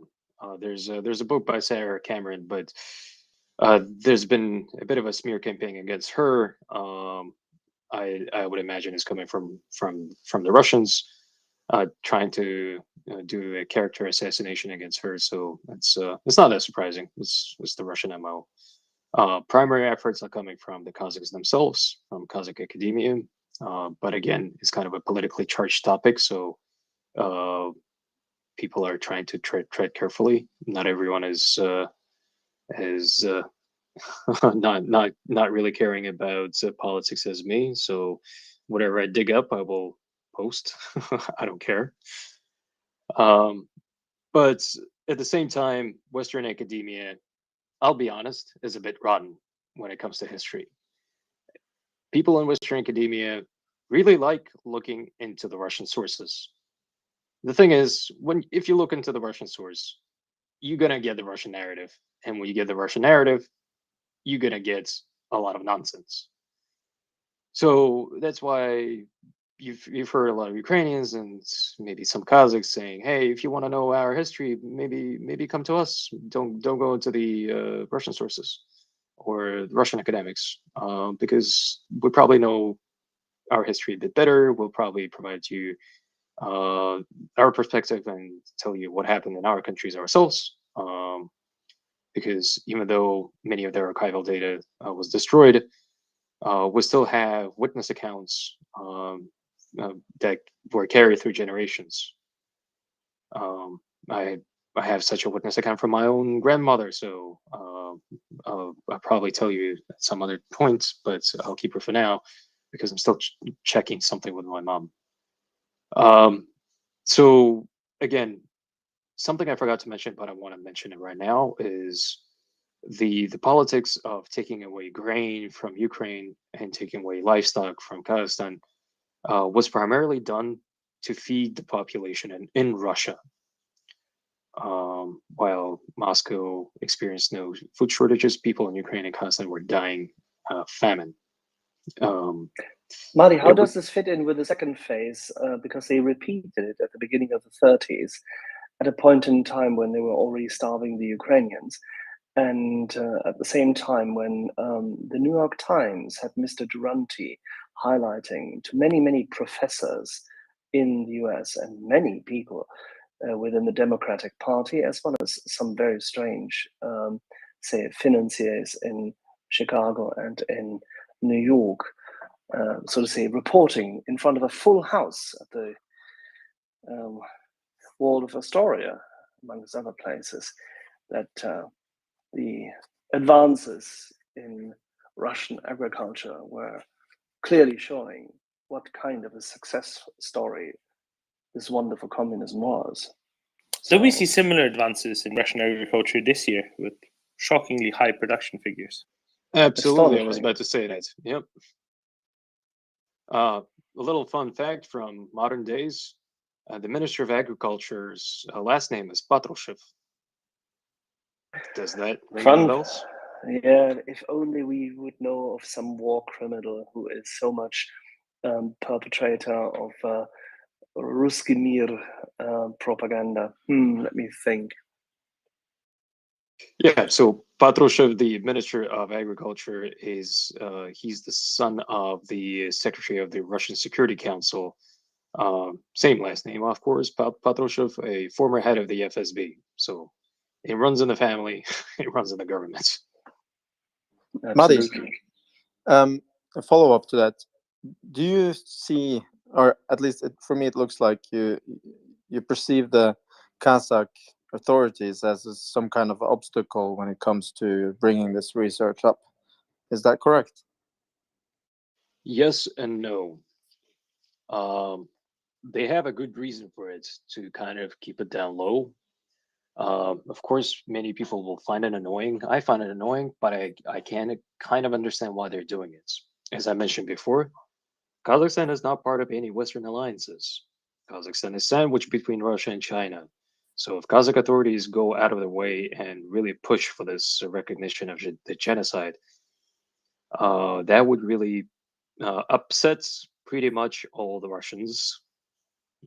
They would probably start their propaganda campaign to go into full overdrive against Kazakhstan if we do that. Now actually could be a good time because the Russian military is busy. The Russian intelligence services are busy. But before the full-scale invasion, that was kind of a dangerous thing to do because you never know whom the Russians are going to invade. Now, that's what I'm saying. Now is a good time. That's why I was thinking, well, maybe I should publish it now because it doesn't really change anything on the larger scheme of things, and people are actually become aware of what's actually happening. Oh yeah, so going back to Axel's and Doman's comment, this narrative of advances in Soviet agriculture, I think it could be for two reasons. First, either just bad faith journalism or just bad agency. The Soviet Union was extremely good at infiltrating the West in terms of agentura, basically buying journalists and making sure that they spread their propaganda. But it also could be bad faith, poor journalism, where a Western journalist just travels into Moscow, sees what's happening in Moscow, and travels back to wherever they're from, and tries to portray whatever's happening in Moscow as a success story for the entire Soviet Union, for the entire empire. I still see this Moscow-centric journalism happening to this day, which is unfortunate because people need to understand that even if you consider Russia itself, you can't just look at Moscow. You have to look into the regions to understand what's actually happening within Russia. And it feeds into this imperial mindset within Russia itself, because I spoke with a few Russians, and yes, I do speak with some Russians, and they told me a little anecdote that kind of I found it a bit poignant, but at the same time very true. All Russians are Muscovites. That's the word that they used, and the reason they're all Muscovites because mentally they all live in Moscow. They might live somewhere in the Russian Far East. They might live somewhere in Siberia. They might live in absolute squalor and poverty. But at the same time, they know that there's a grand city of Moscow somewhere out there, very beautiful and very prosperous. And that is enough for them to feel good about themselves, feel good about their nation. It's a bit weird, but I found it to be kind of appropriate.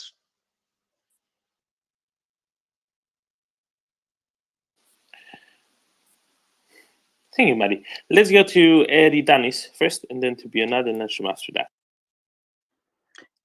Thank you. Maddie, you mentioned in passing forced sterilization. I mean, obviously that's a form of genocide, but it's a slightly more subtle one because it takes longer for the effects to show up. Is that something that began before the famine, and did it continue through, or was it just something that happened briefly before they went to more direct methods? Oh no! Forced sterilization was not something done by the Russians, by the Soviets in the Soviet time in 1930s and 1920s. That's what's actually happening right now in China, Xinjiang. So yeah, sorry about the confusion. It's the descendants of the Kazakhs who fled the genocide, who now in Xinjiang suffer the same fate as the rest of the Uyghurs. Yep.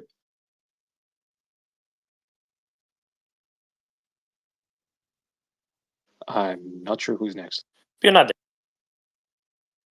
Yeah, I had a question about Kazakhstan and the important role which it plays for its neighbor states, Kyrgyzstan, Uzbekistan, Turkmenistan, and Tajikistan, which were also historically speaking under the Soviet influence and everything.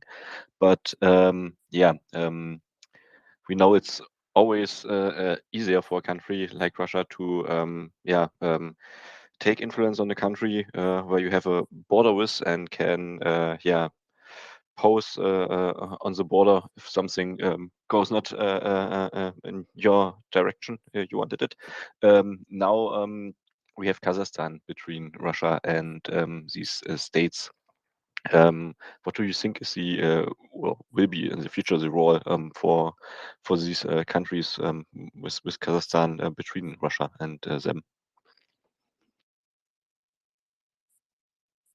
So the question is, how does Kazakhstan's geographic position affect the behavior of the other Central Asian countries? Is that the question that you're asking? Yeah, and how it somehow blocks the influence on Uzbekistan and Kyrgyzstan and Tajikistan and Turkmenistan.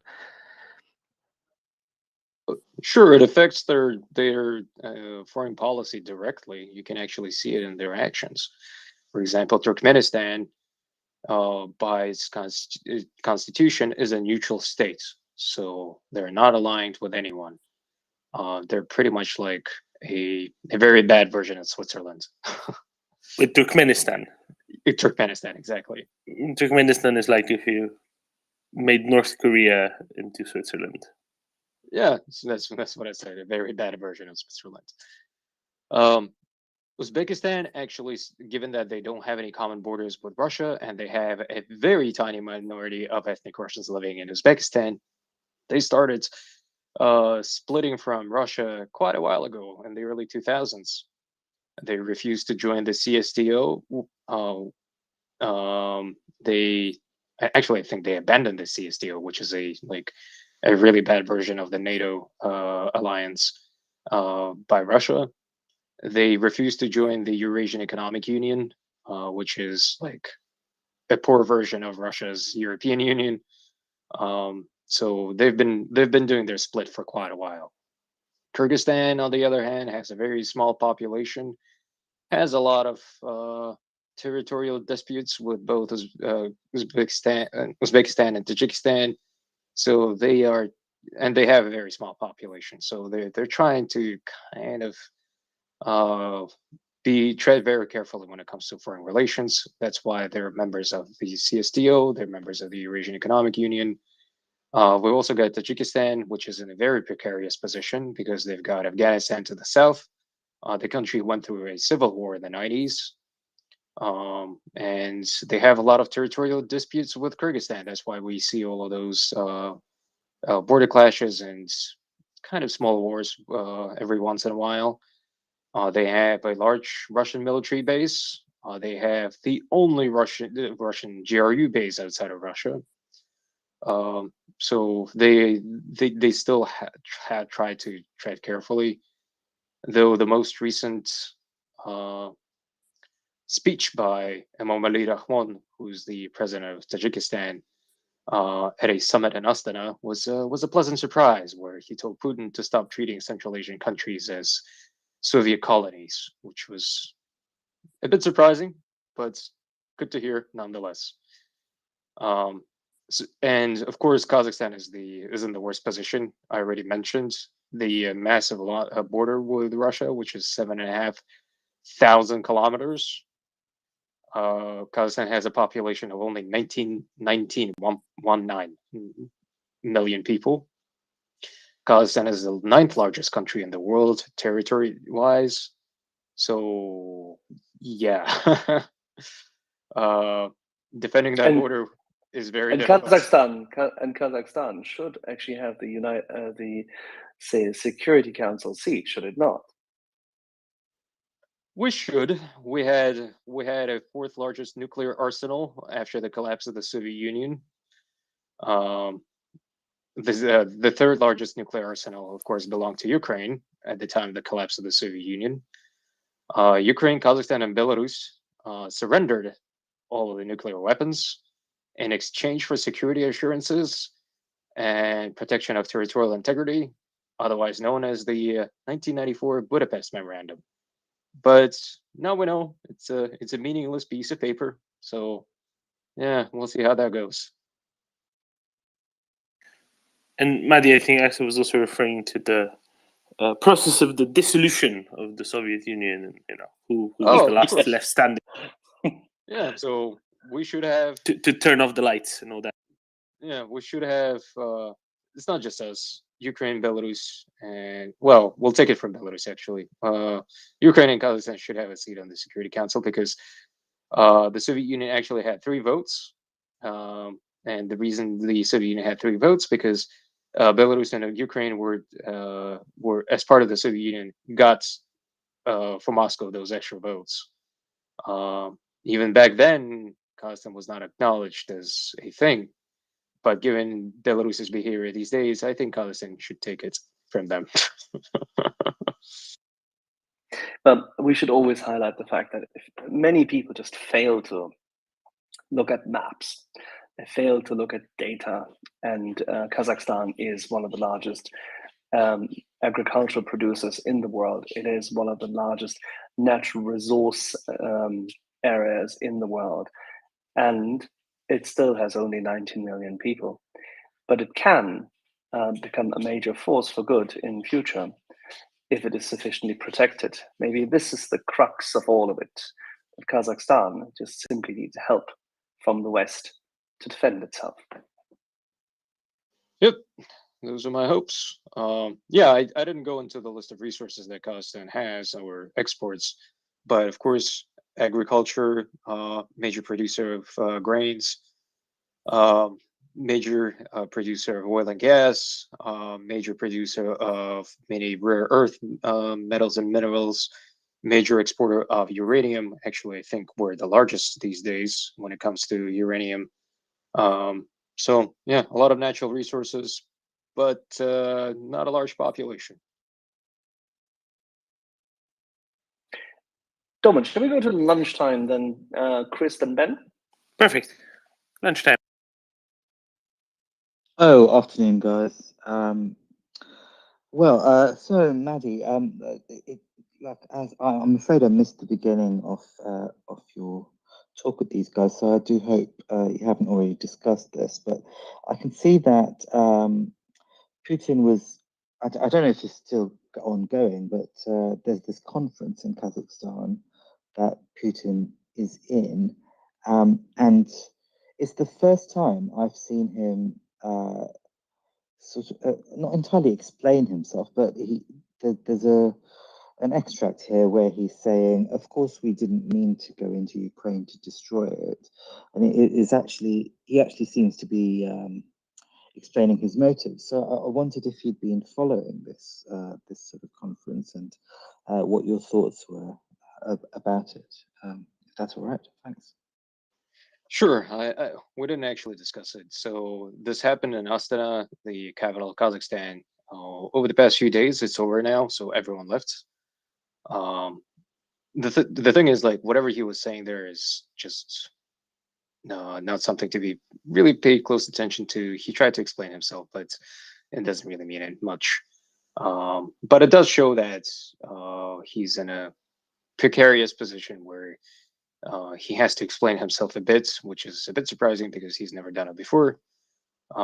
He's trying to win over some of the countries in Central Asia, at least now, because so far none of them have helped Russia whatsoever, not one bit. Kazakhstan, for example, handed over the oversight over of trade with Russia to a panel of American experts to make sure that Kazakhstan abides by all of the sanctions. So that's why I find it extremely funny when journalists, not specifically, I saw one, not to be named, but unfortunately he does show up here sometimes, saying that Kazakhstan is an ally to Russia. Well, that's just nonsense. I'm sorry. I don't know if it's done out of stupidity or done out of some kind of agency, but it doesn't matter. The end result is still the same. It's damaging.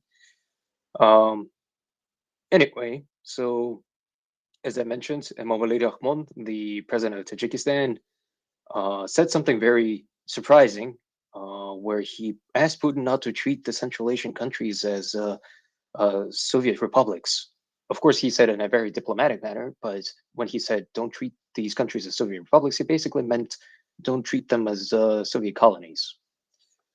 And that was, of course, people everywhere noticed it. And if you look around the room during the presentation, you will see that quite a few people, and by quite a few, I mean actual presidents of the Central Asian republics, were smirking and smiling. For example, Birdu Muhamedov, the president of Turkmenistan, was smiling. Takayev was smiling when that was pronounced. So I think it indicates the common feeling amongst everyone in Central Asia that Russia should probably just go back to Russia and leave everyone alone.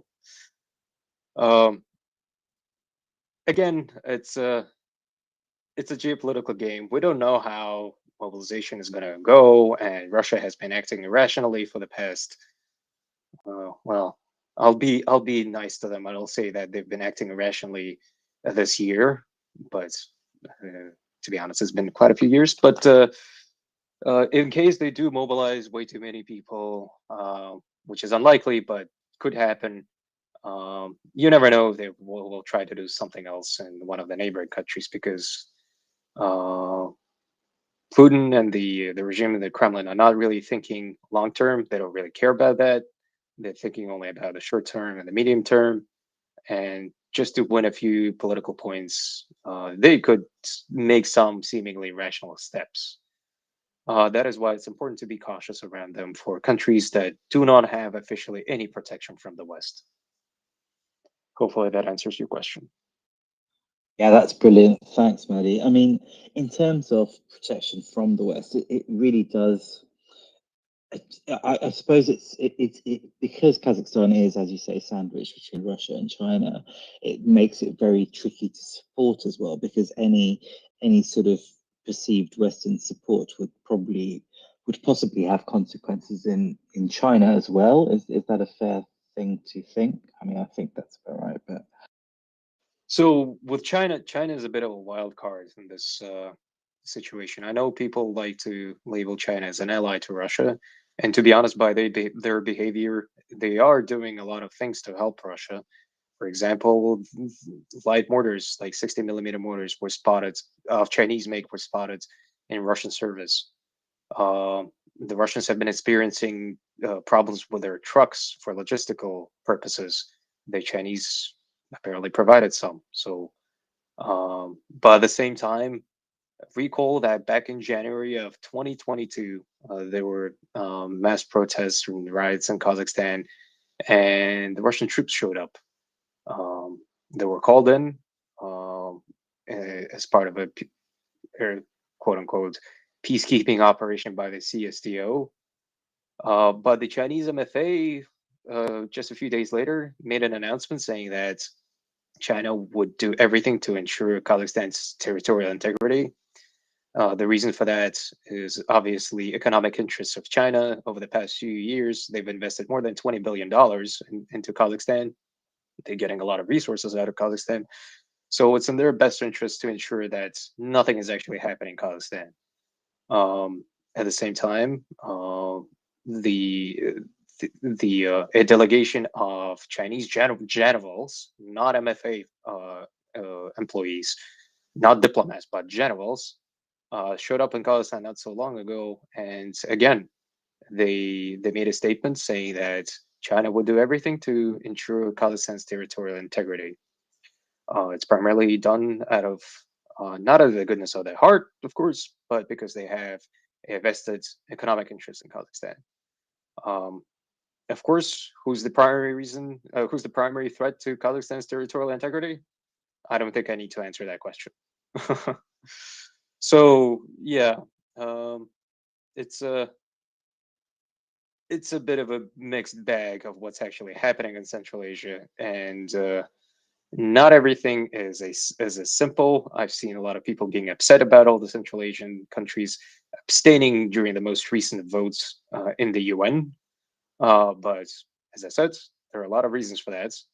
On a very basic level, yes, it looks annoying because it's obvious that Russia is in the wrong and Ukraine should be supported.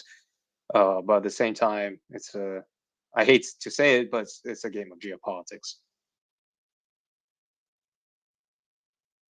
Thanks, Mehdi. That's perfect. Cheers. Chris.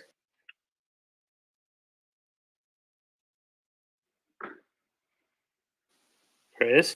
Hi guys. Hi. Sorry, just trying to get my fat fingers on the phone. Maddie, great to hear this account, and obviously another terrible exercise of the Russians. I think you sort of might have answered my first question with your little story about everybody is a Muscovite, which I also found very interesting, actually. That seemed to explain maybe a lot to me, because I was basically going to say to you that when you talk about, like, now Russia, where do you mean? Do you mean just like Moscow and St. Petersburg, or do you mean that and other, like, main whatever they are, territories? But maybe if your little story is correct there, it doesn't actually matter what the geography is, or does it? Are there certain, like, core areas of the now Russia where like the power and the manpower are coming from? If I could ask, that's my first question. Sure. So again, it's kind of a thankless job to go back into the history. I think if you look at the map of Russia in 1547, you'll see that Russia was extremely tiny. It was just a duchy of Muscovy that transformed into the Russian Tsardom, and everything they've captured ever since just got absorbed into the empire.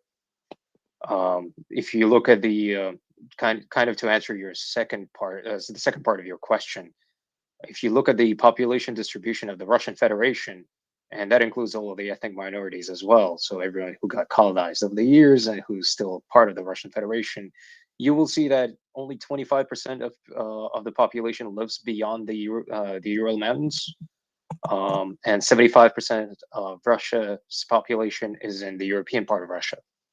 So most of the manpower would actually be coming from the European part of Russia. I've seen that the Russians have started their second wave of conscription, of mobilization. There are multiple reports of people working in the banking system. The ones who were promised to be protected from mobilization are getting conscription notices in Moscow, which is absurd. But my hopes were that if they start conscripting people in Moscow would actually rise up and go into protest. But I was totally wrong.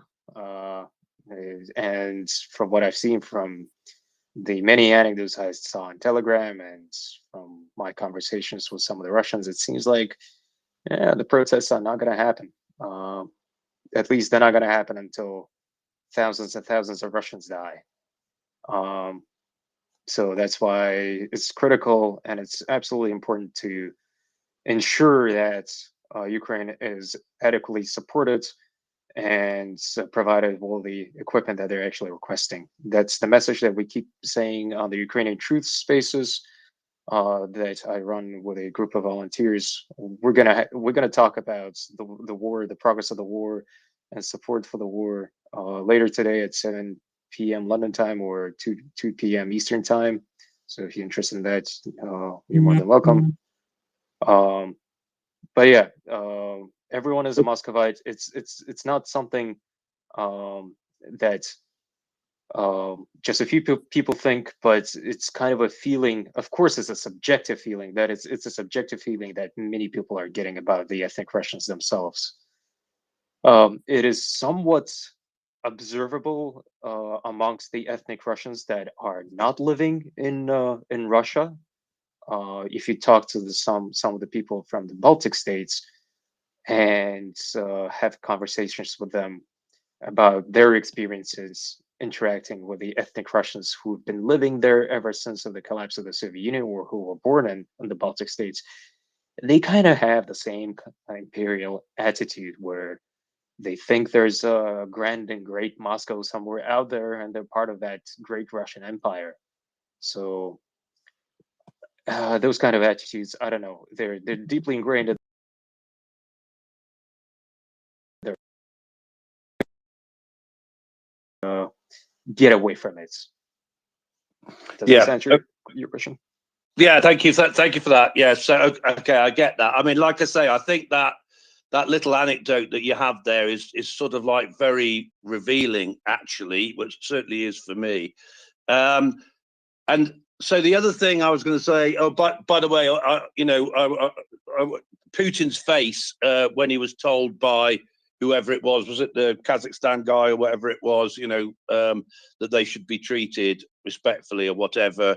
He was like, the look on his face was like, yeah, you'll be going out of a window soon, as soon as I get my opportunity, type of thing. But so I guess the other thing, which I just can't get my head around this really, is that so just briefly, as the guys know, I'm ex-Navy, Cold War.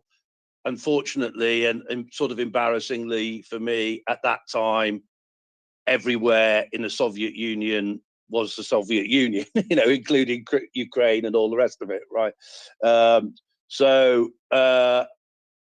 then I, haven't paid much attention until obviously, well, not from 2014 really, but until this invasion in February. But then I've gone in and I've researched, just online, and I've quickly come to the conclusion this is, the Russian playbook, and then quickly understood that there are many examples of the Russian playbook, and I just saw a tweet on your Twitter when I was looking at it, right, which said quite rightly, if you want to understand the Russian playbook, ask the people that it's affected, i.e. all the people that have been invaded by the Russians. But so what I can't understand is that didn't take me very long at all to research that and come to that conclusion. How do we not know this? I don't get it. How do other people not work this out? That it's absolutely, that what's happening in Ukraine is the same as Kazakhstan, the same as Georgia, the same, et cetera, et cetera, et cetera, going back 100 years, going back centuries, actually. It's difficult to know where to start. It's basically all the same. Axel, we have a host connection issue, by the way, in case you didn't see it pop up. Whoops, the space might crash. There's a chance. I think Axel will save it before it does. We'll see. I saw it, and I have the host phone here, so it's nothing which I can do at the moment. Okay, well, We're if ready for anything it. does happen, we'll go. Right. So, Chris, your question is basically how come the West was so mistaken about in the relations with Russia? Yeah, and how can you not do a little bit of research and quickly understand that the Russian playbook is the Russian playbook. I don't see, it's not hard to come to that conclusion. I think the attitudes in the West are gradually changing in terms of how to properly treat Russia. Oh, by the way, Dominic, you're hot micing. And one of the examples that I can give you is the Helsinki Commission, where they're taking a stance where Russia should be decolonized. They're not saying it in a very aggressive manner. They don't say it's that Russia should be broken up, but they are saying that Russia should be treated as a colonial empire when it comes to foreign relations. So the thinking is gradually shifting, but it's going to take a while because there's I'm observing, of course, again, my subjective observation. I'm observing a lot of resistance to this kind of thinking, and the explanation to it is simple, because everyone has moved on from the 19th century. Everyone, except for maybe a few countries, including Russia, and everyone in the West pretty much has moved on. I don't care what the Russians are saying, where they keep saying that the West is imperial, but it's not. The West is building economic empires, and it does not mean they're gonna go in and do genocides, circa 19th century style. But the reason Russia is being treated as a modern country when it comes to foreign relations, because it's just an easy way of thinking about it. That's why there's still narratives out there thinking that, hey, look, there's going to be a revolution in Russia and maybe it'll fix things. The thing is, it's not going to happen, but we're still observing this kind of narrative because it's still easy to think about it this way. The path of least resistance, the path of easy solutions is kind of something what is natural for all human beings to comprehend. And many countries in the West all the countries in the West are democracies. So if a major politician, an elected official, tells their people that, hey, look, the solution with Russia will not be simple. We can't just treat them as a regular country. That might upset a lot of people who are voting. That might confuse a lot of people who are casting their ballots at an election cycle, and that jeopardizes their re-election or election chances. And that is why we're kind of stuck in this position where we still treat Russia as a regular country that just does wars, maybe for some modern reasons, but in reality, it's nothing more than a colonial empire that tries to rebuild its former or retake its former colonial possessions. But I think we're gradually getting there. I'm cautiously optimistic, but we shall see. Okay, thank you. I 100% agree with you. I'm just wondering how we speed this up now, how we get the message out there quicker. But thank you very much. Thank you. Thank you.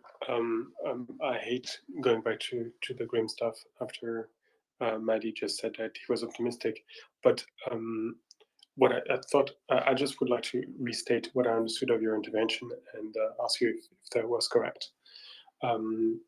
Until now, when I heard about the genocide in Kazakhstan, I saw it as a sort of a crime of opportunity. There was an option, they took it, they weren't thinking about it 10 seconds before, it just happened. And what you're telling us is that apparently it is a process that had been started one way or the other by the Tsar, designed back then and put into action during the war, and then during the First World War, and then during collectivization. And that's also, in a way, following the sentence of the Turkish historian Umit Kurt, who wrote about the genocide of the Assyrians, of the Armenians. He said that you do not commit genocide to destroy, but to build.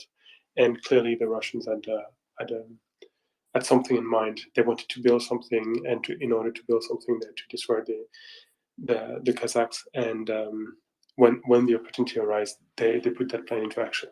Is it roughly what you're telling us? Well, I'm not sure what they built in Kazakhstan, to be honest. So the official thinking is that, hey, look, the genocides in Ukraine and Kazakhstan happened because the Soviet Union tried to export all the grain and all the foodstuffs to pay for the massive industrialization effort that was happening in the end of the 1920s and 1930s. Because what the Western tankies and some of the Russians like saying, oh, look at the industrial miracle that happened in Soviet Russia.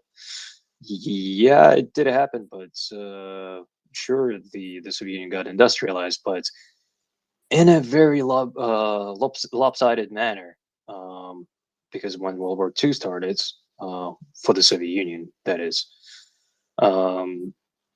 that entire industrial capacity was kind of insufficient. So the Soviet Union still had to rely heavily on the American Lend-Lease, something that they always forget to mention in their modern or contemporary interpretations of the Eastern fronts.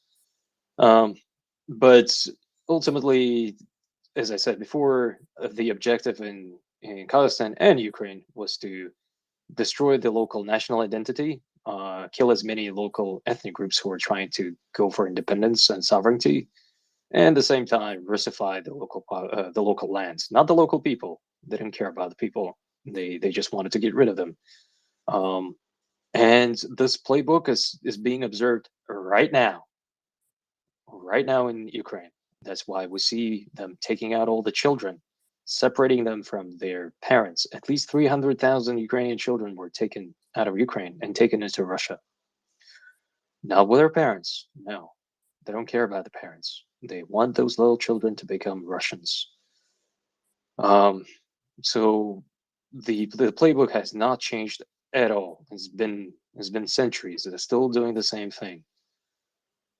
That's why we see all of those mass graves, because anyone in Ukraine who refuses to become a Russian citizen or become Russified or acknowledge that they want to be part of the Russian Federation, aka third version of the Russian Empire, they simply get executed, tortured and executed. So are the Russians trying to build something in Ukraine?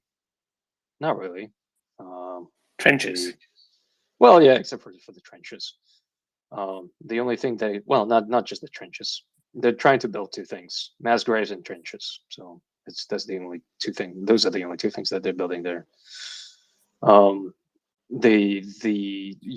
You've probably seen some of the State Duma officials posting videos on Telegram saying, "Hey, we're going to Ukraine because we can, and what we'll do is we'll murder everyone and we'll rob the territories."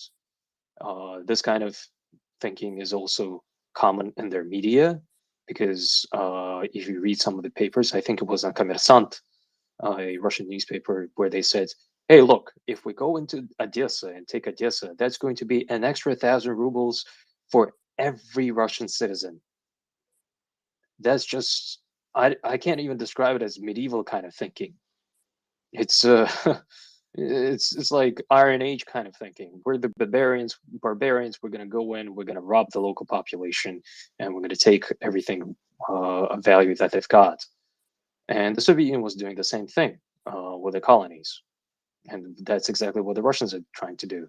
That's what the Russian Empire did in the 19th, 18th, 17th centuries. So nothing has changed. Nothing. You might wonder why. I think it has nothing to do with their propaganda.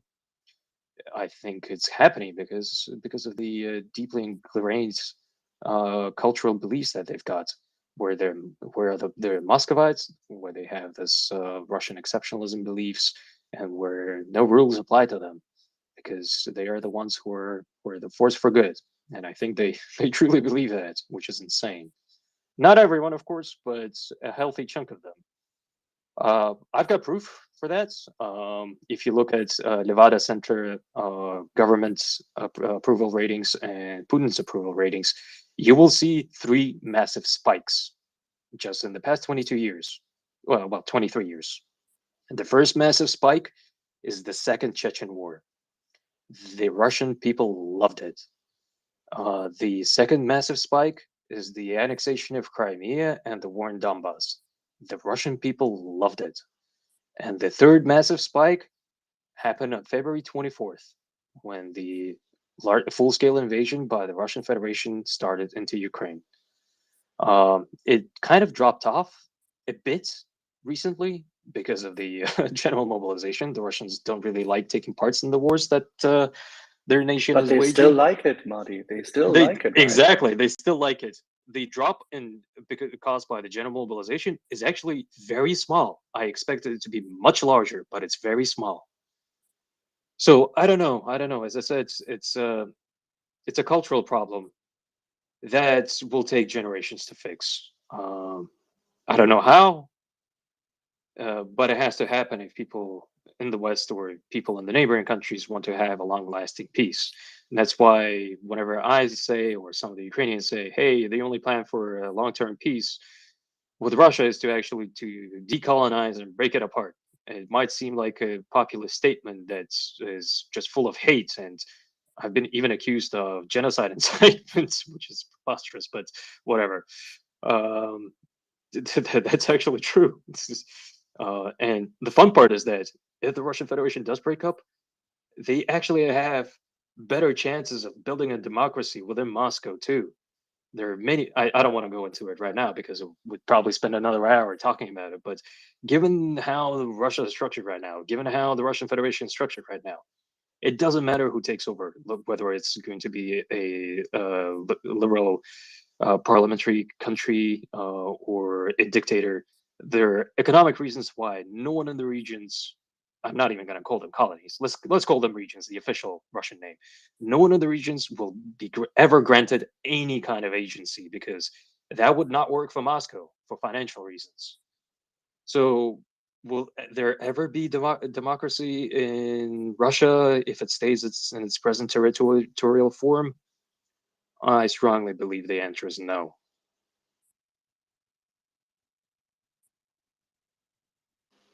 Sorry, I brought everyone down. No. This is a really good discussion. I think something that we touched upon somewhat yesterday, and I came out with the conclusion that whatever happens will be bad. So let's focus on what we can change and what we can affect for the good in Ukraine. But yeah, Mari, let's go to lunchtime and to Masilias, and I have a very today kind of question for you. Lunchtime. Oh, thanks, Dom. Yeah, Maddie, I mean, that's something that we often talk about in well, I don't know how much you know about this space, but it's something we regularly discuss, this sort of the mystical good Russian and all that sort of stuff, and the sort of seeming obsession with succession to Putin in the media.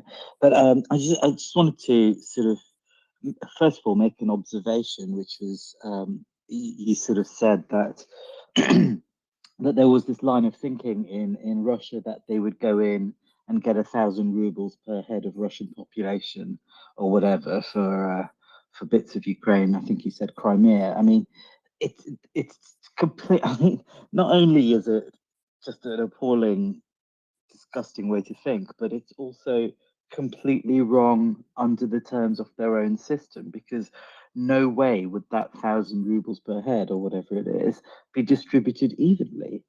Nothing is. It all goes to the top, right? It all goes to the elite. So even the sort of even that sort of thinking is completely well, I can't think of a better word than completely wrong. And really, I think like the Western powers, like we kind of made a deal at the sort of close of World War II, or even before actually, to have. I mean, the Americans had to kind of really do some sort of PR exercise for Stalin, right? They like called him Uncle Joe. I think isn't that where that all came from? I believe it all. My history's not so great on this, but I believe they had to really do a big PR campaign to to make Stalin acceptable as an ally. And I feel like we still pay for that today, you know, and we just have like wave after wave of this sort of Stalinist crap now from Putin. And it really, really has to stop. It must end. You know? Anyway, maybe that was more of a comment than a question. But yeah, so I was talking about the Russian newspapers talking about not Crimea because they already have Crimea. I was talking about Odessa. Of course, the 1,000 rubles is just a thing that they try to use to convince the general population in Russia. Ultimately, some Ivan living in the Russian Far East in some village is never going to see the 1,000 rubles. Everything is going to go into Moscow. And for the elites, and then through the trickle-down economics is going to affect the population in Moscow. So someone who lives in a village in the Russian Far East or in Siberia, yeah, they're not going to be affected by that. There are quite a few.